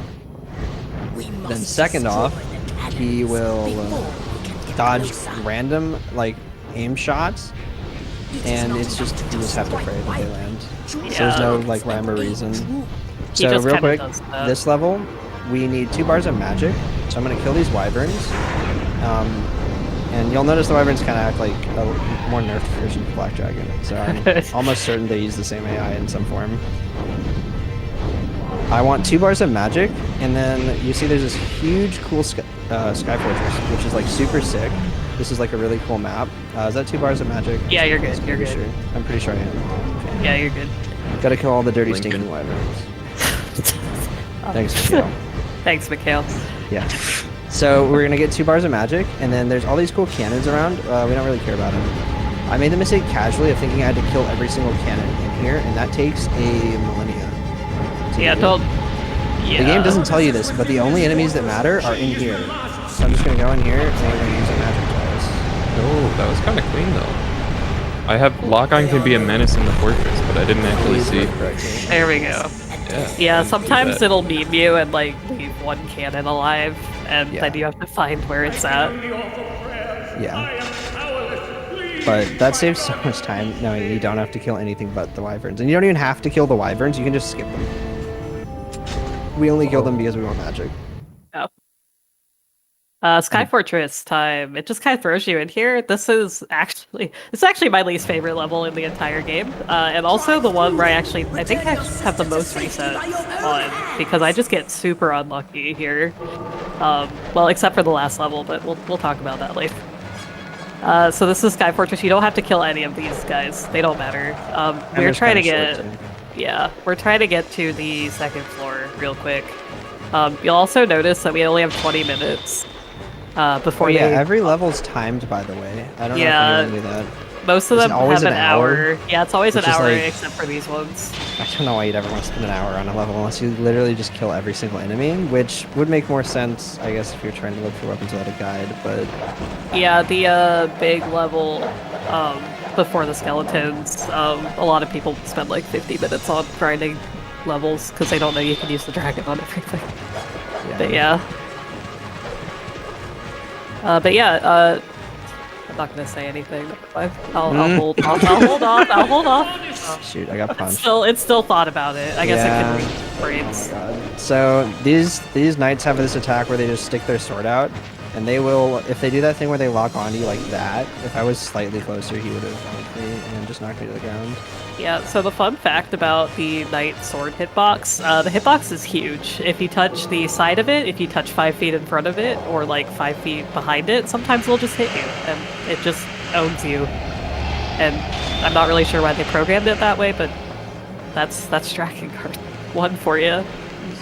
And that's the like sprinting attack that we were talking about. You can hit, you can like kill all 3 targets at once. There's actually 4. There's one on the other side, and you can hit all of them. Yeah. So none of all 4 targets. All 4 targets at once. None of these enemies in the middle actually matter. You just run past them and hope they don't own you. And sometimes the wizards can like spawn in the hallways up to the next one. I think they're right. No, you got lucky. They'll just spawn I've never had that happen. I think that's I've had it happen like twice. I've had it like twice. Cat My over PS2 here. is cursed. This, you know, this thing that happens to runners sometimes, it's just you. As I was saying, this thing that happens sometimes to people, it's not, you know. I mean, like, considering it's me and Rod who are the active runners of this game, that's like a half. That's like half of the runners. Fair. There it is. Her one voice line. That is 50% of the player base. 50% of the runners. So we need to get the key that spawned. It's surrounded by wizards conveniently. Then we're gonna run over here and pray that I don't get hit before I hit these guys, and then pray this guy doesn't lock onto me. We're good. Okay. Yeah, I was gonna say, like, that was actually a really friendly bottom level in that, because sometimes I can really just knock you around. Nice. I was gonna say, based off the stuff that I saw, that looked like pretty clean. Yeah, that was very clean. Yeah, I only got knocked down a couple times on the first floor, which is kind of expected. It's almost impossible to avoid all the enemies. If you waste time trying to dodge around, you're just gonna 360 yourself into a wall because the camera doesn't work too well. Oh yeah, I never really talked about this. So the right stick's useless. It does nothing. It changes where you're looking, but not where you're going, and it doesn't stick. So the only way to turn the camera reliably is to like walk in a direction and then block. You might have seen me doing that a lot. So when you roll, it will also turn your camera, and it's based on whatever the game feels like you need to avoid. That was rude. Yeah, that was extremely rude. Let me give you some Furii facts from the fun development history of this game while we're running up here to save her. Yeah. Basically, she's our sister. She's basically like the heroine, but not really. Angelus is actually the heroine. Damsel in distress. Damsel in distress. Spoilers, she can't. Yeah, by 3. Basically, she doesn't have a happy ending. She just dies. That's like her whole thing. And Yoko Taro actually was like, I'm just gonna make this character, and you fight really hard to like get her by murdering like millions of people, and like it's kind of weird that you get rewarded for that. So she's just gonna die. And she was based on his hatred of like Sister Princess and Rei from Evangelion. It's literally like what she's based off of. Like that's not a joke. Like that's. Yeah, the whole game actually has a lot of stuff like that. How this cutscene's hilarious, and I feel bad skipping it. Yeah. The Watchers. Yeah, and she spins like a Beyblade and punches anywhere in the face, and it's hilarious. If this is the level I think it is, by the way, I do have something that I would really love to bring up. No, we gotta listen to the dialogue here, actually. Yeah, this is really important dialogue. As you can see, really. Oh yeah, Idiart has Furiai's dead body. Just no big deal. Hanging out on Black Dragon over here. Yes, dodge my attacks. Thank you. So Black Dragon, the way that this boss fight actually works, we didn't really go back into it too much. Okay. Did you mention the big attack where you can actually hit him because you can't? Oh no, I didn't. Yeah, eventually, if I take long enough, he'll do an attack where I can actually hit him. So it's actually random. Guaranteed to hit. Yeah, it actually could happen really quickly into it. It depends on how lucky. Because sometimes he'll just stay up in your business and dodge literally all your shots and just like attack you like this. But usually he will do like at least 1 or 2 like big attacks where you're guaranteed to hit him. He's also not immune to magic. He's not immune to it though, which is nice because all the bosses coming up are actually immune to that magic. Also, it's okay, that wasn't the level I was thinking of anyway. It's the one with the flying skulls. Oh, yeah, yeah.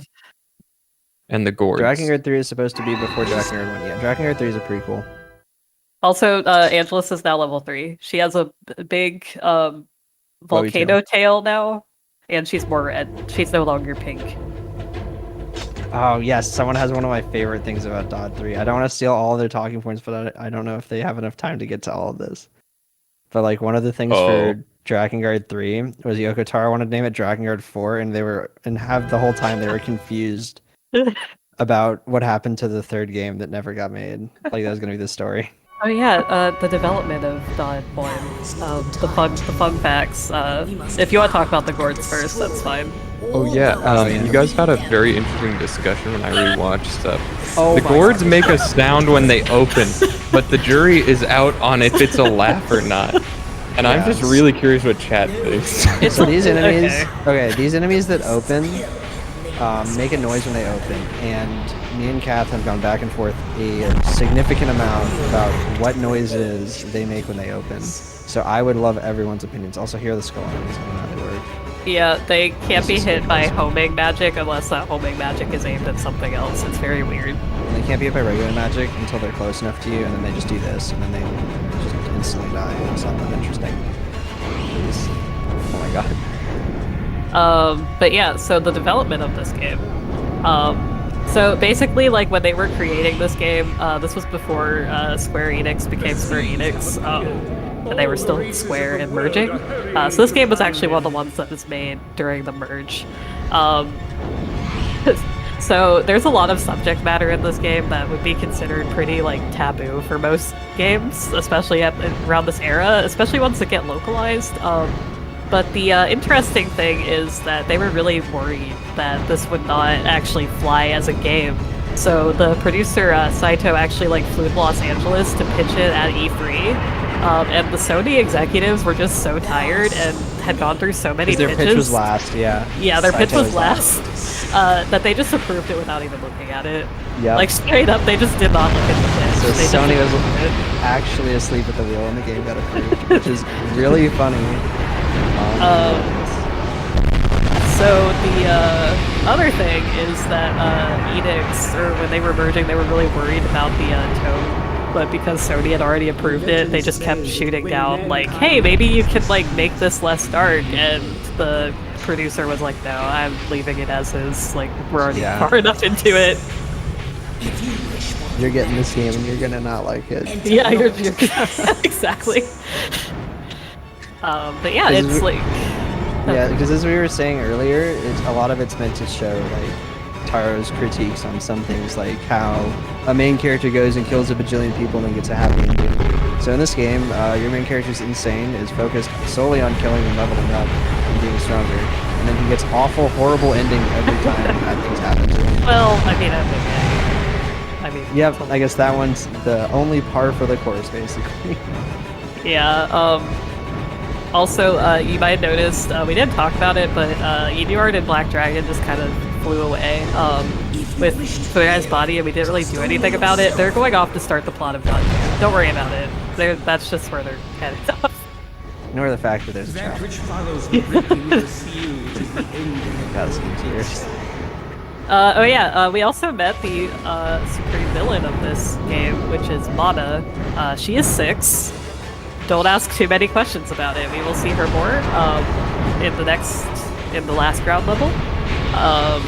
She sometimes sounds like a smoker, and that is actually the voice of Cosmo from The Fairly Odd Parents. Just a fun fact in case you didn't know. What? Yeah. Oh dear God. Oh my gosh, is that the la la la la la? Is that Cosmo?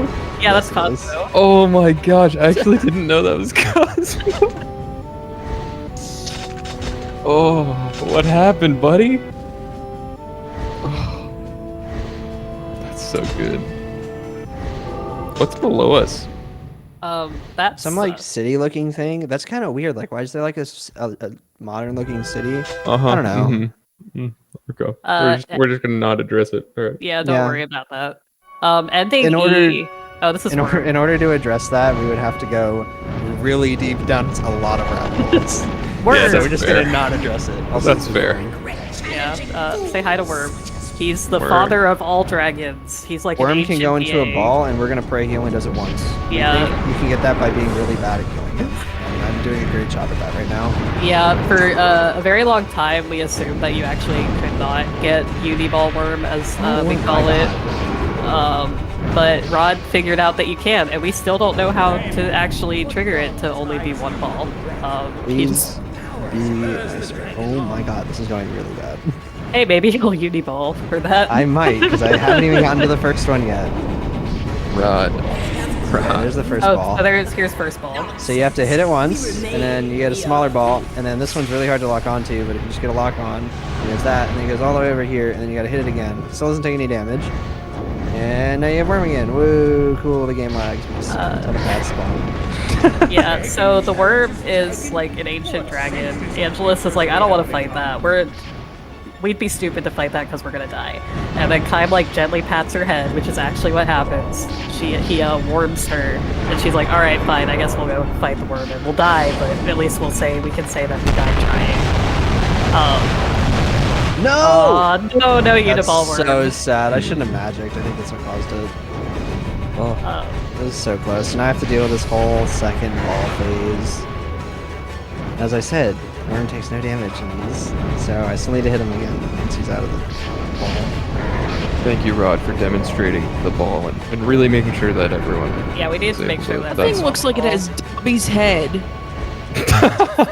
Or E.T.'s head. Like, my god. No, Yeah, it it really looks more does. like E.T. No, it does look Yeah, like he's a dragon.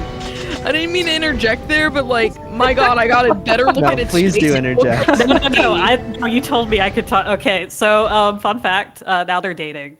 They're in love. Kaim and Angelus are in love, and this is where this is no.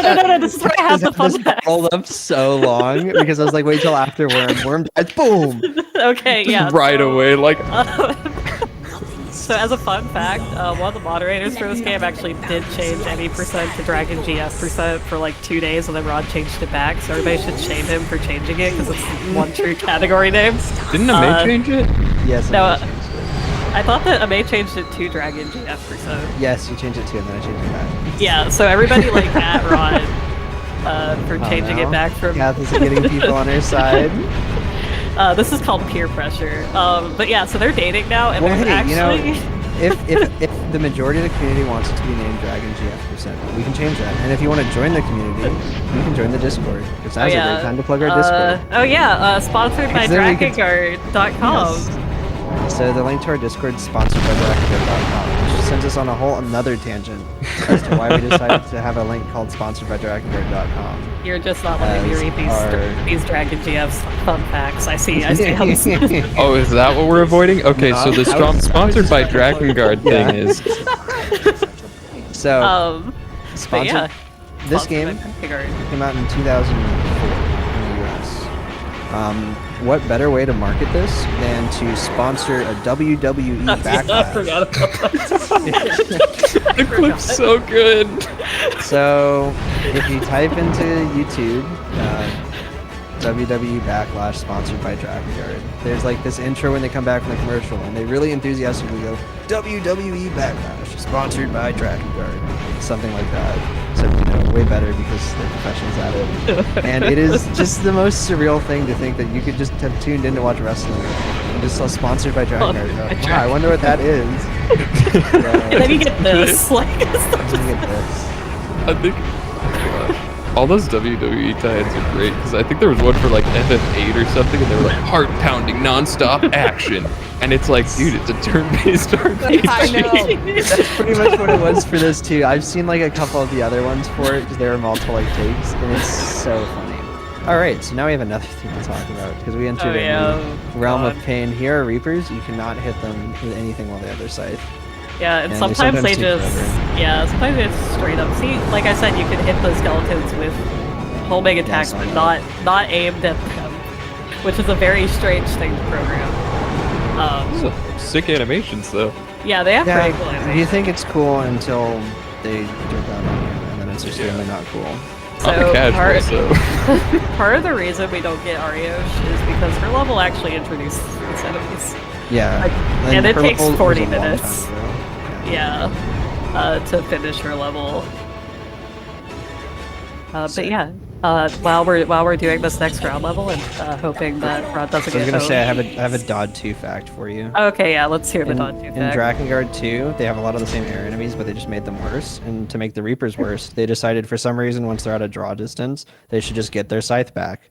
Yeah, the draw really distance good. is really short. Yeah. They get their scythe back way too quickly to be cool. So I have some fun facts about Angelus. I have some fun facts about Verdelay, and I have a fun fact about Mana. Where's this small girl? Who's the 6-year-old? So her throwing flower petals into the air was actually Taro's idea. Fun fact, which makes sense if you really think about it. She's 6. She's possessed. Don't worry about it. By something. By something, which you all know what it is if you know anything about this game because you've seen the baby cutscene. But no, I've seen that, and I still have no idea. This game's complicated. Yeah, this game's pretty complicated. So Kaim, he has Crocs. Obviously, we know that, but the character designer is actually incredibly embarrassed by his character design. Yeah, he's like super embarrassed about it. He has no idea what he was thinking when he drew it, which is a real shame because like he has a look, you know. I mean, look at him. All the art for these are really good. Like the 2 art books for Drakengard 1 and 2 are really sick, and some of the like alternate outfits they make for the characters are really nice. Yeah, I believe that Kaim and NieR were actually basically concepted out like first try. Like NieR was basically done like first try. It was like, okay, yeah, here you go. Verdelay is hated. Real quick to interject before we talk go about Verdelay, the name of this level is Hopefully the Ogres Don't Walk Over and Ruin My Day. Yeah, pretty much, yeah. Alright, go ahead. And skeletons. Such a Taro name. Such a Taro name to name it, you know? That's such a Yoko Taro. Sorry. Discord called again, sponsored by Drakengard.com. They're not joking. No, that's not actually a joke. It's actually. Like, I know there was a tie-in to a WWE Backlash intro, but that wasn't a joke. Also, I got it on. Yeah, sponsored by Drakengard.com is actually, it will actually lead you to the DrakeNieR Discord. Oh, these are the Seas of Destruction, by the way. These, yeah, don't worry orbs, about they don't those. really matter here, but that's what Verdelay is freaking out about. Like, oh no, the seeds are on the earth. All the seals are broken because Pretty Guy's dead, and all the others were broken in more normal ways than just killing someone. Yeah, that's why the sky is tinted red now. Yeah. that's what the evil is red tint. Okay, they're gonna walk over. Yeah, they're gonna own you. Well, actually, maybe not. You might be fine. So Verdelay, he didn't even earn a spot in the top 10 rankings of like popularity, and everyone hates him. Like straight up, people call him Baldy, including in Japanese, because they hate him so much. Some of that fans. Was so clean. That was actually shook. Yeah, normally, the ogres normally come over there and have a party in the corner with you and the 4 skeletons, and man, can they combo you for a lot of health. Yeah, they like to bully. But yeah, he didn't make the top 10 rankings, but they did publish fan spiteful comments for him in that magazine. Which I don't have because they're in Japanese and not translated. But wait, did they say like a Japanese equivalent, or did they call him he's Baldi or Hage in Hage. This is unfortunate. I don't have magic.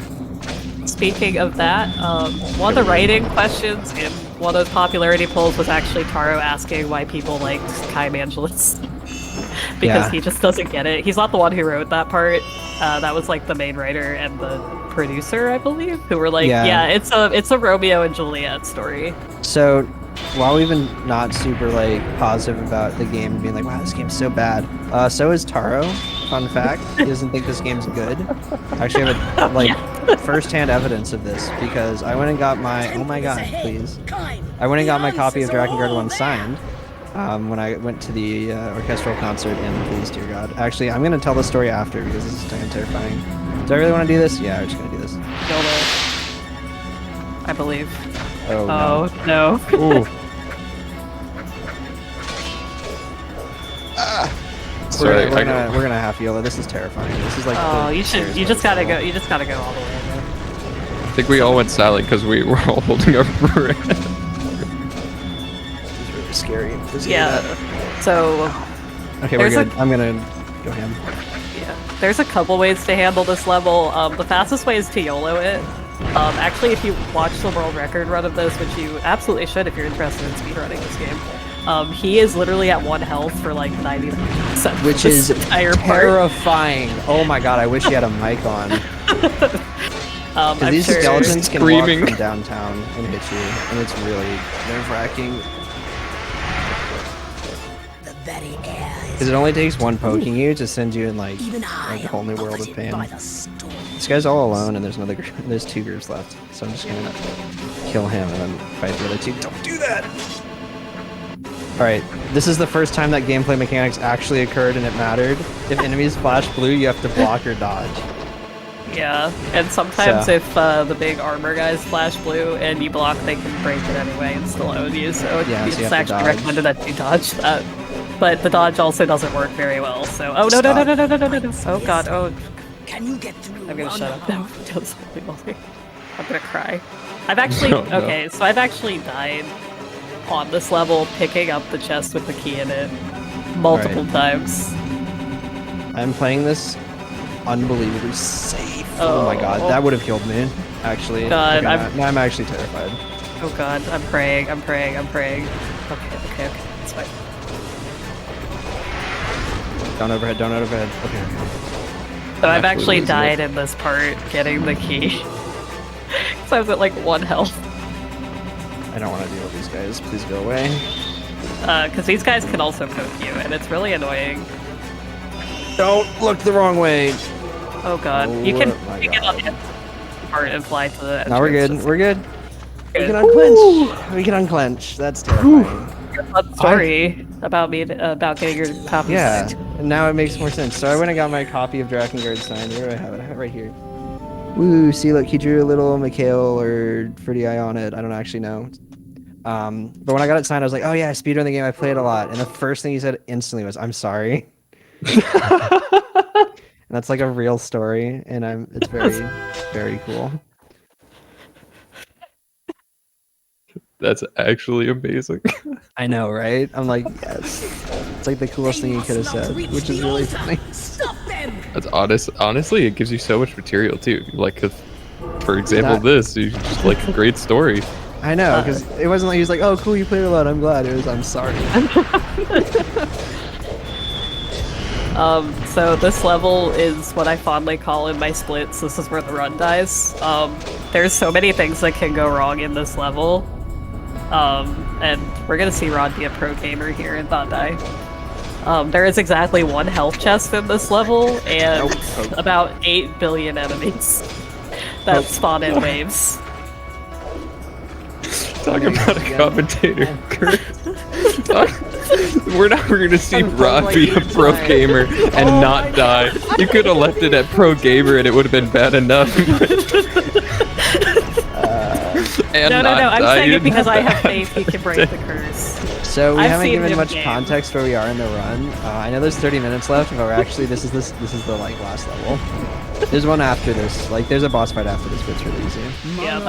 Yeah, Mana is here. She's Oh yeah, there she is.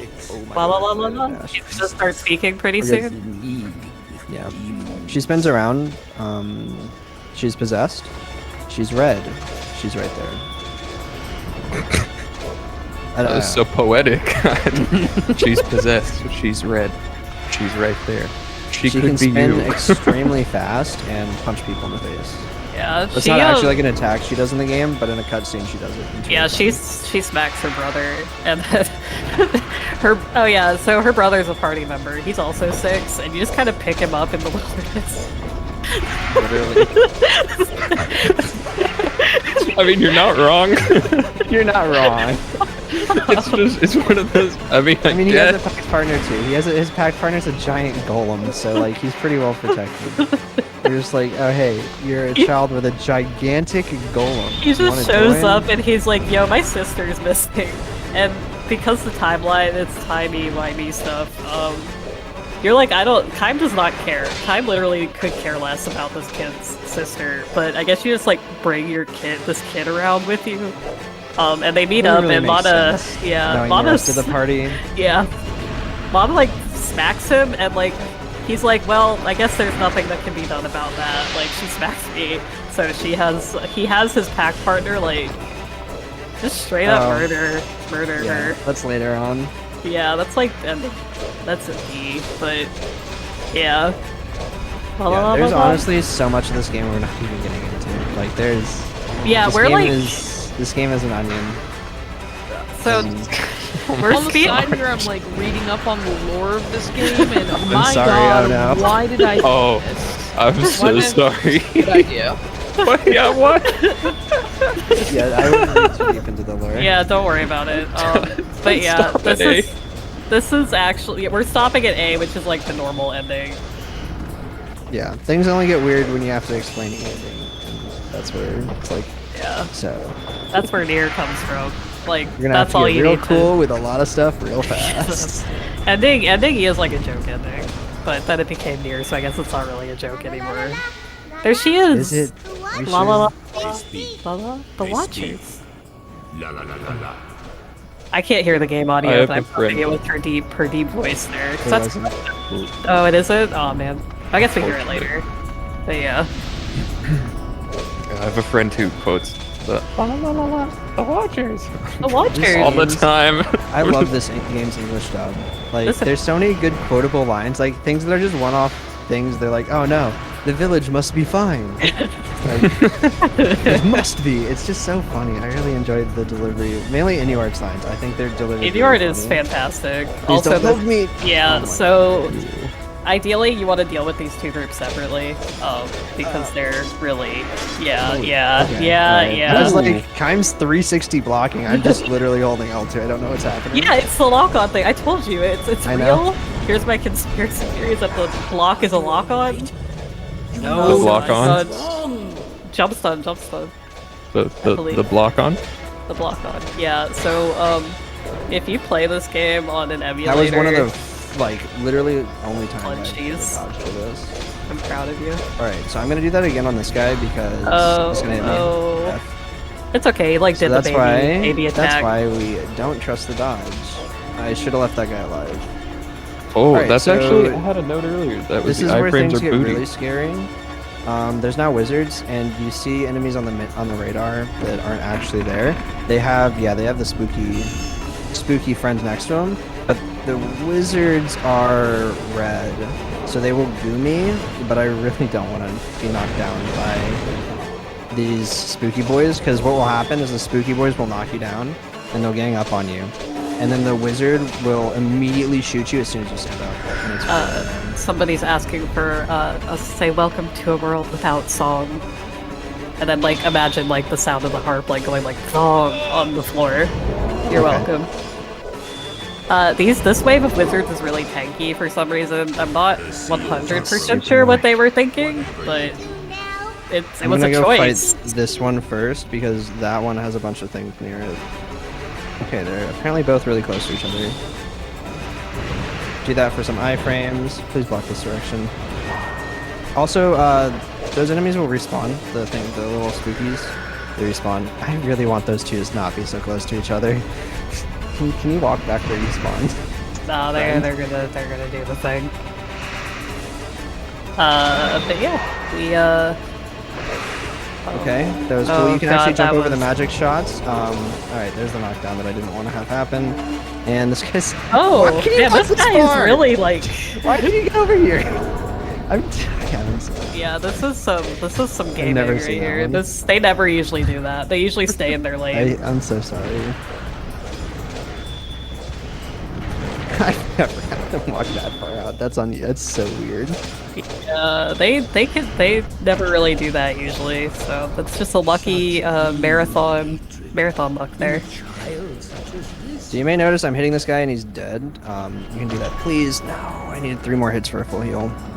You can hit enemies while they're dead. They have like a certain number of hits you can do on them, and for those big guys, it's like a lot. So I was hoping to then juggle the next guy to get a full heal, but I was not quick enough. Oh yeah, hey, Kios. He also plays these games. Ghosts. This is like the easy part. They just kind of vibe, and you just kill them in like 2 hits. All right, the next wave sucks though. Yeah, isn't it just 2 more waves? I believe. Wizard time again.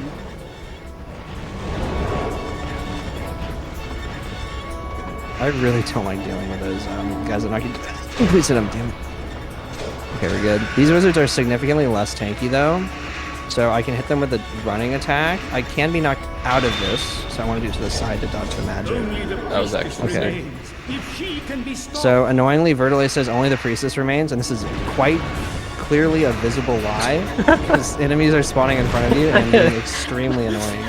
Congrats. I think I missed. Shoot, I'm gonna try that again. I really don't want to go over there and fight both of them. They're really close to each other. Yeah, they're being meaties. Oh god. Alright, I don't Okay, know. this should be fun.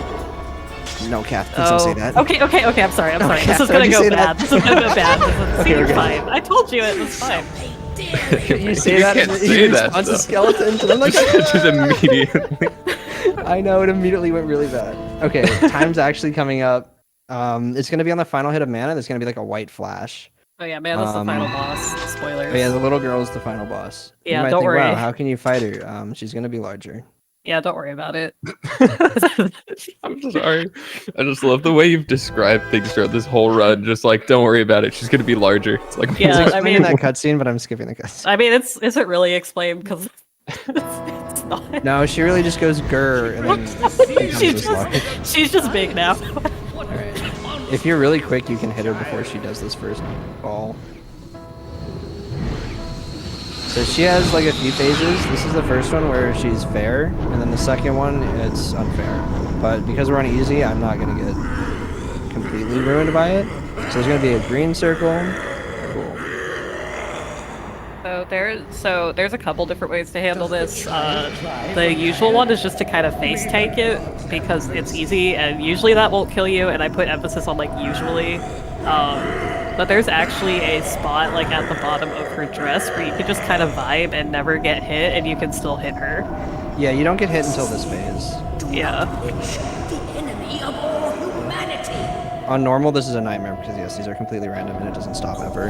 Yeah, you have to actually dodge in normal mode. Alright, it's gonna be time in just a second. Please turn around, Angelus. I really want you to. Okay. And one more hit. Time. Ooh. GG. GG. Wow, I didn't die. I'm actually like. Yeah, I'm proud of you. Completely shocked. This girl is so creepy. Yeah, she's just vibing. Don't bully her. Yeah. Whoppity wop. Whoppity wop. Okay, yeah, so while we're going into this final cutscene, I want everybody to speedrun this game, and then also Sponsored by tell Rod, DrakeNieR.com. sponsored by DrakeNieR.com, but also tell Rod to change the category name to DragonGF%. What the fuck is that game? I'm assuming that's talking about this game. Yeah. It's Drakengard. I'm gonna have you know this was the most normal ending in Drakengard. Yeah, it just gets worse. There's 4 more. Yeah. And they just keep you're like, wow, this game couldn't get crazier, and then it's like, oh hey, Just look kidding. at It's true. It this. sure can. Oh, now we've got this. See, a lot of people are like, I've never seen this game, but then you get to like ending D, and a lot of people are like, oh wait, I've it's seen that this one. game on like an out of context cutscene game cutscene. Yeah.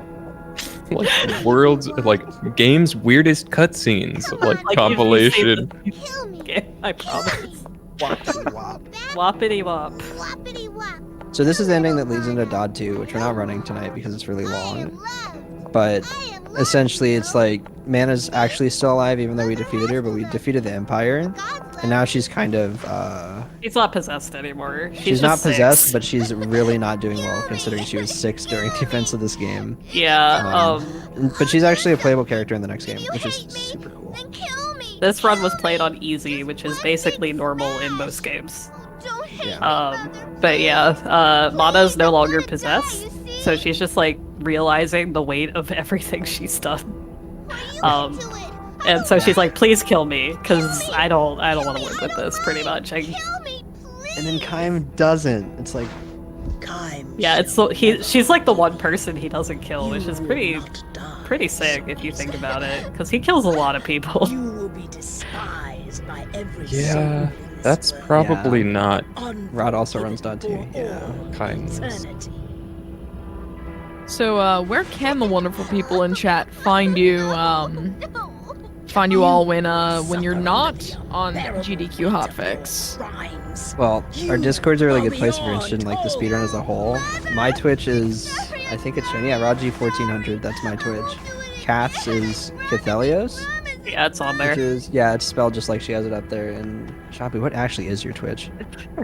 Just follow those guys. I'm just here for fun. just Shoppy follow just them. is like, he shows up when we're like going to go do commentary.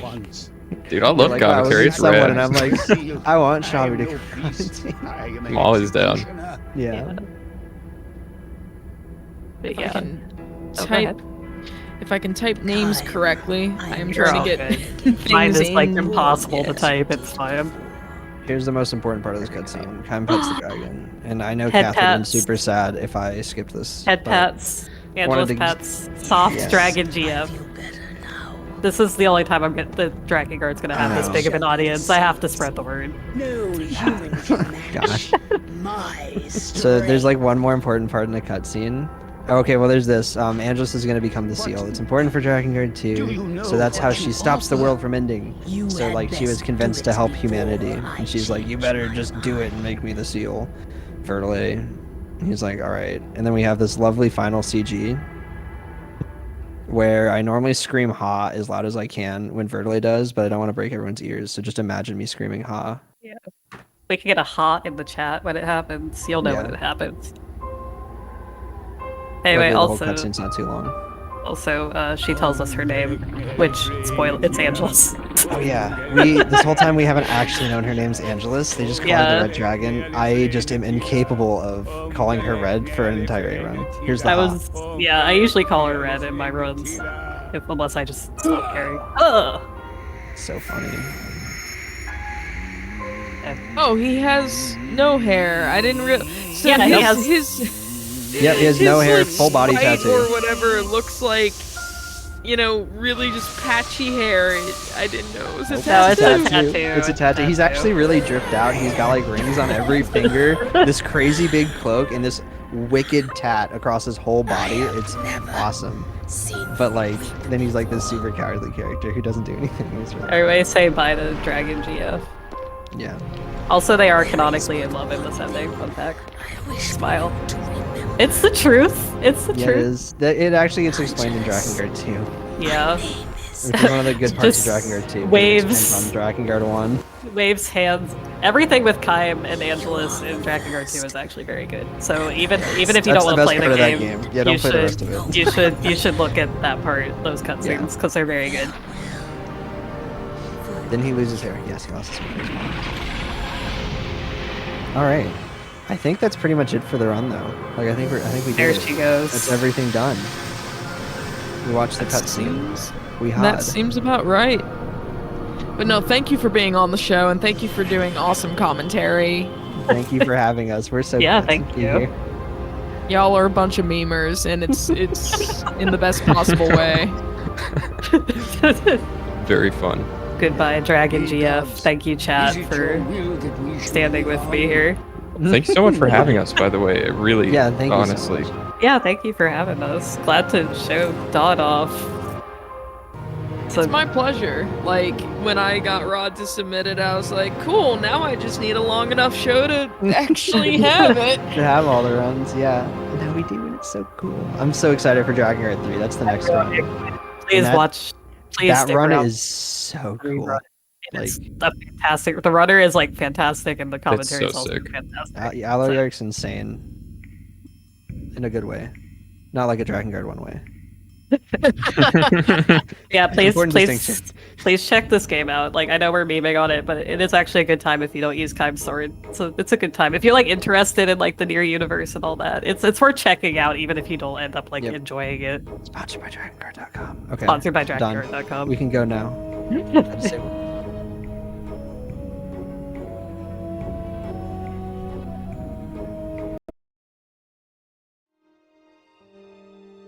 Hello everyone, welcome back to episode 17 of Never Before Seen. My name is AmberCyprian and I will be your host tonight for this last run that we've got. It is another speedrun of a game that has never before been seen in a mainline GDQ event. As always, if you happen to speedrun a game that has never been run in an AGDQ, SGDQ, or GDQx event, and you would like to submit it to the show, do type NBS, or rather !NBS into the chat to find the link to be able to send me your runs, and I would love to have you. We are being joined for our last run by Aliarch, with commentary by Intoneralis as Drakengard 3 wraps up today's show, or tonight's show. It's after midnight. I'm gonna count it as today. Heck it, it's AM. Yeah. But how are you two doing tonight? A little nervous, but I think I'll be Yeah. Yeah, I'm very nervous right now. But I think it's gonna be fun. This is a really nice round to see as well. I think y'all are gonna do great, honestly.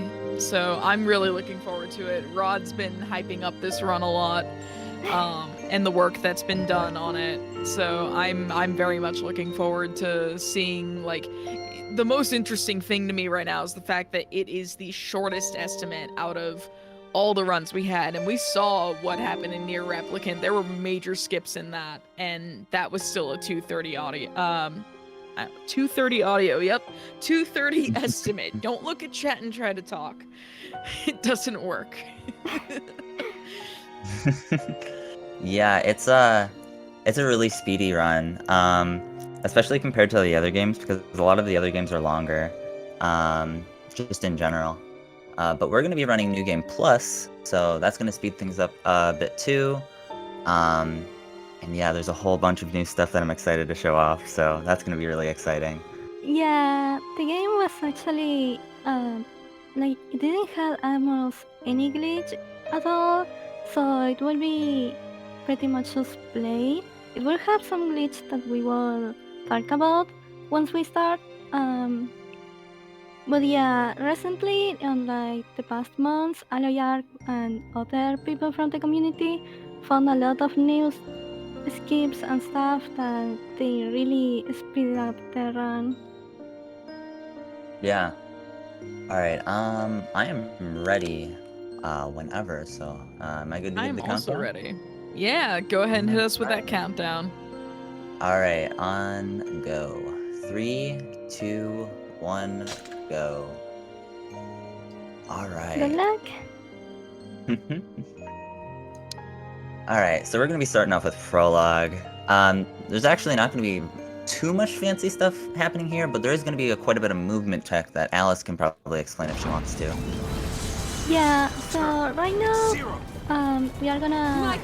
We don't really have all the movements on the prologue because we don't have the weapons that we will use on all the run. It's a set weapon here in Fortune View. Shall we tell them? So we use a movement that we call GDR, that it's basically just jump dash and light attack. Yeah. Right now, what we want to do is unlock the Titan by doing light dashes and jumping and doing a heavy. This way we can attack without being interrupted or anything like this. And we want to grab that Ether ball. It will let us use a movement that he's gonna use right now. Yeah. You want to talk about that? Or... Sure. I mean, basically, when you push triangle, it's like the weird heavy attack in Intoner mode. It lets you teleport to enemies, and that is going to be very useful. Yeah. Yeah, we are gonna use it a lot because one of the good things New Game Plus has is that we are gonna use a different custom than the one we use on New Game, which will let us to have internal mode permanently active. It will it won't have like a time to be used, but we will be able to activate it again. And it will help us to do a lot of different glitches as well, like different combinations in weapons that we will talk about later. So right now we are fighting against our sisters. They all have a specific personality. There's one thing that's called the flower. It's gonna be the main enemy in the game. We will see a lot of it. We won't really actually see a lot of it, but we will hear about it. So the flower is inside of every one of the gears, and each sister has a specific physical growth on each one. So yeah. This fight is actually set. Like, we want to finish it before the dialogue ends, so we don't lose any time. Yeah, we have to meet like the thresholds of the sisters before the dialogue ends. So it's on a timer, and there's like a small threshold to do that. But I'm doing fairly well. Yeah. It's a really annoying battle because if you dash, they won't dash out. So you don't want to dash. You want to combo them, like doing a lot of AoE damage. And yeah, running away once they are like at half HP. Yeah, because you don't actually have to hit them all the way down the threshold of them. This is also the same. It has a threshold. It will be annoying because he jumps back and he will always try to jump back and be away. But it's a really short threshold, so it's easy to hit. Yeah, it's fairly easy to get for the. Oh, I forgot to split. Oopsie. Oh well. But that was a good prologue. We went pretty fast. Yep, it was really good actually. So yeah, now we get to start seeing some of the stuff that New Game Plus gets to offer. Oh, fun fact. So for mashing in this game, you don't want to go as fast as you can, because that would be really slow. You want to actually time your mashing so that is like right at the beginning of it, I think. I'm not exactly sure when it is, but you do have to time your mashing for you to have optimal mashing. You can't just mash as fast as you can. So yeah. Be good. There's like definitely a optimal mashing speed for this game.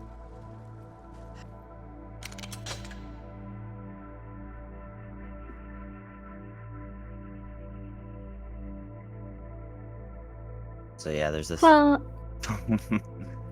Go ahead.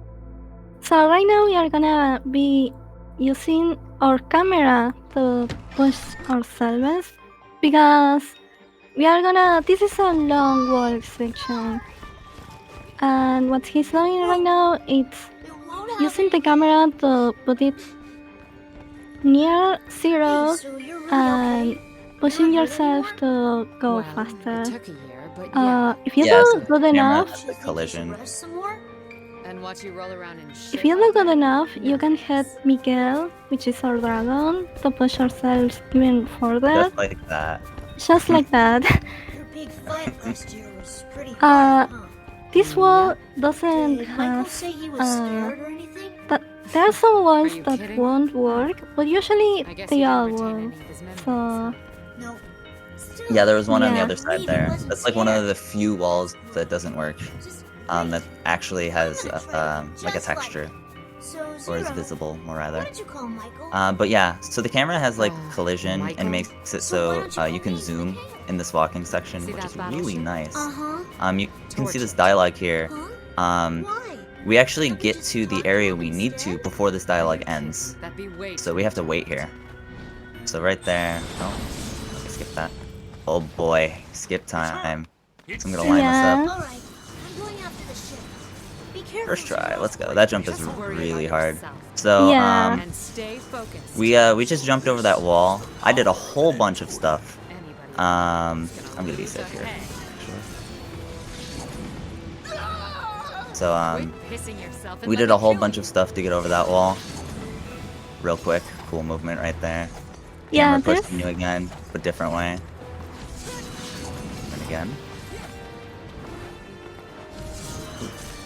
And we go right into the trigger, skipping a whole bunch of stuff.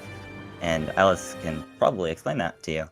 So what we skipped right now was an unskippable cutscene, a really long fight that will also have like a cutscene that we won't be able to skip. Another long dialogue that will make us lose like 10 seconds. But yeah, we will basically just skip the whole level, and it's a huge time save. But yeah, There's so a lot basically, I'm doing this weapon swap thing in the air, which is when all of the weapons are circling around her. We call that a swap cancel or just weapon swapping. It's pretty much interchangeable. But I'm gonna do it again right here. It lets you do another heavy in the air, which is this thing.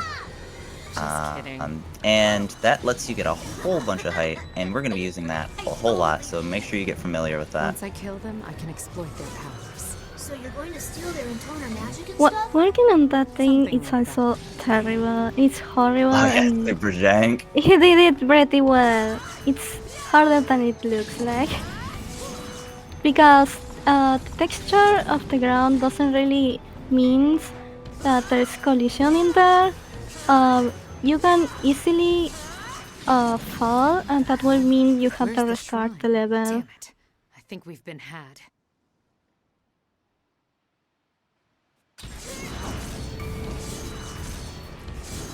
So right now, go ahead.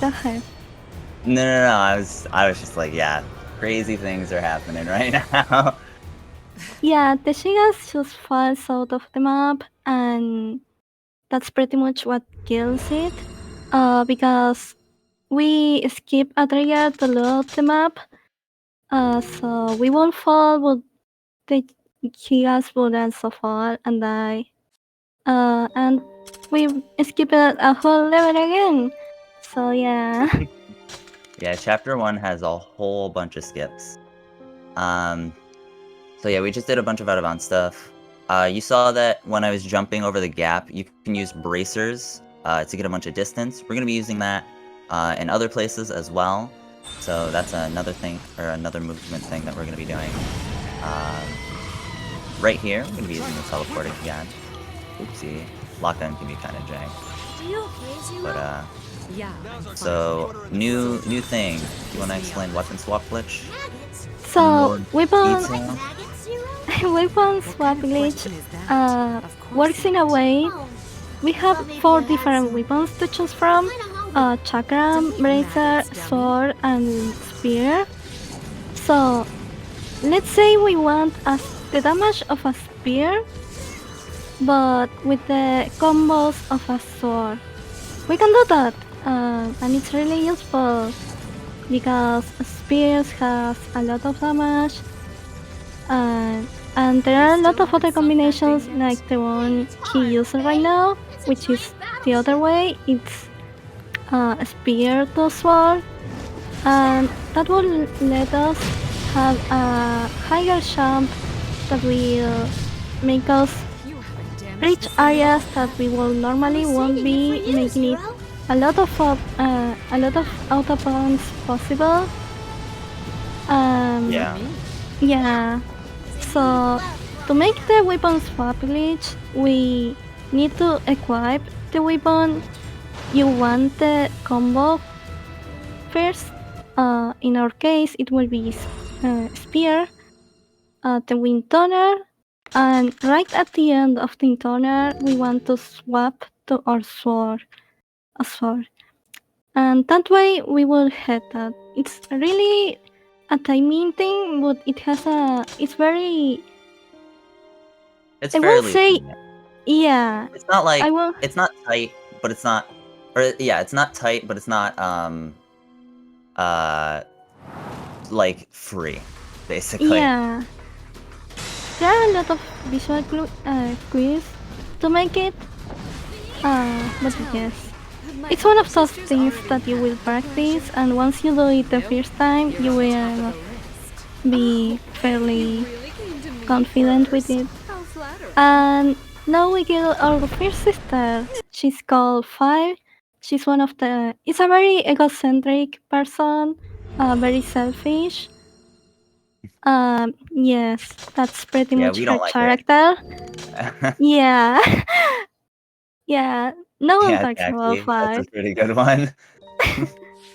So yeah, that was I chapter 1. We obliterated chapter 1. Yeah. So I read someone asked if it's the same sword as in NieR. Yes. This sword is also on NieR Automata. Yeah. There are a lot of weapons from NieR and Drakengard as well.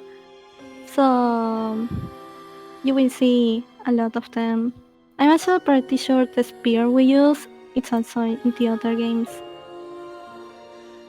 Oh boy, we've got this right here. So the game wants to tell you about how you got spear with Tito, but we really don't care about spear. So we're just gonna kind of go to the left of those guys. It's supposed to force you to actually use it, but we can just squeeze on by to the side there, doing our light dashing. Which have we explained light dashing? I don't think we have yet. No, so light dashing is another movement in this game now. As the name says, is dashing and using light dash. You can't spam it, you need a timing for it, otherwise it will be slower. It's a really good movement because it doesn't require you to use stamina. The bar we see under our HP bar. And we will use that one a lot, especially on new games. Silly moments like that when you run into a wall. It happens. Another thing to add. You'll see me doing it throughout the run more. This wall is kind of jank to do it, but you can still push yourself with the camera, and that applies for any type of movement. I don't always do it because, oopsie, because it can be jank sometimes. But it does speed us up, so that is something to think about. It's Cerberus, idiot. And guess what? Once again, we skipped the whole level. So yeah, There's a cutscene in there that we can't skip. There's a lot of fights in there that we can't also we can skip now, but they won't be obligatory. But yes, there used to be a jump in there on the stairs. Luckily, it's not in there anymore. We can just skip the whole thing from the start. Yeah, jump was a little jank, but now we go in a bunch of out of bounds area, or yeah, we go on a bunch of geometry out of bounds. Climb the mountain. There's a giant invisible floor that you can walk on. Yeah, there's that verse is really broken. Yeah, it used to be a really long verse as well, so it's nice that we can skip it now. I would assume that's Floor's hideout. And we will use intermal again to move faster because we are on New Game Plus and we can do that because we are overpowered by Toner. Teleport goes for. Yeah. I'll get in there. That was really fast. I had enough time even though I messed up. Oopsie, there's not a cutscene Yeah, there. that was really fast. Alright, we get to do it again here. We're gonna be doing this a lot during fights. Yeah, intermal also has a lot of damage. So if you have it there, why won't you use it? So yeah, it's gonna be there a lot. No more cannon.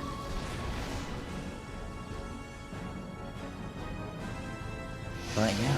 Oh, also get used to these doors. There's a couple that we skip, but Oh yeah. okay, I don't even know what I was called on. That was weird. But those doors take like 10 seconds each time, and there's not a reason. They just do. Yeah. Yeah, they are just there. There's one door that we will actually skip. I'm pretty sure it's the only one we can skip on the whole game without using autobounds. But yeah, they are just weird. They are there vibing, and their whole purpose is to make us lose time because a lot of time they just don't load anything.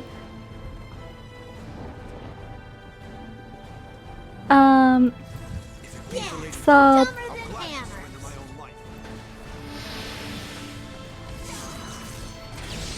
right after this battle, he will try to do weapon swap glitch again from sword to spear to give us a little boost in mobility. Because another great thing about weapon swap glitch is that if you see your stamina, it's not consumer. And we are doing right now dash and heavies. That will consume a lot of stamina otherwise without weapon swap glitch. But with this, we have infinite stamina basically. It doesn't work for all the weapon swap glitches, but luckily it works for this one. Yeah, and it's not always true that you'll just not use stamina with that weapon. Yeah. Glitch, you have to be on the ground. Yeah. For it to, I guess, count. Oh, he's go straight. Yeah, there's certain attacks that won't work. Hey, let's go. That's really jank. Yeah. I can't stress enough how difficult that jump actually is, because the game has a small auto-lock on the enemies when they are near you. So if you jump and do a heavy, Zero will end up facing the enemies, and that will mess up with your jump. So you have to time it really well for that to not happen. Yeah, it's very strange that a jump. It's a toner again. Like I said, get used to this. Because toner mode is kind of busted. That cutscene we just saw, it's unskippable. It's the game marking us that Mikkel it's available to help us. If we don't grab that thing, we will hit a cutscene as well. So we want to grab it every time we can. There's one moment or two that we won't grab it because it's better to take the time to head to another place faster. Yeah. That's pretty much it for Miguel help. If you don't grab it, it will leave an HP body as well, that's nice. But we don't need it on New Game Plus. Yeah. In fact, we actually got rid of all of our HP potions so that we can buff faster.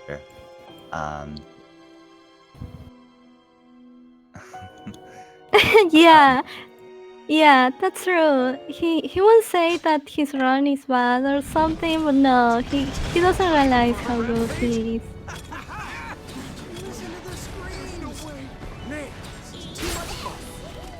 So right now this is pretty much shmup. Yeah. That's not Shmup is happening. Yeah, we are just vibing here, killing some soldiers, you know. We've seen Drakengard 1 just now, so I will say this is just another thing, another Drakengard thing. Yeah. Oops, I keep pausing. It happens. Oh, one thing I should mention. You can actually pause before a cutscene loads.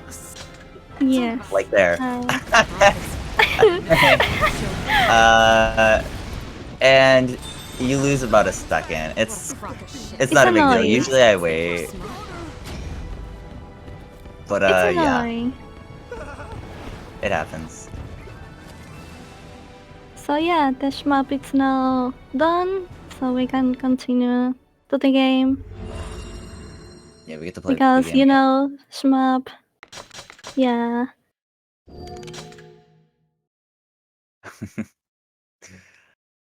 Alright. Oh boy, this level. Oh boy. So right at the beginning here, I'm gonna actually do the camera thing that we've been talking about a lot, and it's going to super speed me up. We're gonna... Oh wait, sorry, there's the camp, I forgot about this. SMH, we're mashing. Don't get to play the game quite yet.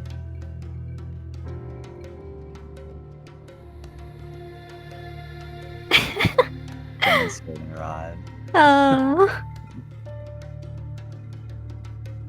Alright, let's see. It's okay, I'm gonna do like that and just say, no, you're going to do bad, and then everything's gonna go okay. Oh no. This is slow. But yeah, you still got the idea. I was doing it. And that also lets us have stamina in this area. And this area is atrocious to light dash through. There's so many turns in the corners. Make it really obnoxious to try and change your direction. So the game now,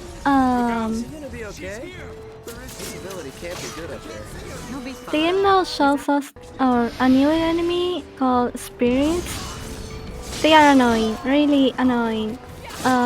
What they do, they buff enemies, and they make their defense super high, their attack will also be high. But that's not the problem in the run for us, because we are on New Game Plus. The problem is that they have a huge iframe, which will make it difficult when we actually have to kill the spirit as an objective. It wasn't this case, so we can just ignore them and stay on a place and just killing the soldier. But yes, they are a really annoying type of enemy, and we will see more of them later. Yeah, they were really nice there. They can be super mean, trap the guys at the top. Luckily they didn't do that and all the guys jumped down. But yeah, spirits are awful. We hate spirits. Yeah, no one likes them.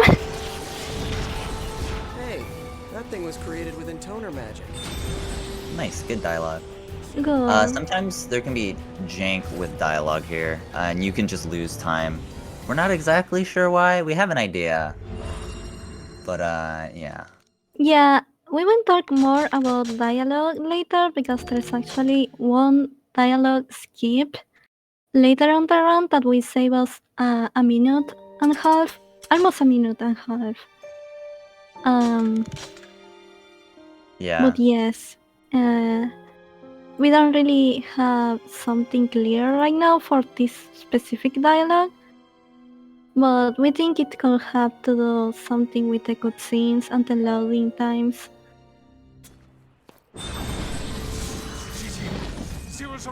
Alright. We have another skip in this level. But first, we have to do... please go. We have to do another fight with our good old friend spirits. And by good old, I mean very new. We just saw them. And hopefully, we don't see them for a long while.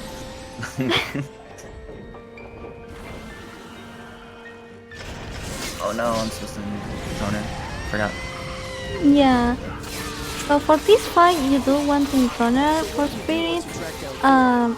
We didn't encounter on the last fight because since we don't need the we didn't need the spirits as an objective, it will encounter mode has an auto lock on, and it will mess up with us.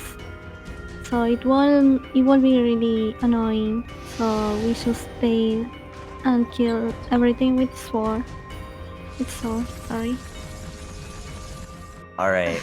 We've got this. Oh, that was. Oh, those platforms were very scary. We got this one up right here. So, we get up here, and there's that fight over there.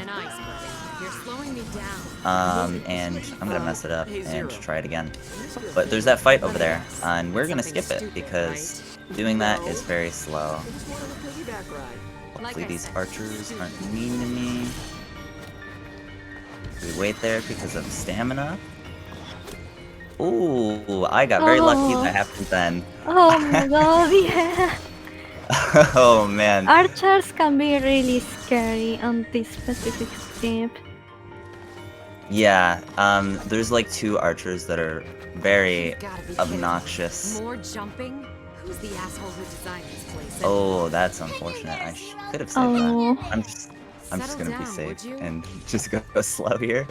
These platforms can be a pain. Alright. Alright, I'm done going slow. Yeah, they are actually harder than any of the skips. I'm not even kidding. They are terrible.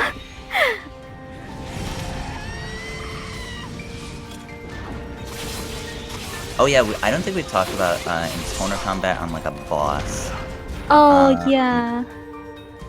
You wanna talk about Basically, that? yeah. Basically, what you end up doing is you want to mash. Well, you don't have to mash. You're timing it, but I mash as well when I time it. But you wanna time your dash so that you cancel the animation of the what's it, the triangle move, the heavy, the encounter heavy, and after you get the 2 hits, you want to cancel it, and it does so much damage. It shreds through things. Yes. And so I just saw something in chat. This is the Anor London bridge then. And yes, it is pretty much. Oh man. I don't know what verse I selected, actually. It's shmup time now. Oh. You're okay, you shmup selected the good time. one. I just saw it. Okay, good. So, who's ready for 7-minute auto-scroller? It's not completely auto-scroller, but big part of it is. Yeah, shout my out homie to... Rune. Yeah. Yeah. So... Lots of wyverns around here. Some of the people in here already know, but yeah, Grown is a really long shmup from NieR Automata. So yeah, you know, every game has to have the shmup time, so it's 5 time. Wow. So I'm gonna talk a little about the sister we are gonna kill now. That wasn't a compliment. Her name is Four. It's the green one we saw on prologue. She's a very fake, doll-faced person. Her chapter is actually the longest in the game because she's always running away of us. On the story, she doesn't want to fight us. She pretends she doesn't want to fight us. So she runs away. So, as I said earlier, each sister has a specific physical growth. For her, it will be her nails. They grow faster. She can't control that. So she doesn't like that. It makes her feel really bad. So she hides them with her bracers. So once on new game, once we finish this part, we will gain the bracers that we used earlier for a skip. But yes, it will be that. So, one thing about this shmup, in New Game Plus, I could literally just sit here and do nothing, but shooting these guys is fun, so I'm gonna do that. Like, you can literally just sit here and do nothing. Yes, you can do that. But on New Game, I hear this is pretty scary, but I don't run New Game, so Alice can probably explain more about that as well. Yes, a new game, you actually want to kill them all. You don't want to miss any of them because once you do that, you'll have bonus experience, which is useful to have more experience, and gold, which is really necessary on new game for upgrades and more weapons. Something that I don't think we explained is the perks of playing on New Game Plus. Of course, we are max level, we are level 60. It's important to be max level, not much because of the HP, but because of the stamina. Yeah, a lot of things would be slower if we didn't have the stamina. Yeah, we also have all weapons all maxed up, so we can choose whatever weapon we want. We always use the same 4 weapons. That of course are the ones with the most damage or the most utility.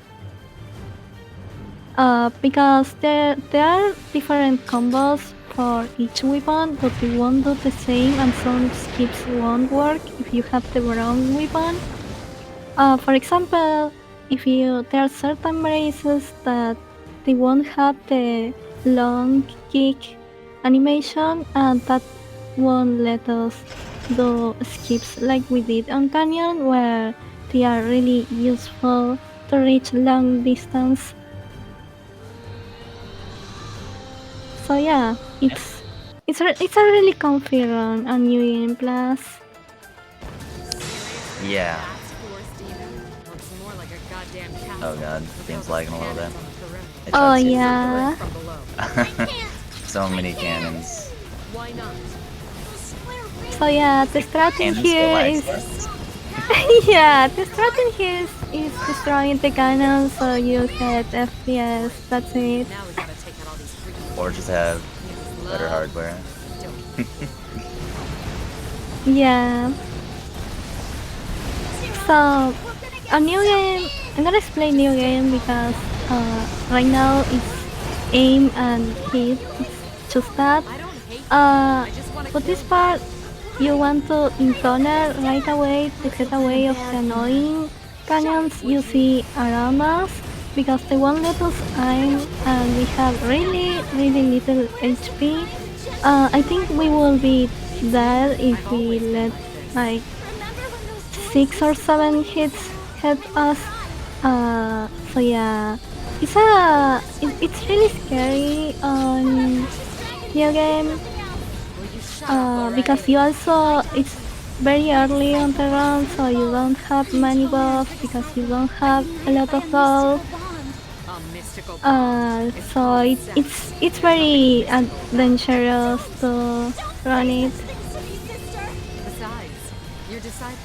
So right now it's just pretty much just killing the defense of the turret and just getting closer to her.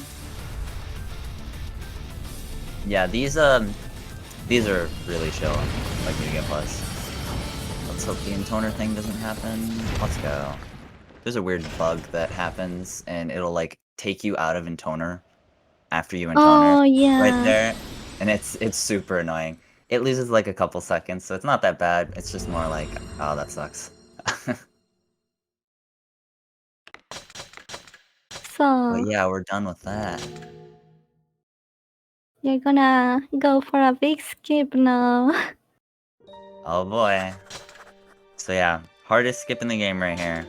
Yeah. We'll try and do it the hardest way. I'll be fine. There are different ways to do the first jump for this skip. Oh, and we also have the ship now. So Yeah, we're gonna be using this later on in the run. yeah. Not for this level, but in a couple levels. So yeah, that's gonna be cool. Yeah. That's gonna be a cool thing. Chewie? She's on the ship. That's where she is. Oh no.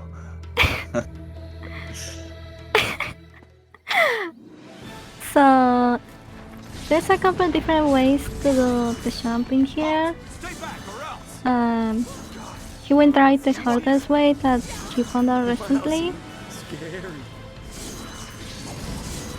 Hey, first try. There you go. Let's go. That's really hard to do. Oh yeah, the airship died. I was a liar. I'm sorry. Yeah, I'm sorry. Chewie was in there as well. Sorry that was for the. scary. Oh, you don't want to fall in there. As I say, if you fall, you have to restart the level. And that includes the mashing part in the airship. So people might be wondering why I waited there. It's because Zero doesn't like to jump. That was a very big gamble. She doesn't like to jump half the time. So we just wait a little bit to make sure that she'll actually jump.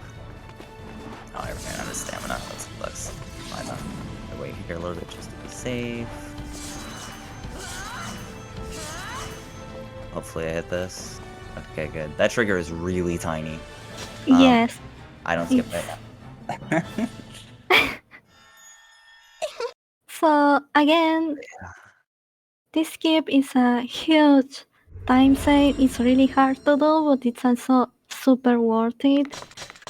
There's a lot of battles. There's a lot of really obnoxious walls and paths in general that we should skip by doing the skip. So yeah. Yeah, it's a lot of those jumps are very tight, and I did it fairly well, so that's a pretty good feeling. Yeah. Yeah. Okay, yeah, we do this thing. The teleporting here it's not actually to move faster, but it's because there are some mines in here that are really obnoxious to destroy with our normal weapons, but with Intoner we can just rip them up.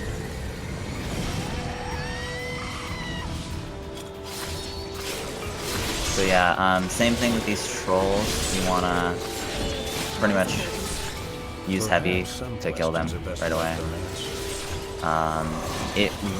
Like we said, it obliterates enemies. Yeah. I got the Spear Sword heavy again because we're about to do another skip right here. So yeah, this first jump is actually fairly tight. So hopefully I can get it first try. There we go. Oh, that jump is obnoxious. Oh, okay. Where am I? Oh, that's Please go here. very...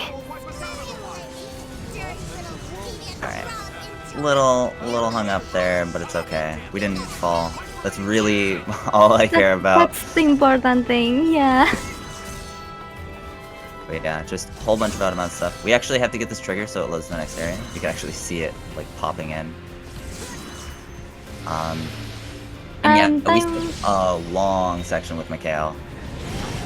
Yes, and now we have more time with spirits. There's one way to skip this fight, but sadly it will make us lose time. It's not worth it. It's longer and it's also really hard, so... Yeah, I was lying when I said that was the hardest skip in the game. Yeah. The skip that skips the spirits here is the hardest skip. But Yeah. Unfortunately, yeah, it does lose. Yeah, unfortunately, quote unquote. I mean, those spirits are annoying. They were really nice, They can be by the way. really annoying. Yeah. I messed up and I got really lucky, I'm gonna be honest. Yes. But yeah. More camera movement. Camera goes burr, basically. Someone in chat saying they love fairies. I don't know about that.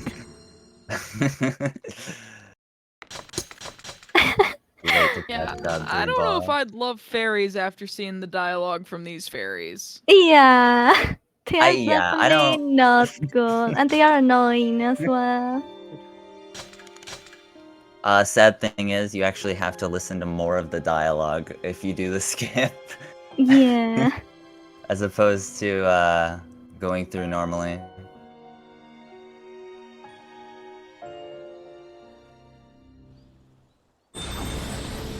Oh, wait. I always forget that I have to light dash at the beginning. Look at that. So, Okay, I didn't make it. we don't have any skip on these bars. But there are a couple of things to talk about. For example, for the walls in here, he's actually looking at the ground because they are made in a way that it's supposed to be a suppressive attack, and you can't be waiting at the spawn like we do for other enemies, because otherwise they won't appear. You have to look away from them, and then they will spawn. Yeah, it's like there's very obviously a look trigger there, but if you don't do that, you can lose a lot of time. Or if like you don't know. Oh, so in here, this is one of the cases where grabbing Miguel's help doesn't actually make us save time. It's better that we just go to the door, because if we are fast enough, we don't have to wait for dialogue, so we can take that time to watch that cutscene.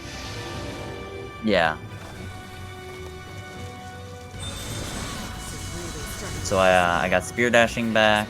We're gonna be using this a bit at the end of the verse, and a bit right now. And we're back into another fight. Again, we use Toner because it's powerful. It's also, the enemies are also really spread, so we can use the teleport, and that's really good. We are locked by the dialogue in here, so even if we are a little slow, we have to wait anyway, so it's just, as long as you're on the door, that's all that matters. Yeah.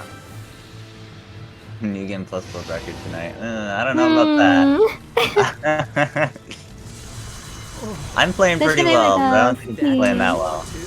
Especially because he actually has the world record. That is true, I do.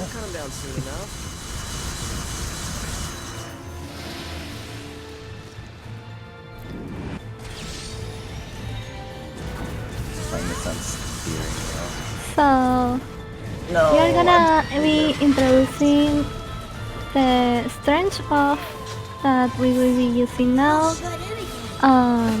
We will start using it more on bosses from now on. The name says it, it's a strange buff, so we just hit harder. It helps us in here because if you look at the internal bar, it will be really tight compared to the HP and defense of the Shigas. So we need all the help to make the internet to last as much as you can. Yeah. Ideally, you would have a lot of intoner left there.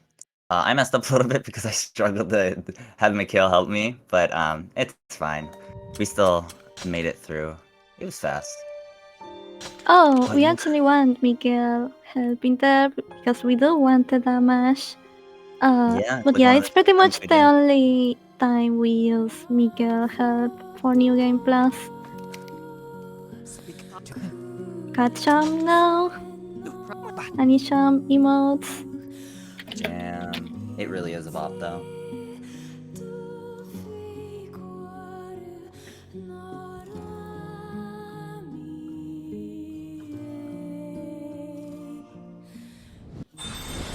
So, we just got shock rooms, and we're barely gonna use them. This is like the one map that we use them the most, I think. We don't really use it anywhere else, right? I mean, We there's don't one, use it a lot on New Game. But no, right now for New Game Plus, we don't really use it aside of the next area we are gonna be. But this is pretty much the level where we use it the most. Oh my god. Oh. I'll jump over. You can go through Those those are, guys. It's like jank. yeah, those are actually really hard to hit. The hell was that about? I figured I'd try, because why not? Yeah, it's always nice to try. What a pain. That girl is messed in Sooner or later, I'm gonna clip through there. Why the hell do I get experience for that? Such boxes. It will I don't know happen. if we can. We just have to insist enough. Clipping through there, or well, clipping quote unquote, will be hard because Zero falls really fast. We've seen that on autophones, that's why every autophone is pretty dangerous. Because you want to be doing an action all the time, or else you will fall super fast. Yeah, she falls like a rock. Yeah, she really does.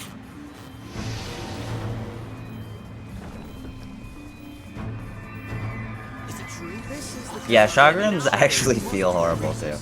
I'm not gonna lie. Yeah. Yeah. So right now we're talking about dialogue skip earlier, so this is where we are gonna use it. Dialogues are made in a way that you can skip them with loading cutscenes like the doors that we talked earlier, or other stuff. It's like you cut a dialogue and then another dialogue set will start. So it looks like we are losing time in here, but actually this is what we will save us like a minute or something. Yes, we want to start whenever Octa's dialogue starts, but we are gonna just do that. So right now this zone, it's not RNG. The cubes actually have a pattern, so we use that to do a set pattern and try to destroy as many as we can with a single chakram hole, and try to make it as fast as we can, because as I say, we skip the dialogue and we don't want to lose any time in here. It's not like on the last verse where we could just wait until the dialogue ends. Are you done? God, I thought she'd never shut up.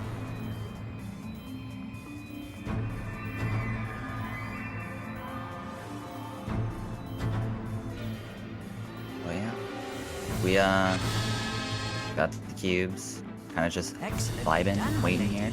What a drain. Who comes up with this shit? But alas, I fear it'll But be yeah. even trickier from here on out. Should be almost done.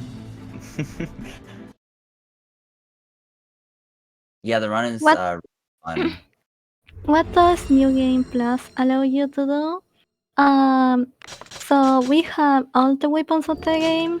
On New Game, we won't have every type of weapon unlocked from the start. We will have to wait until we kill one of our sisters to unlock their weapon.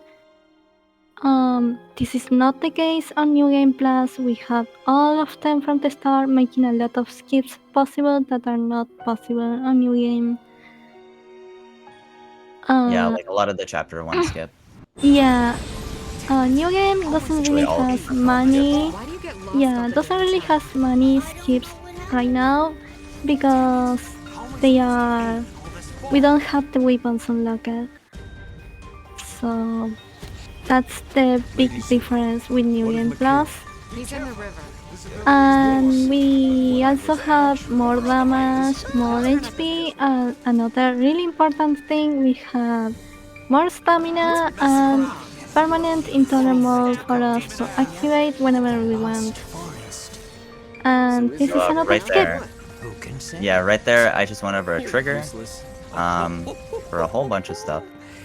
And I can just go to the end of this maze and not care about literally anything. So that's called Fog Skip. Wishang found that pretty cool. And it's a skip. So we skipped all skip. Yeah. Another way to do it.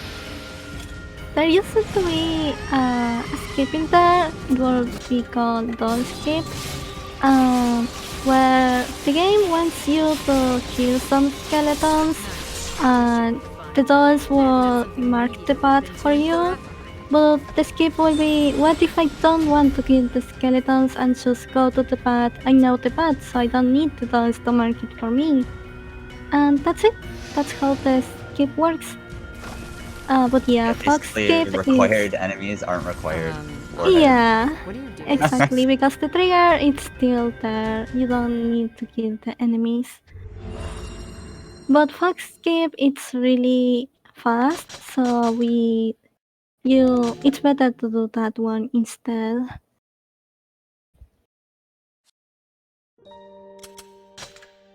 Oh boy, Oh boy. There's some cool movement that we're gonna do near the top of this area that we're gonna be heading up. I mean, I'll explain it when I get there.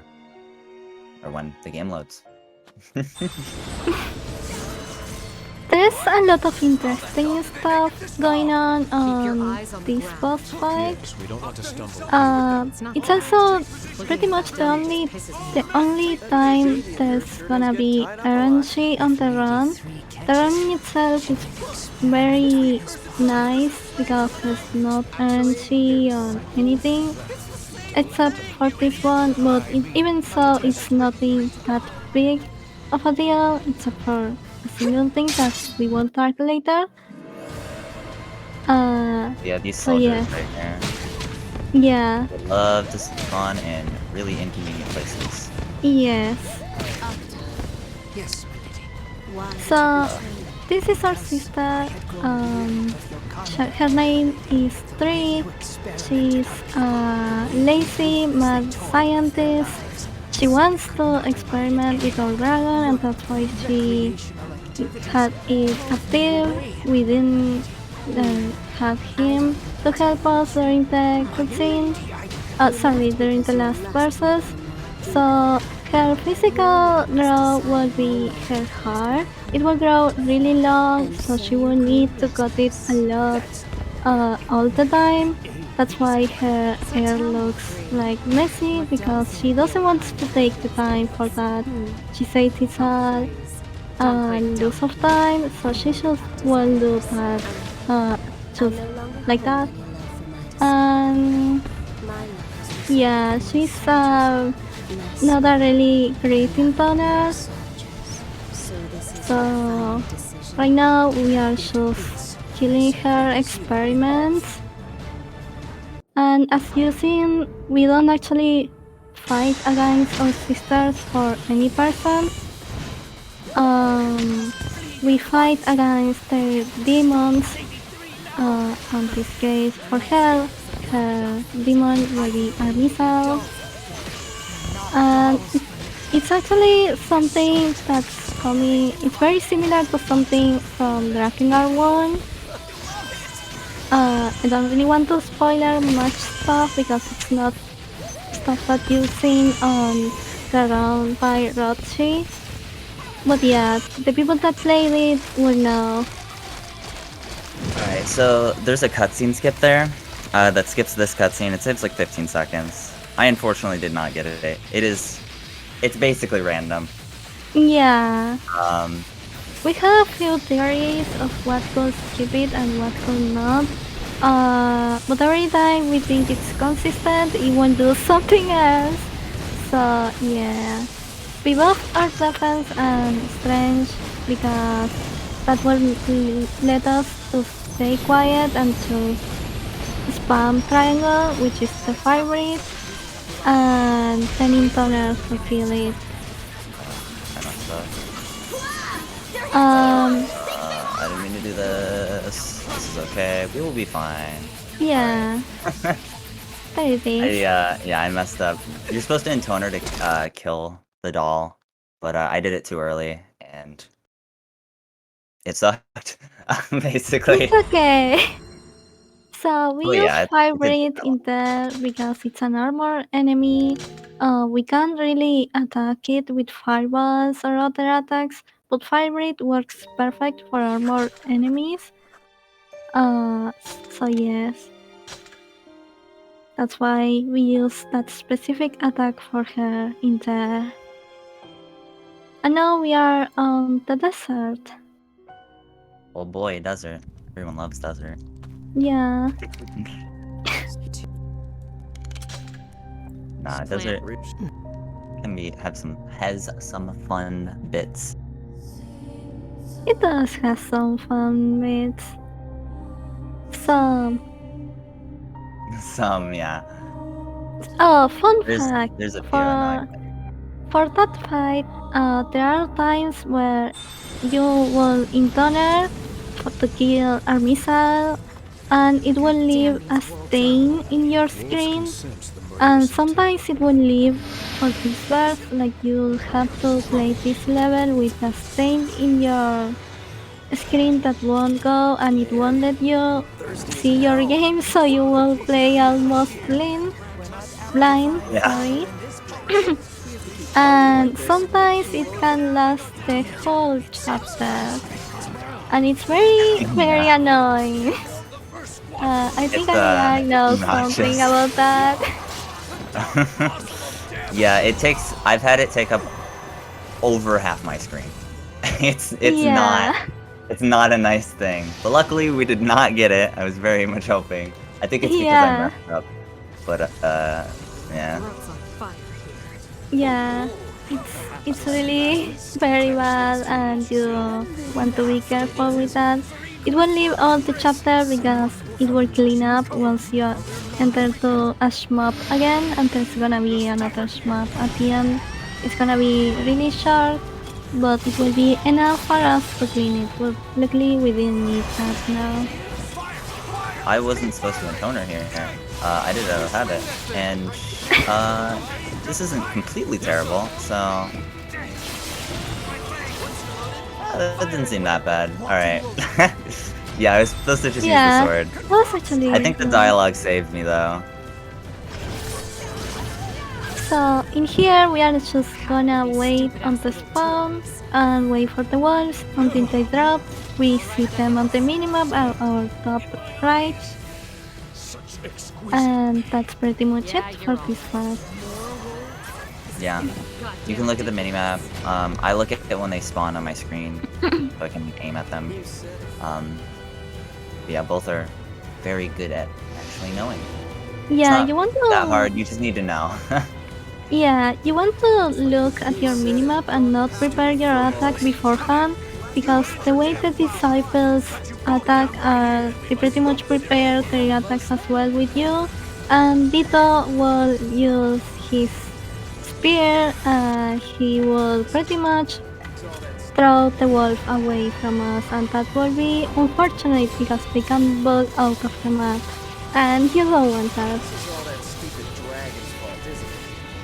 Oh, I got a different dialogue. So if you do this verse somewhat fast, in that getting from that fight with the cannons and the archers, Dito will say a different dialogue. I think it loses a little bit of time, but yeah. I'm not sure, I haven't done like extensive testing. Yeah, dialogues are just something that needs test on this game yet because they can work on really weird ways. Like you won't think you found the solution for something, but then it ends up being something else. So we still haven't really messed with them that much.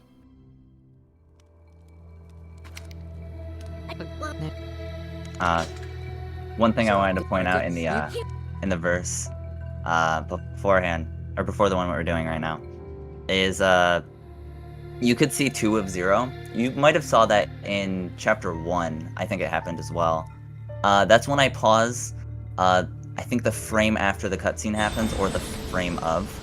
And yeah, it's the same thing with that pausing thing. So it's like teleported 0, but it hasn't actually started the cutscene yet. Yeah, we're gonna see a lot of not new stuff, but stuff that we found out recently as well, like a new teleport to move faster through here. And we will also use a movement that we call cool movement. Cool. Yeah, basically because it lets us go really fast whenever we are close to a ceiling. But yeah, it's just so This will require yeah. I'm gonna say when we are gonna do that.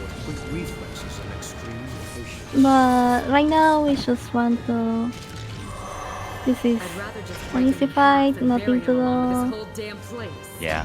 Just We're waiting usually there. way faster than the dialogue here. Oh yeah.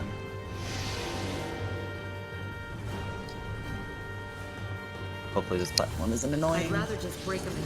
Let's go. That platform can like eat your jump. Yeah. Actually, it's always really annoying.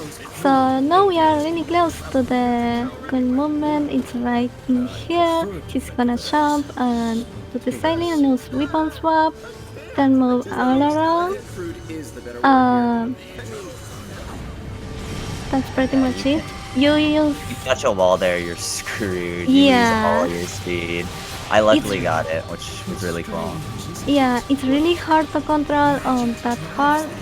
We actually do that on the first verse on chapter 1, but this is the one we do the from start to end because it lasts as much as you can have weapon swap actually. We do another one here. More platforms, Zero's favorite. I actually feel bad for her because she hates platform, but we keep doing all these games and stuff. Yeah, we keep platforming. Yeah. They built it right into the ruins. Let's go. Oh, that's There you go. Oh. that is really unfortunate. No. Oh. Whatever. It's fine. Yeah. I'll just go. Can I play the game? You were making it look too easy. You had to make them look how it actually goes most. Not most of the time, but if you mess up, you can mess up a lot. Sometimes. I think it was an arrow or something. Oh. You are doing great otherwise, like I promise you, like all the other skills you've got makes up for that, really. Yeah, really. The skips are super hard and they take way more time than just dropping in there. Trust me. That was so fast. Oh my god. Yeah, that was really fast. You don't want It to. happens. You have to be careful in that battle because the ogres will jump back and they will reach an area that you can't reach, and they will stall in there, making it pretty much not being able to hit them. Yeah, they jump back. And And your hitbox is just too small to hit them. They're like yeah, way back yeah. there.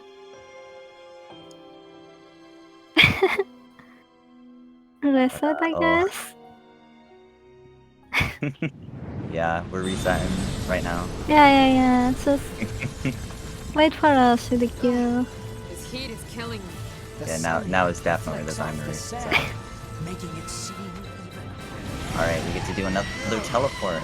Or do we love our teleports? The sunlight seems to Oh, do you want to explain how the good teleport works versus the bad teleport? Yeah, so there used to be a problem with the game.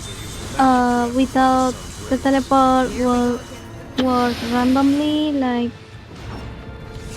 there were two different teleports. Because of the way lock-on works. It was really bad because the way teleport works, it's very tight to lock-on. So we needed to have the good one because it lets us have more distance, and it will also lock to whatever is in your camera instead of whatever is near you. So you don't, with the bad one, you will have locked on stuff near you, meaning that you won't have any distance at all from it. And even if there was some enemy at a distance, it will still try to look for something around you. So it will make you. It will not let you do the distance that you would normally do. So to fix that, I love found away. It turns out it's a problem somewhere in Prologue and Gabriel's fight, the dragon fight. Whenever the game auto-locks on Gabriel's fight, it will fix the lock-on and it will give you the good one. And that way you fix the game, and it's something you want to do before starting a run. Yeah. This movement, by the way, has me dying. I have to match as fast as I can. I was about to bring it up. This movement is just absurdly, like, ridiculous looking. Yeah. Yeah, you have to the faster you mash, the faster you go. It's very, very tiring. Yeah. We used to use it a lot before the skips, and our hands will die. It was really bad because the faster you mash, the faster you go for this specific movement. It doesn't apply to everyone. But yes, now we don't use it as much because we have the skips and we don't need it. We instead use weapon swap glitch to have other type of combinations to have a better reach of height or something like that. Yeah, we can jump higher with Spirit Sword heavies as opposed Yeah. to doing spear dashing. So sometimes it's just better to not bother with it because you already have to do it again at some point.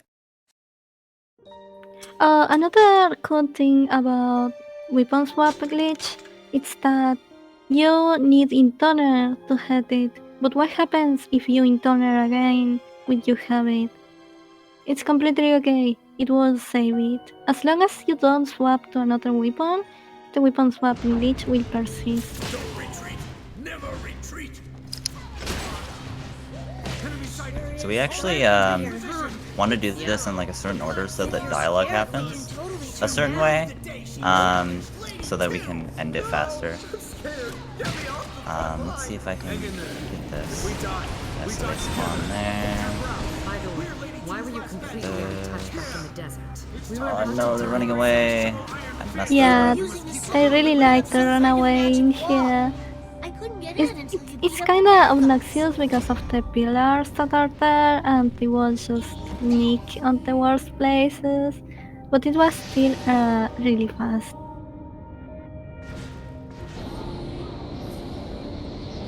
I was a little slow there, but it's okay. Oh, there's a cutscene I'm supposed to skip. Oops. So, more boss fight. We are now fighting 2. Get to go and summon these Gordon things. She's actually a really nice character. She's a really good person. Unfortunately, she got corrupted by the flower's power, and that's why she looks like lost now. She doesn't speak. Her disciple is speaking for her at this moment. I don't want to go too deep into her because her story is mostly explained on the DLC, and if you want to play this game, I really recommend to play it as well. It will explain a lot of her. It's something that personally I think should be on the base game because it also explains other stuff. But yes, her physical strength is really high. She usually has to put a lot of effort not using it. So in there, they both have an armor. You want to hit them both 5 times and kill them together. Yeah, if you don't kill them together, they're like really obnoxious. I don't know why I bought one of those. We do need to buy more buffs though, because we're gonna be using more. But yeah, so we're gonna be going into chapter 5. Meet our good old pal 1 in a little bit once we're done.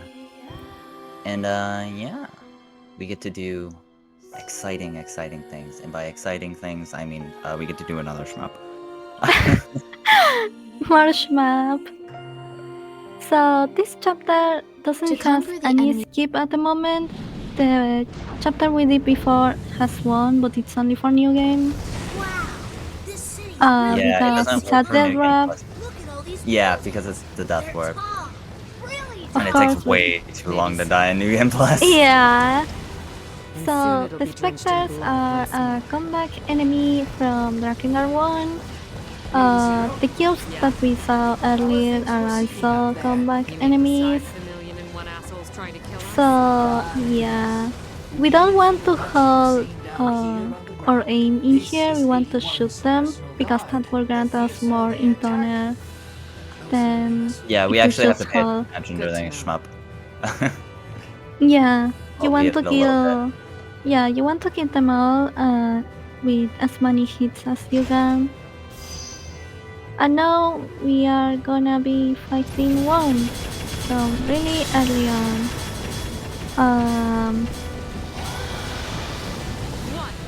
Star Fox be looking kind of different, yo. All I've been able to think about is Star Fox and Panzer Dragoon, like this entire night. Yeah. Since Drakengard 1 started, I was like, when did we start playing the Panzer Dragoon series? Yeah. So we fight 1. She has a strong sense of justice. For those who play Sino Alice, they might be familiar with a character called Snow White. She's very similar to her. Her dragon had to be corrupted, so they both could get more power, and that's why it looks like that as well. So yeah, all her 5 sense are also stronger. Her smell, her yeah, everything.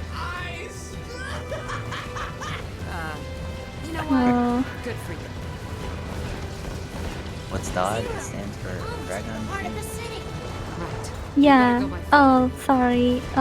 Something we didn't say. Yeah. Yeah, basically the Japanese name for. Yeah. Another thing we didn't say at the start. A fun fact: unlike all the other Drakengard and NieR games, Drakengard 3 is the only one that doesn't have any different difficulties. Difficulties is something really important on Drakengard 1. If you look at the previous round by Ratchi, you will see it's very important, but in here we just have one singular difficulty for both New Game and New Game Plus. Yeah, sometimes I forget to say like, oh yeah, that's the name. As opposed to the saying Drakengard. We use them both. They're there. Oh, one thing, this cutscene is abnormally loud. For some reason.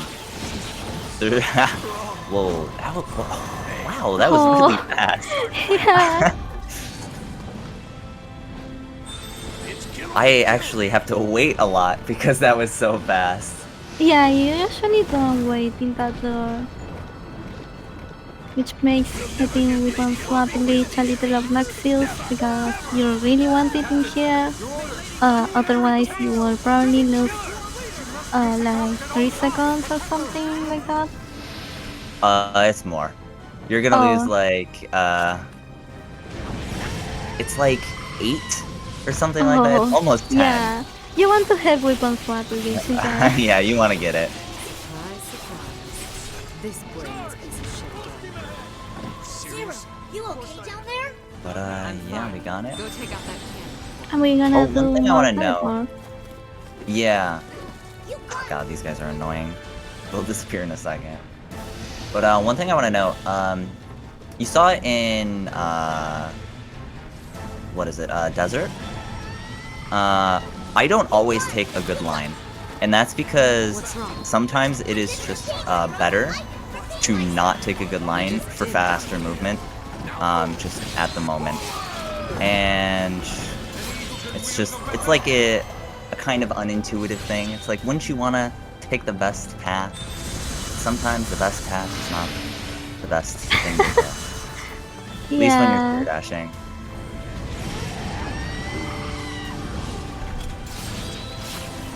So Morgan. Oh, we are close to the door we can skip. The only door we can skip. So we are gonna kill this golem. Everybody get excited because this is the only door. Yeah. Yep. Not this one. The next one. If only all the doors would be like that.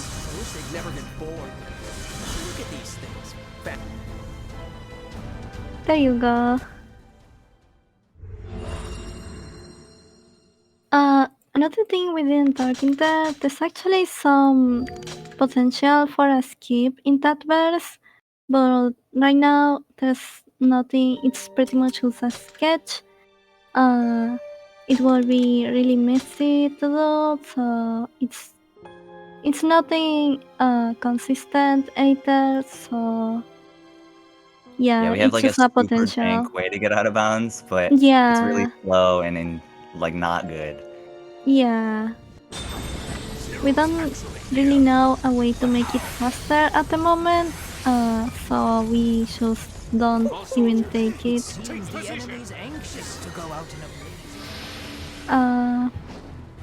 In here there's also a potential to skip this fight, but the walls are so high that we can't get out of bounds at the moment. Maybe sometime we will, but right now we don't have any idea because we are just absurdly high. Yeah. Yeah, they're enormous. You have Yeah. like if you check how high those walls are, you're going up forever There's no way you're getting over him. You gotta find like a clip or something. Once we clear these soldiers out, Yeah, and this game doesn't really like skips. Its collision is surprisingly good. It's just that they didn't put enough of it. So we're gonna be doing another teleport. This one actually saves quite a bit of time. No, not if I do that. No, that sucks. Walking through Yeah, we're supposed to go to here these guys here. walking through here is actually pretty annoying when you don't use the teleport. Because the imps, yeah, they will try to knock you out all the time, and they will always be successful at that.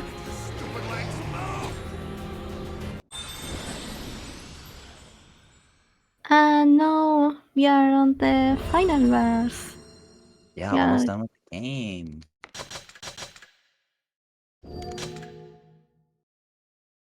So this is on like 26 pace, which is actually really good.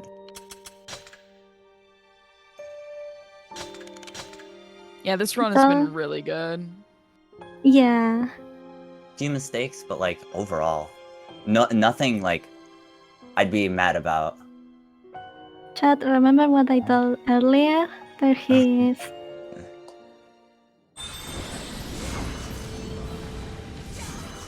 Again, using the camera to push himself for a faster movement. Do you wanna explain how certain enemies spawn others in here? Yeah, so the archers, which I'm actually just going over to. So those archers actually spawn more archers. And we want to kill those guys as soon as we can, because it will actually speed everything up, because it takes a little bit of time for the enemies to spawn. It's not just like immediate. But other than that, we're kind of just teleporting, killing groups if we can. Like here. We want to kill them as fast as we can to keep up our internal bar as up as we can, because even when you are an internal, it will help you. It will help you more and more as long as you keep killing, and that's a reason why you want to kill those archers. Because if you don't, as he said, they won't spawn and they will make you lose time, and that will pretty much make you leave internal mode as well. And that will be even more loss of time. So this verse, it's like on a spiral. It's really easy to mistake the doors and go to the wrong one, but to make it not happen, there is a small trick. It's using your minimap and just looking at it as counterclockwise, and that's how you go through the Yeah, I have the definitely rooms. gone to the wrong door multiple times. Yeah, you want to be aware of that, because it's a really common mistake. Pretty much everyone who runs this game has done that at least twice. But yeah, this part is very scary on new game.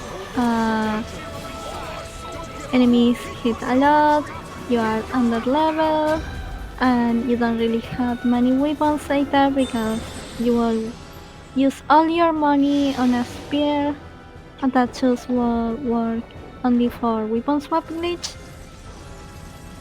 But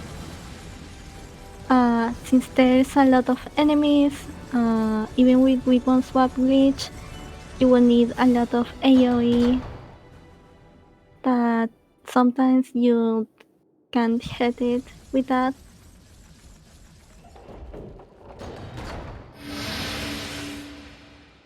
Alright.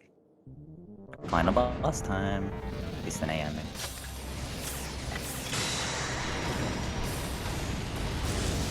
I know how this goes, my sister. Not even you can recover from a mortal dragon wound. Then I guess I just have to kill you first. Again, since he's an armor enemy, we are using Breed and Defense and Strange Patterns. We want to corner him so he will keep on that place. And We're coming up on time. You comprehend nothing. You destroy the peace we So as soon as the screen fades to white, we will be done. and then you think you can save the world. I missed. it's okay. And There you go. time. GG. wasn't it me? Wow. Farewell, Gabriel. I'm gonna skip these. We don't want spoilers.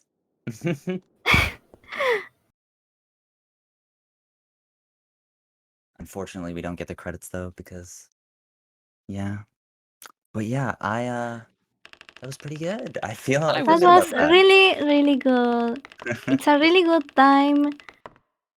The skips went really good. It's really hard to do them because again, if you miss something on a skip, it means you have to restart most of the time, and you didn't have to restart a single time, and that's just wonderful.